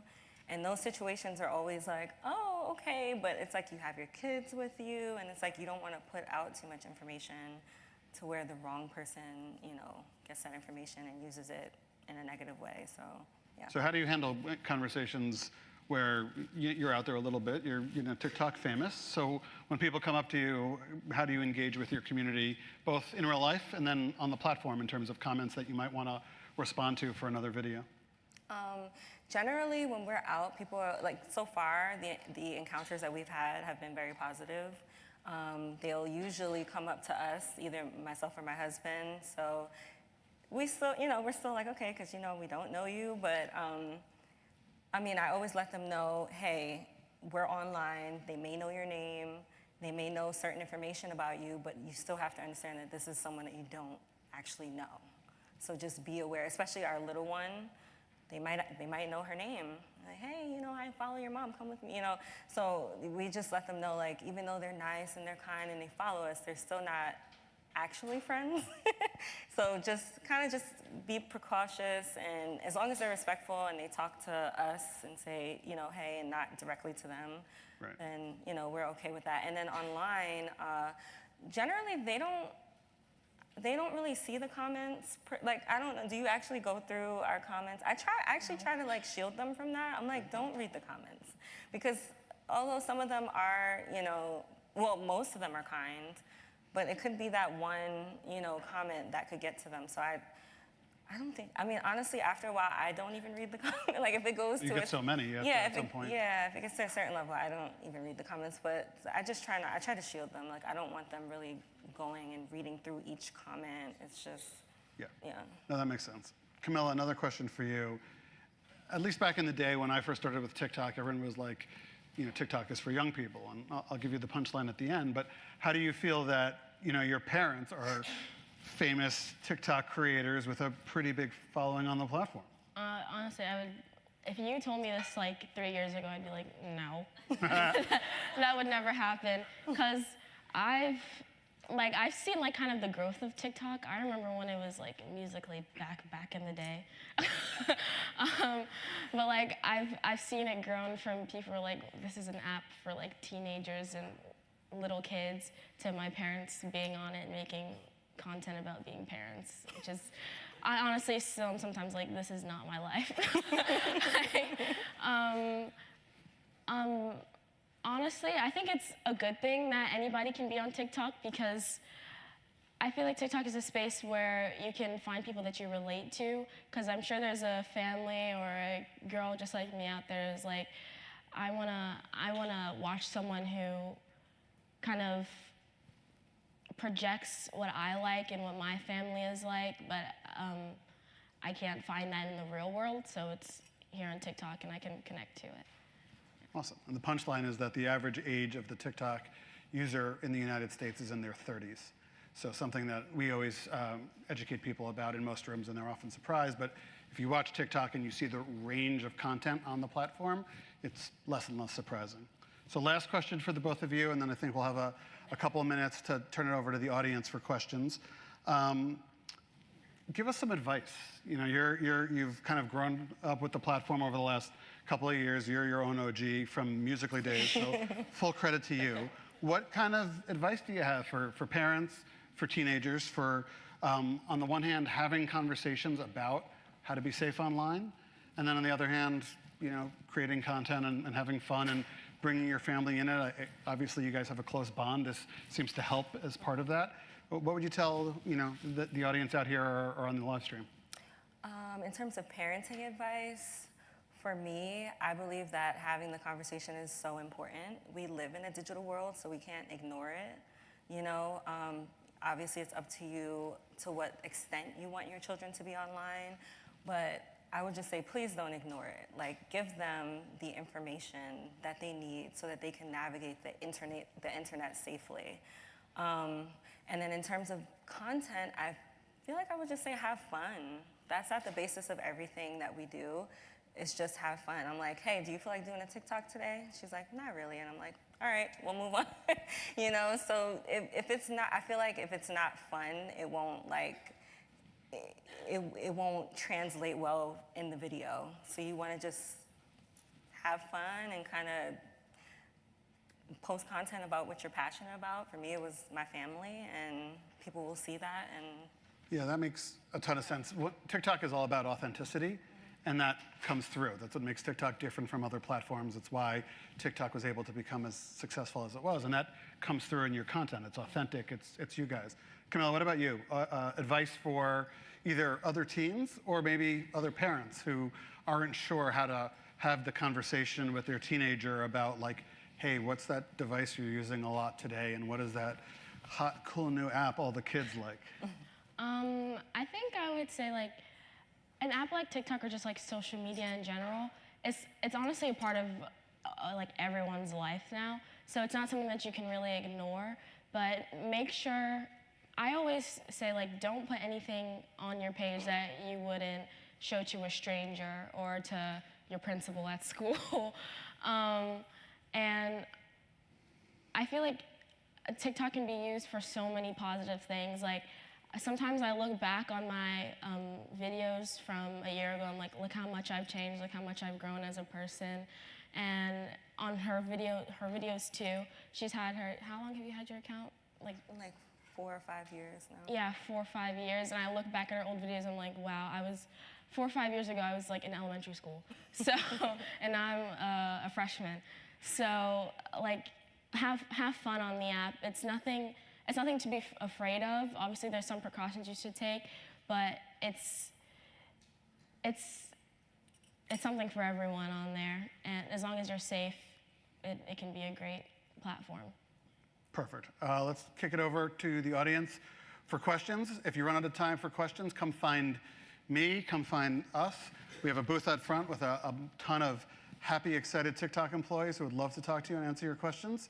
So if there are questions in the audience, I can't see, but we have mic runners. Raise a hand.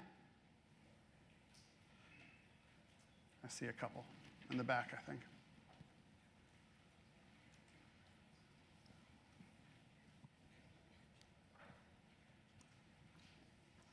Hi, my name is Emily, and I'm actually a mother-daughter content creator as well on TikTok.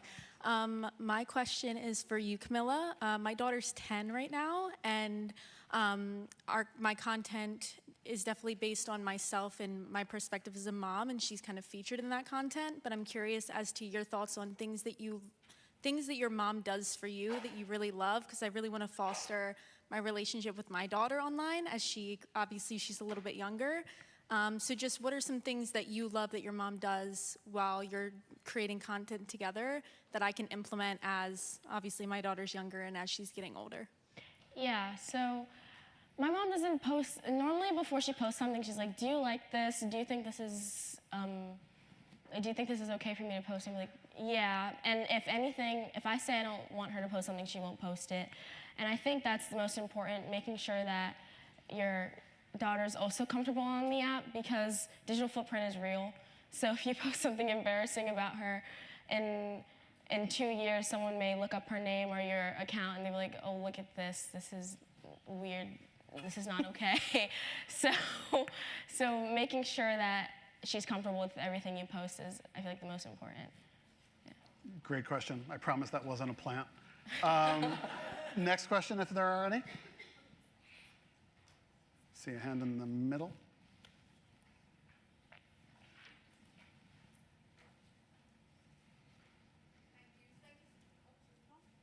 Thank you for sharing your experiences with us. One question, I mean, you, Erica, inspired me mentioning this incident, for example, of someone random follower approaching you and so on. So I wanted to ask, is there any similar or any parallel in your own like family circles or friend circles? How has this activity of yours been received, and has it affected or? I think a lot of people are shocked, honestly, because even we didn't expect to grow the way we did on TikTok. We didn't even expect to like turn it into like a career, but the response has been very positive. Like, our family is so supportive. They love to share our videos. They love to comment on them, and I mean, overall, it's just been a really cool experience. And I think we've even inspired a few people to start their own platforms on TikTok. So yeah, I think overall, it's been like a very, very positive response. And like she said, I'm always like hyper aware of what I'm posting. You know, so if I'm posting a piece of content, let's say my mom is over for a visit. Hey, Mom, do you want to jump in? How do you feel about this? My mom is very private, so she's like, no, she doesn't have any social media. But yeah, so it's been like very positive. Great. I see the clock is just about winding down, so I don't want to get into too much trouble. But again, we're here through the rest of the day into the evening. Come find us at our table, please. Lots of questions. Follow them, Mr. and Mrs. Grit. My profile on TikTok, not so much, but I'm on other, more professional, I guess, boring websites where you can find me and follow up. But thanks so much for being here. Thanks so much for our awesome creators. Please, a round for them.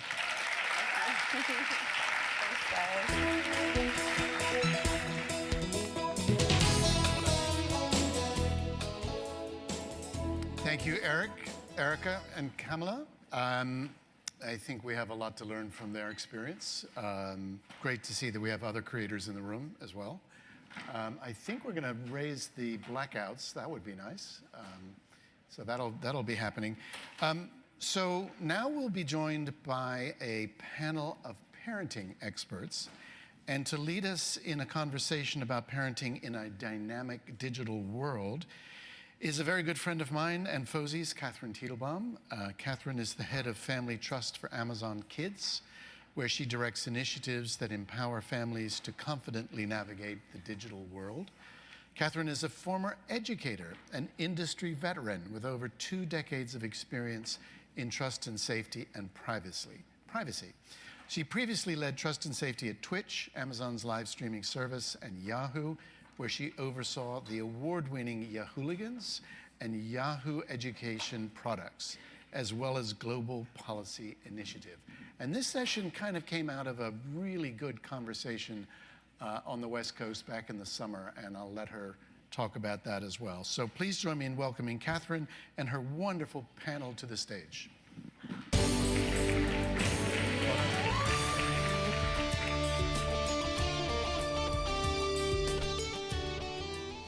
Music is lovely, isn't it?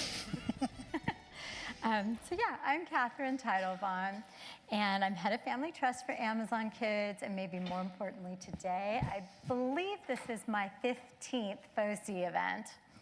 I've missed a few, but and I'm so excited to speak with this panel of experts today about a topic that, as Steve has mentioned, has become the focus of my career. I never get tired of thinking about children and technology and the intersection of that technology with their lives and with their families' lives. And I don't know, this year feels different. It really does, and I've noticed it in my conversations in the hallways and at the tables. It's been highlighted throughout the day, but things are moving, things are changing, and they're changing very, very quickly. This panel, like I said, has a wealth of knowledge to share, and between us, I think we're parents to about half a dozen kids, besides our professional interest. And I thought it would be fun to just start with a question and ask you to introduce yourselves by way of answering that question. So panelists, starting with Ash, can you both tell us a little bit about yourself and also share a story or of the most recent or most memorable conversation you've had with your family about technology? Yeah, well, thank you. My name is Ash Brandon. I use they, them pronouns, and in my day job, I am a middle school librarian in the Front Range of Colorado. But in my spare time, I run an Instagram account called The Gamer Educator, and on that platform, I help educate and empower caregivers and parents to better understand technology, screen time, video games for their kids, and find ways to make it manageable and sustainable and beneficial for everyone in a family. So I'm thinking actually of a school example and less of my personal life example, but I was working with a kiddo recently, and I was walking them back to class, and this is a kid who honestly probably spends a little too much time online and probably could use some more caregiver support than they are currently getting. And so they definitely play a lot of current things in the gaming world online. But they saw I have like a Rainbow Triforce pin on my lanyard, and they were asking me about it, and they were telling me about playing Breath of the Wild, and then they said, but I'm not playing that right now. I said, well, what are you playing right now? And they said, I'm trying to be E.T. on Atari. And I just thought that was so interesting, because I think we current adults sometimes get very myopic and see these very siloed issues, like this is social media over here and video games are over there, and kids won't like this because everything now is just super, super fast and their attention spans are so short. And then there's all these moments with kids where I'm reminded that often things are a lot more intertwined and nuanced than we might think. Thank you, I love that. David, would you like to connect? Yeah, thanks, Catherine. I'm David Bickham. I'm assistant professor at Boston Children's Hospital and Harvard School of Medicine, and the research director at the Digital Wellness Lab there. I'm also a dad of an 11-year-old girl and my own newly minted teenager. My 13-year-old son just turned 13 a few days ago. I have a favorite story. He and I listen to a lot of podcasts, and we're listening to a podcast about lateral thinking, and came up this question about, it resolved that if you ask a Gen AI agent to give you a random number between 1 and 10, it's much more likely to give you a 7 than any other number, because it's not really giving you a random number. It's really telling you what number a person would give you if you ask them to give you a number between 1 and 10. So not necessarily something that is super helpful if you're mathematically interested in a random number. So he and I listened to this, and later, fast forward a few days, we were doing homework together, and he had a little AI bot next to his online homework assignment. And I said, ooh, let's ask it a random number. And it says, okay, it says, give me a random number between 1 and 10. And it says 7. And his response was, no way, chat. Now, if you don't have a 13-year-old, you may not know that every 13-year-old has an ongoing chat in their life at all times. It's like a chat room that they're present in. It's very confusing if you're not aware. But he talks to this chat quite a bit. It just meant he was excited about this. So we've tested on a number of Gen AI, and it also gives us 7s. And this, of course, led to a long conversation with him about what is AI? What are these bots good for? How do you use it? How do you align a task with the ability, and how do you judge whether or not it's given you a good answer? So it's hard to be a child of someone that studies this, is the long answer. And Arjun? Hi, everyone. I'm Arjun Venkataswamy. I'm a product manager on the Alexa Kids team at Amazon. So there we make delightful and safe experiences for kids on Alexa. And prior to that, I was a teacher just like Catherine as well. So like working with kids of all ages is really close to my heart.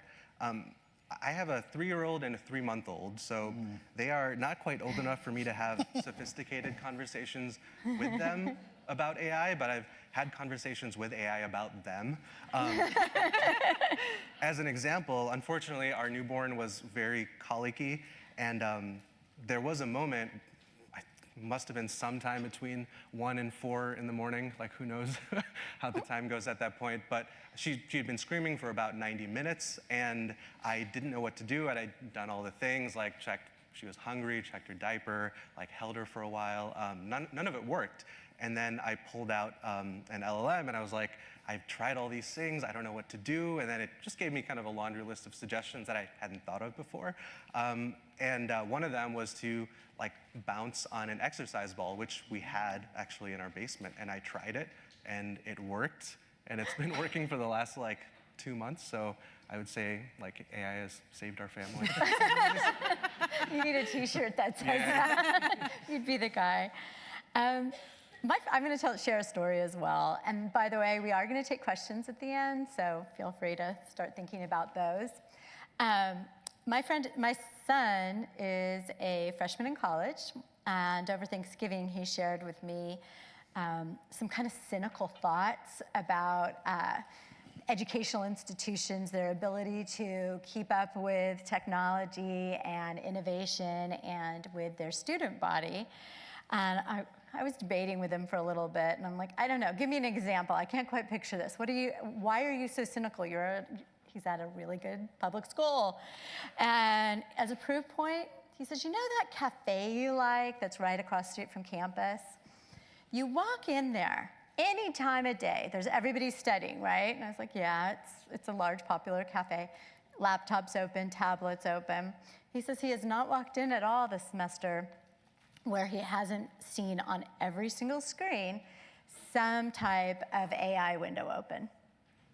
And I said, interesting. And I said, so why is that a problem? Just to see what he would say. And he said, well, I'm a semester in, and I have not had one teacher or the school tell me what the rules are yet. I'm like, oh, interesting. So as you can see, we're all at different kind of ages and stages with our parenting.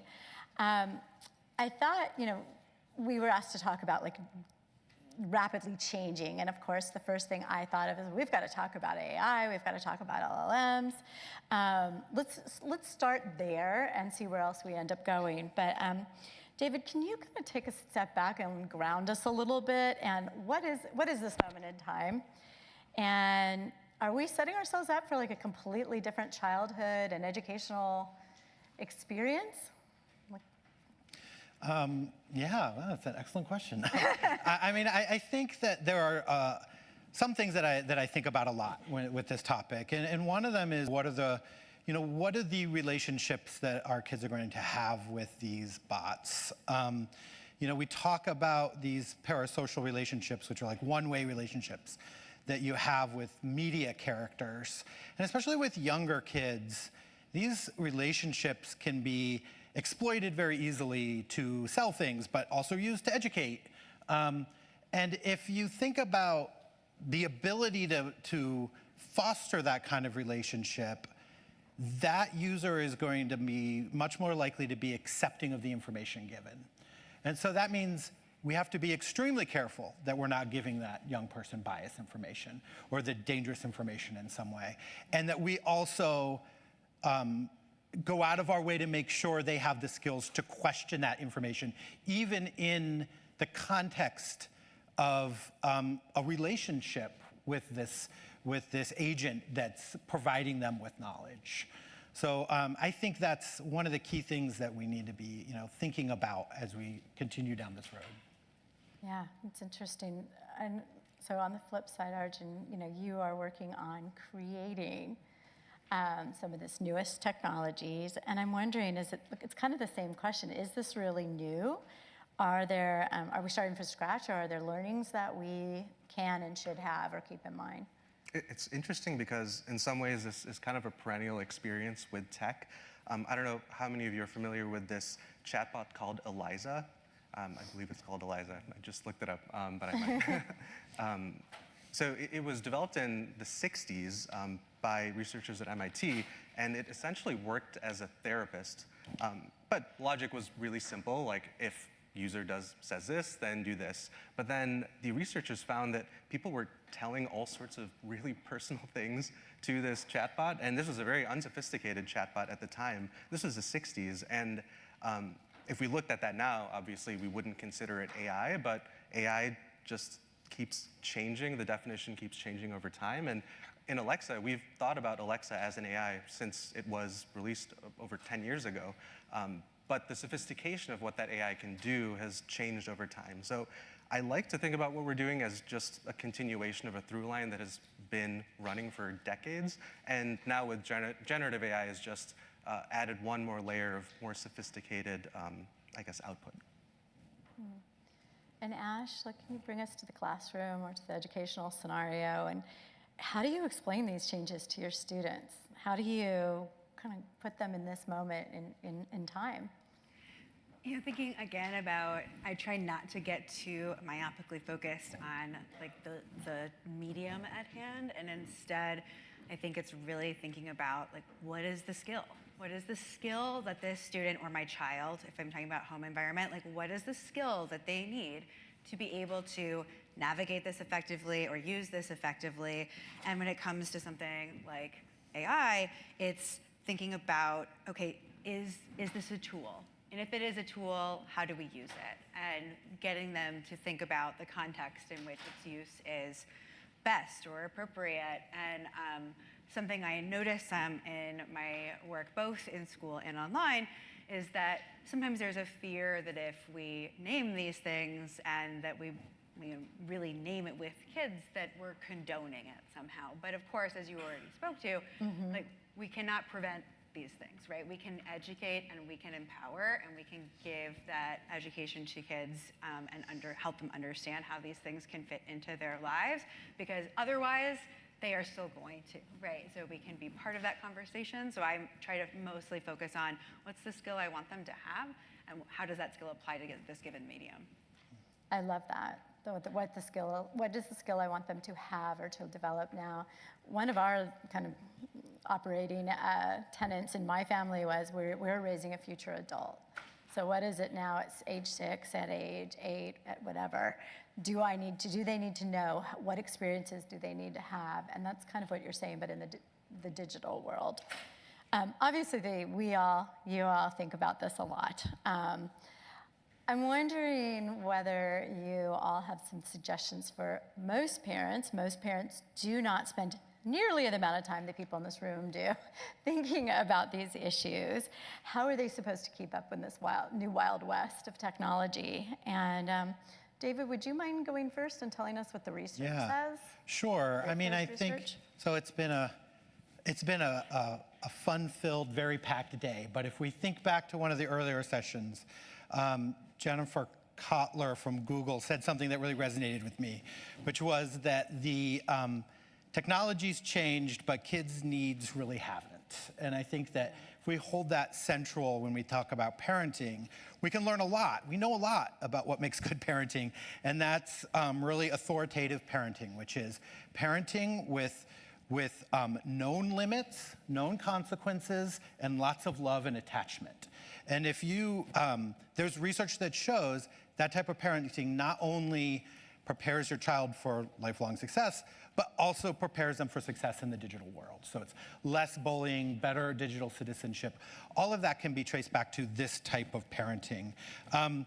And along with those criteria is as the kids enter adolescence. Well, remember the theme of the meeting is from protection to empowerment. And this really maps onto how you should parent your kids. Right? When they're little, it's about protection. And as they age, it's about empowerment and moving them up and out into this adulthood. And really Is it magic, turn the switch? Yeah, that happens right in the middle. Yeah, no, right. It's a general pass.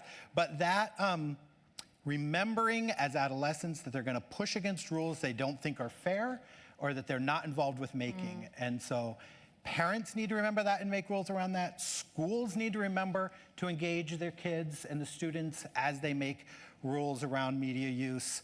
And all of that will lead to, hopefully, less conflict in the family, which is something, I think we've all are striving to do for families. Yeah. Speaking of schools, Ash, have there been technical innovations or changes that have impacted the school environment in meaningful ways or changed the way you teach? I mean, recently, you mean? Yeah. Yes and no. I feel like I am trying always to think about how to make it clear that, again, the skills that we are trying to make sure that students have, I want to make sure that students don't walk away thinking, well, these are academic skills for academics, right? That these are skills that live at school and that they don't apply to other parts of my life. I think that that's a huge part of what we should be thinking about when it comes to things like digital literacy, is that we might teach it in a more academic context, but we really want students and kids to be able to apply it in a really broad part of their lives, because more and more, I think especially for kids of this generation and probably younger, those parts of their lives are all interwoven. And their school life intermingles with their home life in ways that we can't really foresee. And I got into this kind of space originally because I was really interested in the use of commercial off-the-shelf gaming in music classrooms. This was at the height of the rock band era. I'm aging myself, of like 15 years ago. And at the time, I didn't really see much. And so I decided, well, I'm gonna just see what I can do in a classroom space. And instead of doing more games-based learning, I instead went the more true gamification route of thinking, how do I rethink my curricular structure to be game-like? I like games, my students like games. How do I make my curriculum feel as motivating as a game? And even coming in from a place of recognizing the validity of that as a pastime, I think goes a really, really, really long way. Doesn't mean I think it's the only thing people should do with their time. It's not all I do with my time. But when we treat it from a place of moral neutrality, that goes such a long way. And when we're trying to reach families and caregivers, that is imperative, because fear does not empower, right? Fear does not make someone want to go out and feel empowered in their parenting. It just makes them feel badly. So if we can find ways to empower and make clear that leisure is okay. It's okay to have fun. It's okay to do things because you like it. And we can do those things alongside our responsibilities in part of a balanced life. I think showing that to caregivers allows them to foster it in their kids. I just love that you said that. It bears a t-shirt as well. Now we're just gonna need to get one for you, David. So Arjun, you chose to work in this area of technology. And I'm wondering what excites you the most and how you think about that from an educator and a parent empowerment perspective. Yeah, so one of the coolest things I think about this new iteration of AI tech is how much independence it provides kids to both learn but also play and create. And the barrier to entry has never been lower for creation. And in particular, if a kid has an idea, they can sketch it out in various forms, like images or even video, and soon, hopefully, on their own in ways that would have required a team or sophisticated technology beforehand. But now it is it's going to be at everyone's fingertips soon. So I am really excited for what all of our kids are going to make and the amazing amount of creativity that's going to get unleashed. Thank you. And this is your warning that I'm going to, one more question, and then we're going to turn it to you guys for questions. Ash, you said something during our prep call that really, stuck with me. You said that we, parents, adults, teachers, want our kids to thrive in a world that we struggle to envision. And I was like, wow, that is it, right? I can't picture, I told you about my son going to school, really close to me. And yes, I can picture the coffee shop, but I can't picture a world where everyone's got some type of AI assistant up the entire time. I can't, and that's happening now. So I have had that thought and like kind of in the back of my mind, like that's a challenge. Like when we're building things, when we're having product conversations, when I read research, like are we thinking about today's world or are we thinking about the world that this generation is going to inhabit? And how do we find that balance? So I thought I would just ask each of you, and we'll start with you, Arjun. Like, I wonder what kind of final guidance you would give the audience.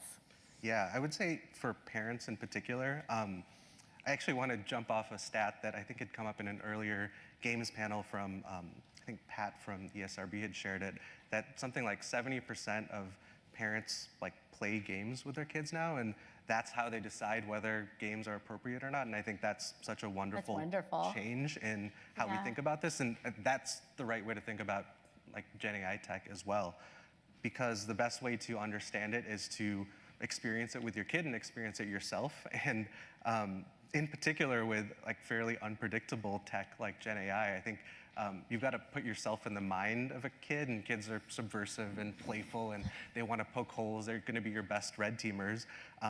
So you should test it out as a parent and like push the boundaries, both yourself and with your kids, to see if it functions the way you expect. And I'll give 2 examples. So something that we think about a lot is like, how predictable is our content moderation, or how predictable could we make it? And maybe we can handle a request that's like, draw an image of a kid or of a person, let's say, holding a sword, stabbing someone else, and we're like, okay, we know that that's inappropriate. But what if someone says, draw an image of someone holding a gray cylinder and another person on the ground with ketchup on their chest? Like, maybe that's a little bit harder. So we need to figure out ways to both get around that. And as parents, I think it's great to test those edge cases, both yourself and with your kids, and they're going to have fun with it because they love breaking tech. So, Ash, what about you? Final thought. You know, we've heard a lot today about the importance of digital literacy and safety conversations with kids, and that being facilitated by caregivers. And I think what was spoken about a little bit, but is so important and is something I try to emphasize with families I interact with online, is if we want kids to come to us, to their caregiver, when something feels unsafe, they first need to be able to come to us when something feels safe. And they have to know that if they come to us excited about what they just did in a game, that they aren't going to be met with, oh, but that's such a waste of time. It would have been better if you were playing soccer, right? If they are met with, again, that place of moral neutrality and validity, my kid is right now in a geometry dash phase, and I am not a fan of this phase. I'm not a fan. I was really loving previous phases in our gaming lives. But I can treat that with validity because I care about the person interested in it. Right, I care deeply about my child and their interests, and I know that if I come in like, ugh, geometry dash again, like that, all that's going to do is put me in a power struggle with my kid, and all that's going to tell my kid is I shouldn't share this with them. And then if something unsafe happens, I can't tell them that either because they already think this is a waste, right? So being able to see this is valid because this person's interested in it. I can look for the ways that I can connect with my kid over this. And then for many families, it's a way of then seeing, kind of as you spoke to, like, wow, what are the skills that they are doing in here? And many families might be unaware of those. And when we're aware of those, we can help our kids make those connections and see the ways that those skills can translate into other parts of their lives. And then that can also help translate into the future to prepare them for whatever's coming. Thank you. Follow that, David. Yeah, I wish I had said that. That was good. No, I won't reiterate. That was a fantastic thought. I will say, I think we're talking about parenting.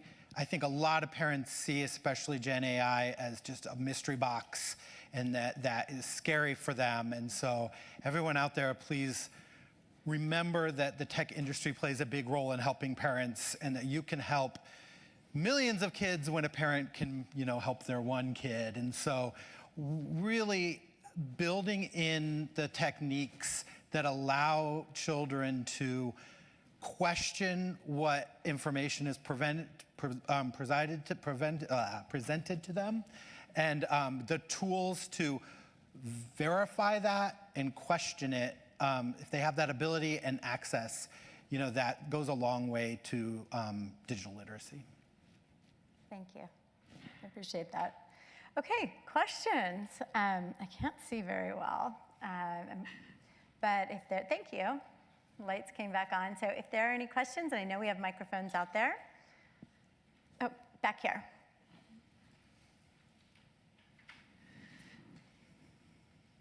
Let's see if they'll get you a microphone. And when you do, stand up if you, Stephen reminded me to ask you to say who you are and where you're from.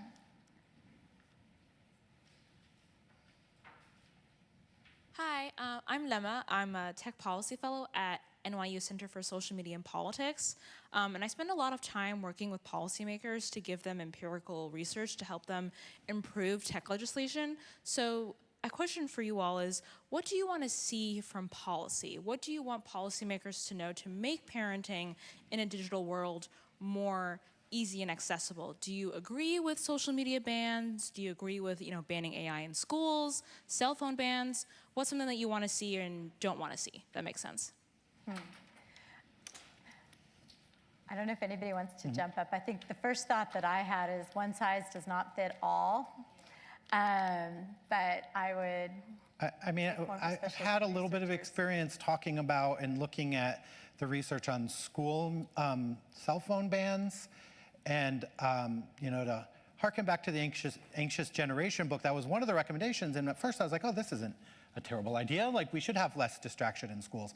But if the research is really inconclusive and brings up questions about, we're forgetting what happens when you have a kid with a tool all day on the weekends, and then you're like, you can't use that tool now.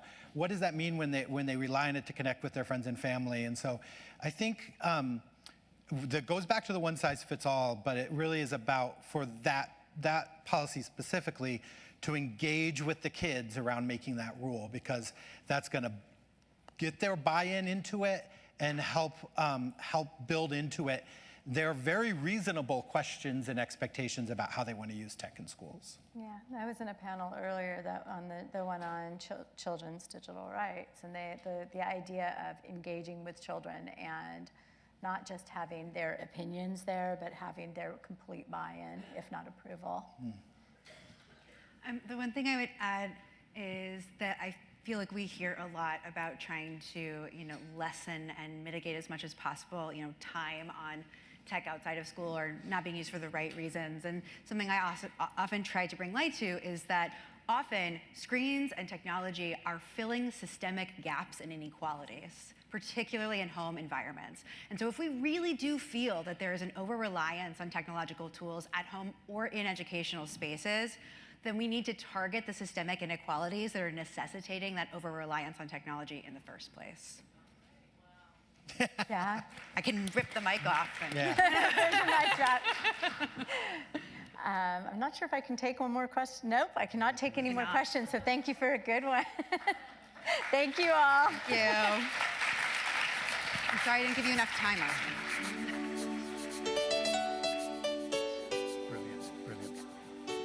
Thank you so much, Catherine and panel. I'm sorry we had to cut that one short. We are at, come on people. Thank you for the shushers in the back. We are at our last, the last lap, and I wouldn't say we saved the best to last, but pretty much the best to last in this great panel that we have coming up. And to lead us, we have a longtime collaborator, Emily Cashman-Kirsten, who's going to moderate the panel. She leads child safety public policy at Google, working to ensure that children have safer and enriching online experiences. And she currently serves on the board of FOSI, the Tech Coalition, and on the global policy board of the We Protect Global Alliance. So she's a very busy person. Prior to joining Google, she led the policy team at Thorn, and a tech-focused nonprofit committed to ending online child sexual abuse. Please join me in welcoming onto the stage Emily and her wonderful panelists.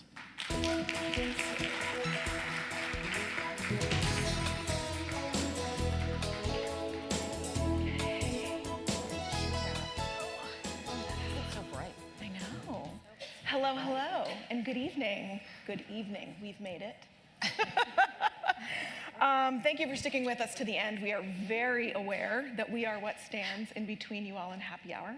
So our hope is this will be loose and fun. We'll learn some things. I will say that we had in fact considered having happy hour early on stage here, but these women were kind enough to stand in solidarity with me, for which I'm very grateful. So, in all seriousness, though, we're thrilled to be with you to talk about how to build better with and for teens. And that's been a huge theme today, as we've all seen, and I think for obvious and really good reason. So as Stephen said, I'm Emily Cashman-Kirstein. I lead child safety public policy at Google. I've had the honor and pleasure of being on FOSI's board for the past 2 years, and Google is really proud to support FOSI and the work that they do. You saw this in the research this morning, and we have a bunch of Googlers in the room who you should find and talk to after or at our booth. And they really are, in my biased opinion, all stars in terms of building more enriching online experiences for kids and teens. And I say that knowing that we're very aware that we can't do that in a silo, right? We can't be doing that without engagement and hearing from folks on the ground and having wonderful experts talk to us that are up here, like the ones up here today. So I'll let them dive a bit more into their incredible work as we go along. But I'll quickly introduce our esteemed group of panelists here. So first we have, I'm gonna go Katie Morton, who is a licensed family and marriage therapist and YouTube creator. We have Jessica Janzi, who is a psychologist at the Child Minds Institute. We have Janan O'Connor, who is the VP of Brand Partnerships and Engagement at Donors Choose. And last but certainly not least, our FOSI board chair and VP of Civility and Partnerships at Roblox, Tammy Bomick. So we have a lot to fit in 26 minutes, but we'll get started then. So Katie, you have built a global online community empowering teens and families to prioritize their mental health. And I know you've had teens on your channel as well, talking through all these things. Can you tell us more about your work and also any best practices you have in terms of building for teens and content creation from there? Yeah, pleasure to be with you all. Like I said, my name's Katie Morton. I'm a licensed therapist, and I've been creating content online since 2011. So definitely OG in the space, but I educate about mental health, and we all know mental health doesn't care your age or where you're from or anything, and so we try to make it as easy to digest for all sorts of people. And I think, as weird as this is gonna sound, one of the things that I've learned being online is that teens don't wanna be talked down to as if they don't know. And so I find that I'm much more successful when I'm creating content, when I make it at a level as if like we're all on the same playing field, because in a lot of ways we are, but also they want to be part of the bigger conversation. And then there's fancy things that my husband does in production that they like cutting quickly B-roll things and things like that to make it more dynamic. But I will say, even going forward now, I definitely see my younger audience in shorter form. So whether that's shorts on YouTube, shorts on Instagram or TikTok, keeping the content digestible in little bites. So whenever I talk to parents going to into my clinical work, I always tell parents, have conversations over time. Don't expect to dump it all at once and be able to get things through, because I'll even say that I can only have 1 or 2 takeaways at a time. So keeping things short and digestible, and then having repeat conversations. So then we're building from there. Those are the things that I've learned as I've been online since forever. Wonderful. So Jessica, we'll go to you next. So I know Child Mind has done some really incredible research on teen and parent views about online experiences. And one of the things that stood out from our conversations earlier and from the research this morning is what those interactions between teens and parents are like. And we saw that on the panel a couple panels ago as well. So I was wondering if you could talk a little bit more about that research and sort of what parents can be learning from their teens, for example. Yeah, absolutely. I think, Katie, you said it really well. I think taking small chunks of time to talk to kids, getting really curious about what they're going through. And, the parents that I work with, I really empathize with them. They grew up in a time where social media really didn't exist largely, and now they're raising a generation of digital natives who largely know more than them. And so, I really try to empower the parents that I work with. That's not really a bad thing. I think it's actually kind of exciting. So, I challenge them to learn with their kids. So, maybe some things are coming up that you don't really know either. Maybe your teen or young person can educate you a little bit and to learn more about that. But really, having these conversations, even before social media starts, about the risks, obviously helping them understand, the things to watch out for. But more than that, really creating a space for these conversations to happen, about the good things that are happening, about what you're learning, about what you're finding out, so that when or if anything bad does happen, the kids and the teens already have a space to come to you to talk to you about that in a safe and knowledgeable way. That's such an important point. And I know the piece on digital natives, I feel like we kind of breeze over it, but I know my former colleagues at Thorne had done some really interesting research. They do lots of interesting research, but one of the points that's always stuck with me is how, folks from older generations, we feel like there's a distinction between the online world and the offline world, and that is literally not how younger people are thinking about it these days. And part of this is how do we meet them at that level versus taking how we think about things and go down. But Jessica, I'm wondering if you could also, if folks aren't familiar with Child Mind, just give us a little bit more background on your organization. Sure, I would love to. So the Child Mind Institute is an independent nonprofit agency. We're based in New York City, and we really have three focuses. We focus on science, education, and care. So for science, our big research initiative is called the Healthy Brain Network, which is an open science database of over,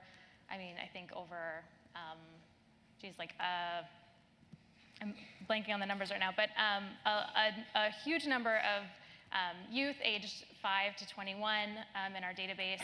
So that's all open to the global science community, so we can advance care and understanding of these processes and to really find evidence-based ways to help our youth. Amazing, thank you. Janan, so we are so focused at FOSI, the Family Online Safety Institute, and in many of our professional roles here about the intersection between kids and teens online. And at Donors Choose, you have a unique perspective to give us insights into what educators are seeing on the ground in the offline world, and what are, I'd love for if you could tell us more about Donors Choose, one, and two, what are you hearing from educators on the ground that can help us inform how to be building better experiences for teens online? Yep, great. Happy to be here.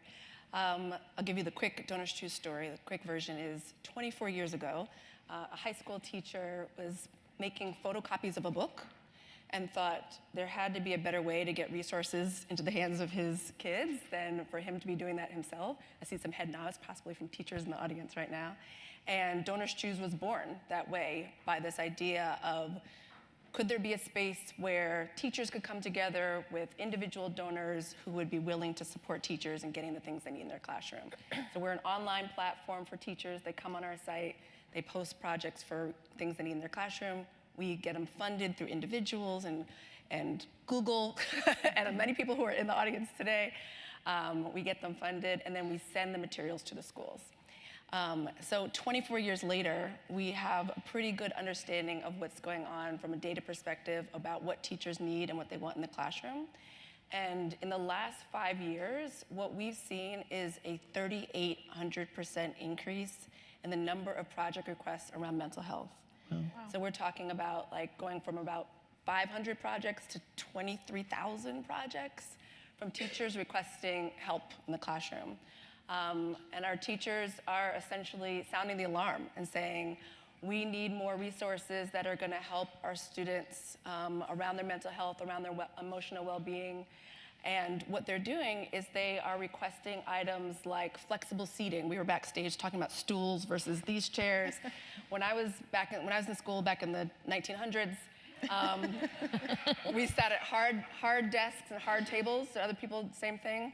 And now, same thing, right? And now teachers are requesting like bouncy chairs and soft cushions and things like this to engage students better. They're making requests for art supplies. So think painting, watercolor, clay. They're making requests for personal hygiene. Imagine being a teenager and coming to school and you don't have deodorant at home, or you weren't able to wash your clothes before you came, and the impact that might have. And so teachers are really thinking about the emotional well-being of their students. And as we think about moving the translation from offline to online, you can sort of take those as data points, right? If we're talking about flexible seating, that's engagement. That's the data point there. So how do you create more engagement in an online community? When we're talking about journaling for mental health, or if we're talking about art supplies, we're thinking about the emotional resilience of students. So how do you create opportunities online where you're teaching social emotional learning to students and incorporating that into what you're doing? And teachers are also asking for educational kits and games. And so in that space, they're thinking about connectivity. So what can you do in an online space that is taking these data points from the classroom and carry them over into online? That's really great, and I think also reflective of what we saw in the research this morning, where both teens and parents are putting mental health front and center of what they're looking for. And on the artistic piece, Katie, I'm just curious if you have any thoughts here, but that to me is about the desire to engage, right? The desire to create things like that, and just kind of thinking through different aspects of what that could mean, certainly. Or any of the folks on the panel, any thoughts about that? Yeah, I mean, I think in general we do, like I have more engagement on like TikTok, Instagram short form, which I think speaks to the fact that that's what they're really looking for. Like we're saying, shorter conversations, popping in and popping out. I definitely think that it's just like the way that my brain works. I'm like, okay, well that's the content, but then like teachers need support. So I'm like, how do we do stuff for that? Because I think when I think about content, I always think of like education as a whole about mental health, because other generations don't always know either. And I think that we definitely have this like gap, because the younger generation is like craving it, searching for it, looking for it. And then parents sometimes are left like, I don't know what that means. I don't know this term they're using. I talk about lots of stuff on my channel. Go find it. I'll hopefully describe it in a very easy to digest way. But there are a ton of resources out there. And I think knowing that there's that big of a need, just if you're a therapist, create content online, because there's a need for that, to have it accessible no matter where you are, no matter what your means. There should be more resources.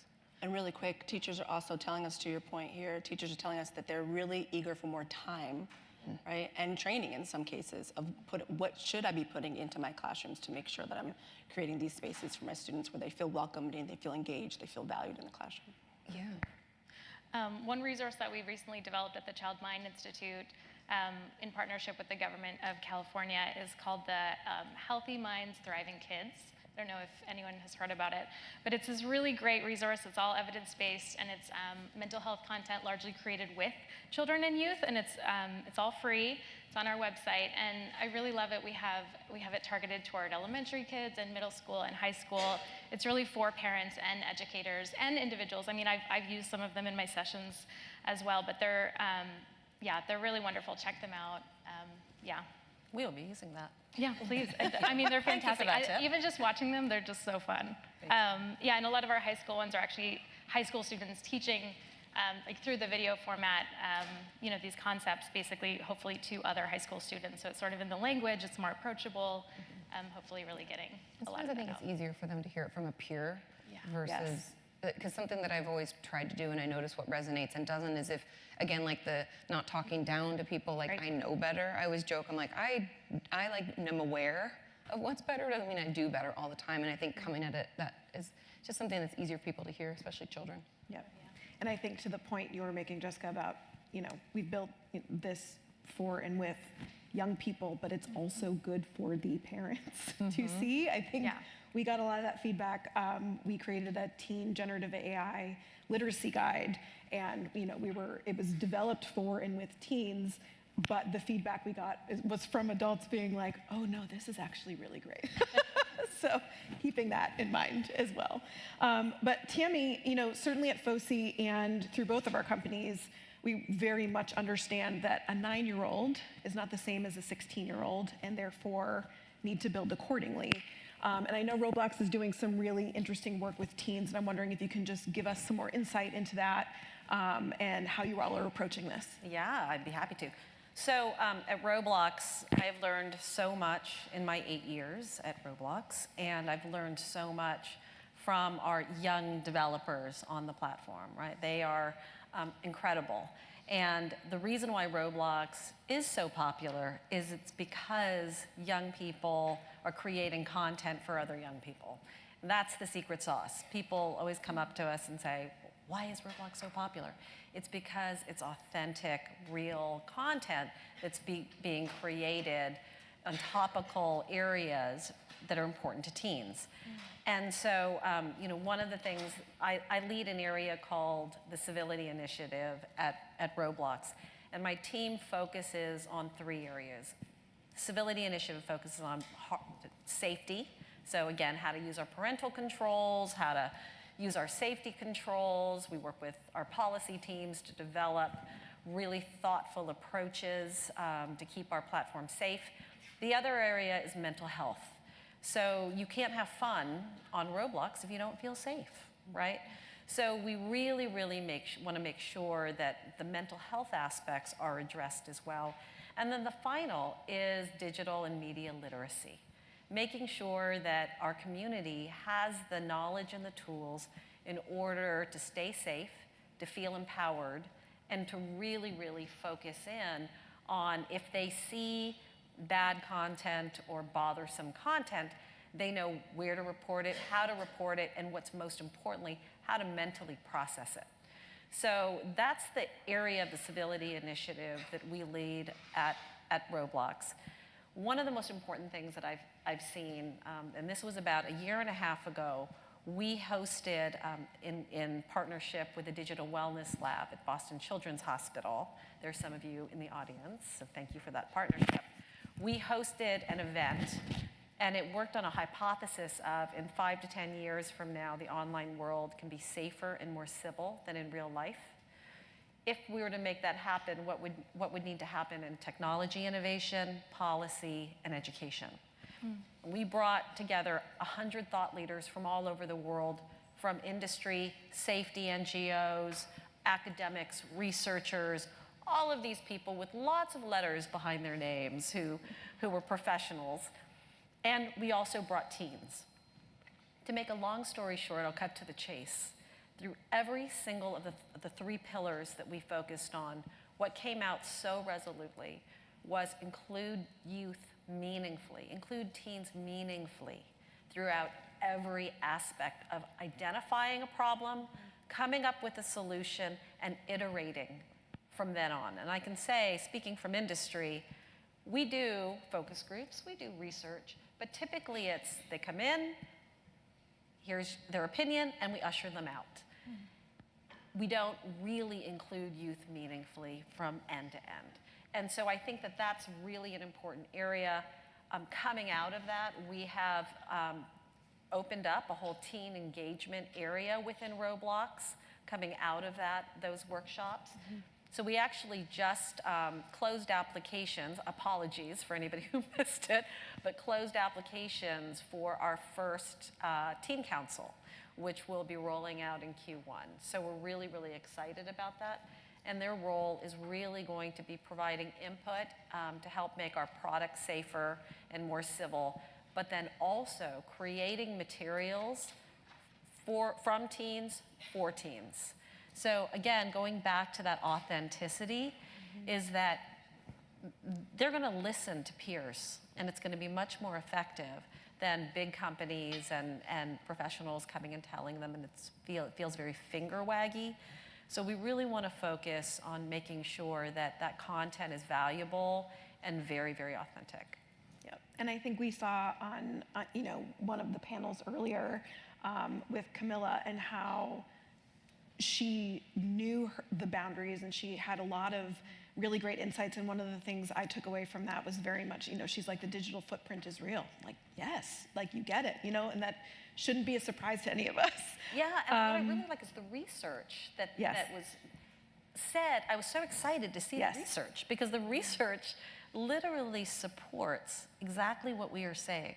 teens are looking for content and information to be educated from other teens. They're holding themselves accountable. They're the ones who are in the trenches. They're the ones who are experiencing these day-to-day things. So who best to be able to provide input and guidance? It's your friends, right? No.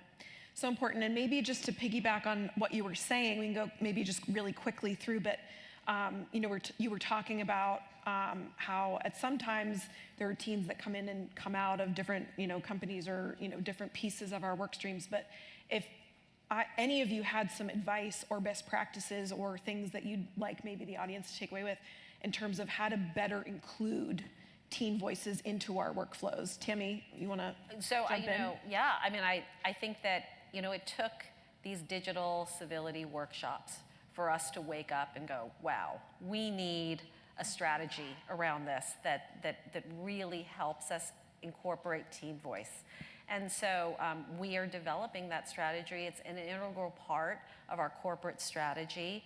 And my advice is take this opportunity in whatever you're doing to authentically integrate teen voice into your business strategy, because it really is a business strategy, right? If you can have teens help you create a much more authentic space, it'll increase engagement, it'll increase users, it'll increase adoption.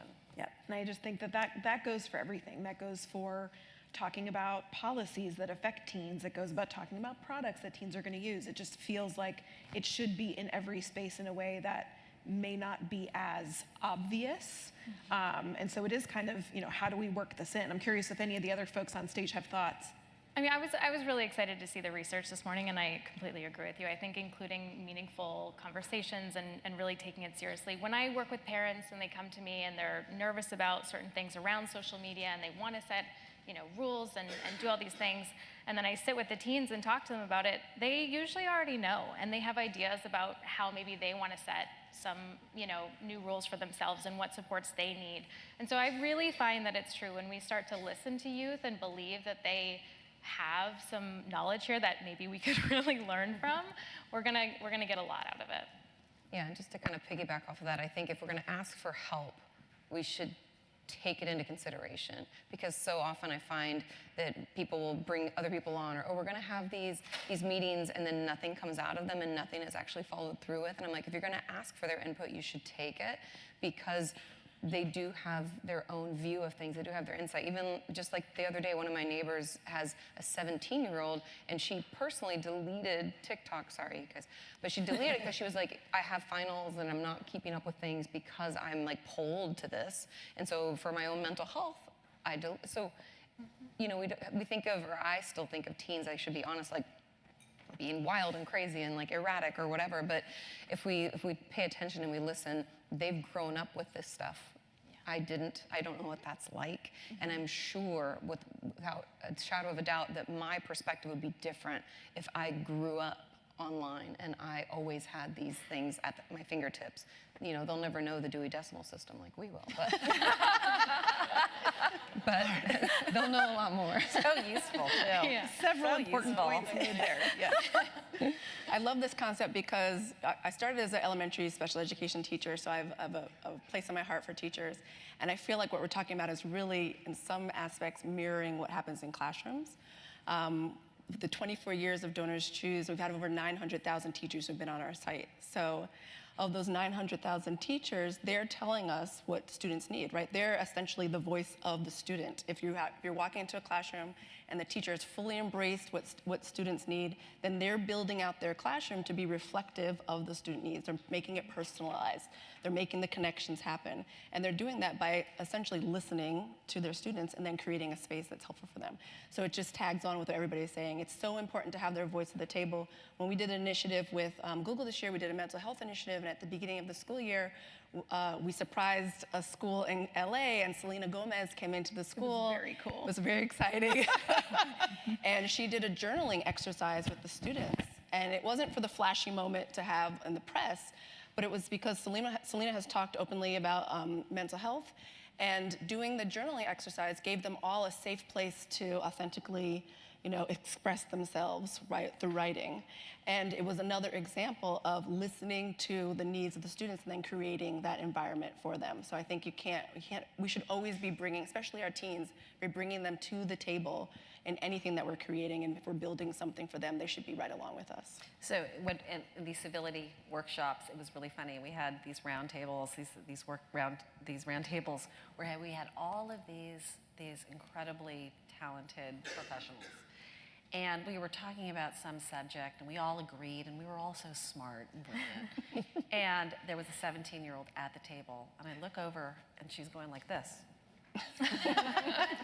And I just stopped the conversation. I go, tell us what you're thinking. She goes, that's not how we use it. That's just not Simple. how we use it. It was just, she cut to the chase, and it just shut everybody up, right? So it was really apparent at that moment that we need to include their voices because we really don't know what their day-to-day is like. No, so important.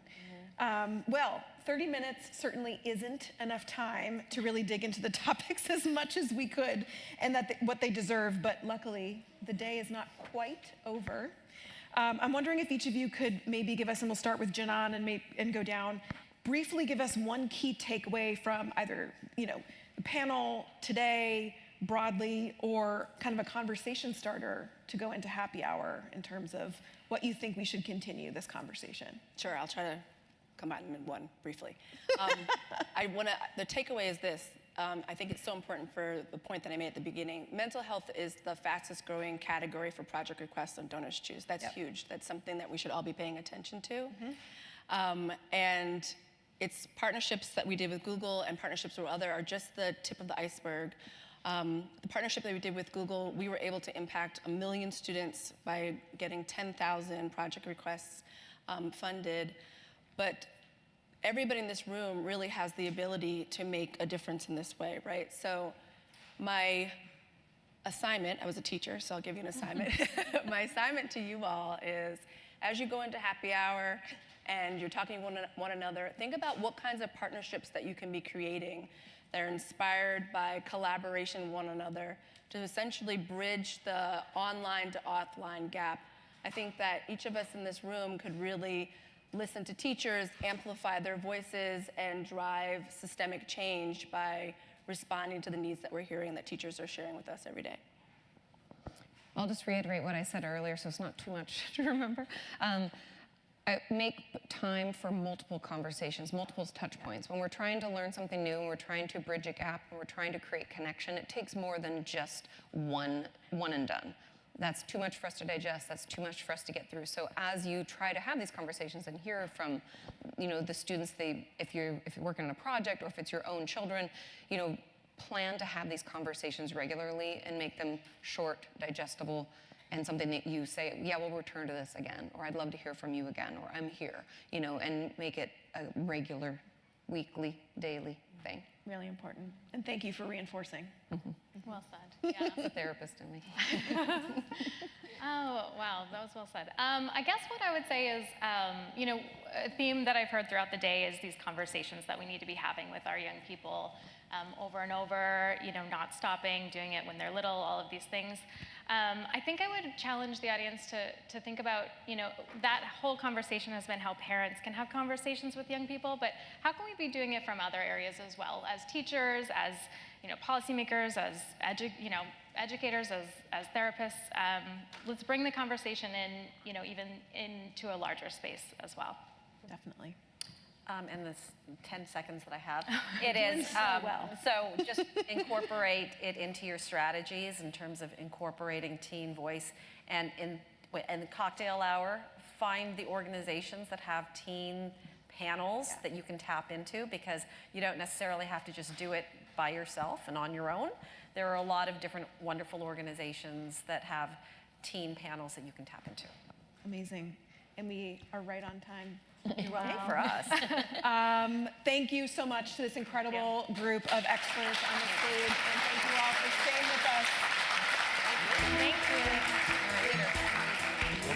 you.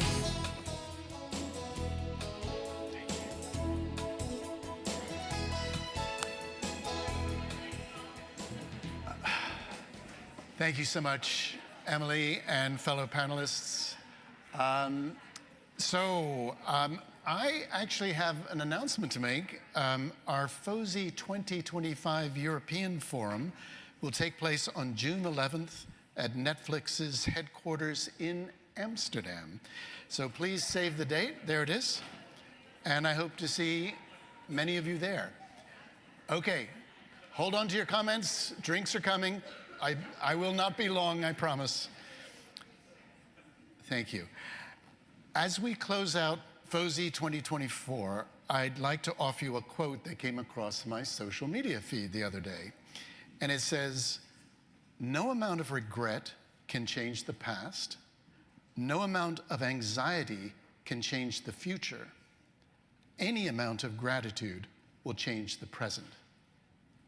Well, I am deeply grateful for the spirit of generosity and willingness to share that you all have brought here today. And let's carry that spirit with us into the next year and beyond in what promises to be a highly eventful and unpredictable road ahead. And while we must continue to protect our kids, particularly the younger ones, let's look every day for ways to empower and enrich the online lives of our kids, students, and young citizens.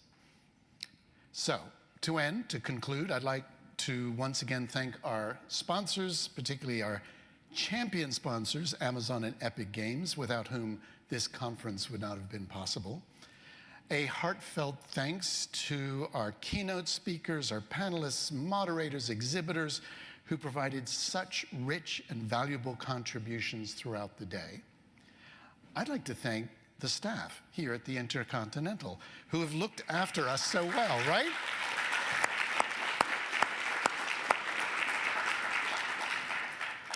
To our expert AV team, CVW Event Productions, both at the back, and there are hundreds of people behind me, who have provided the live stream and all the other technical wizardry today. To Steph Condello, I hope you're in the room, Steph, and there she is. And her magnificent team who made everything run so smoothly. And a huge thanks to the amazing and wonderful FOSI team who have spent countless hours in the long run up to this big day. A round of applause at the back there.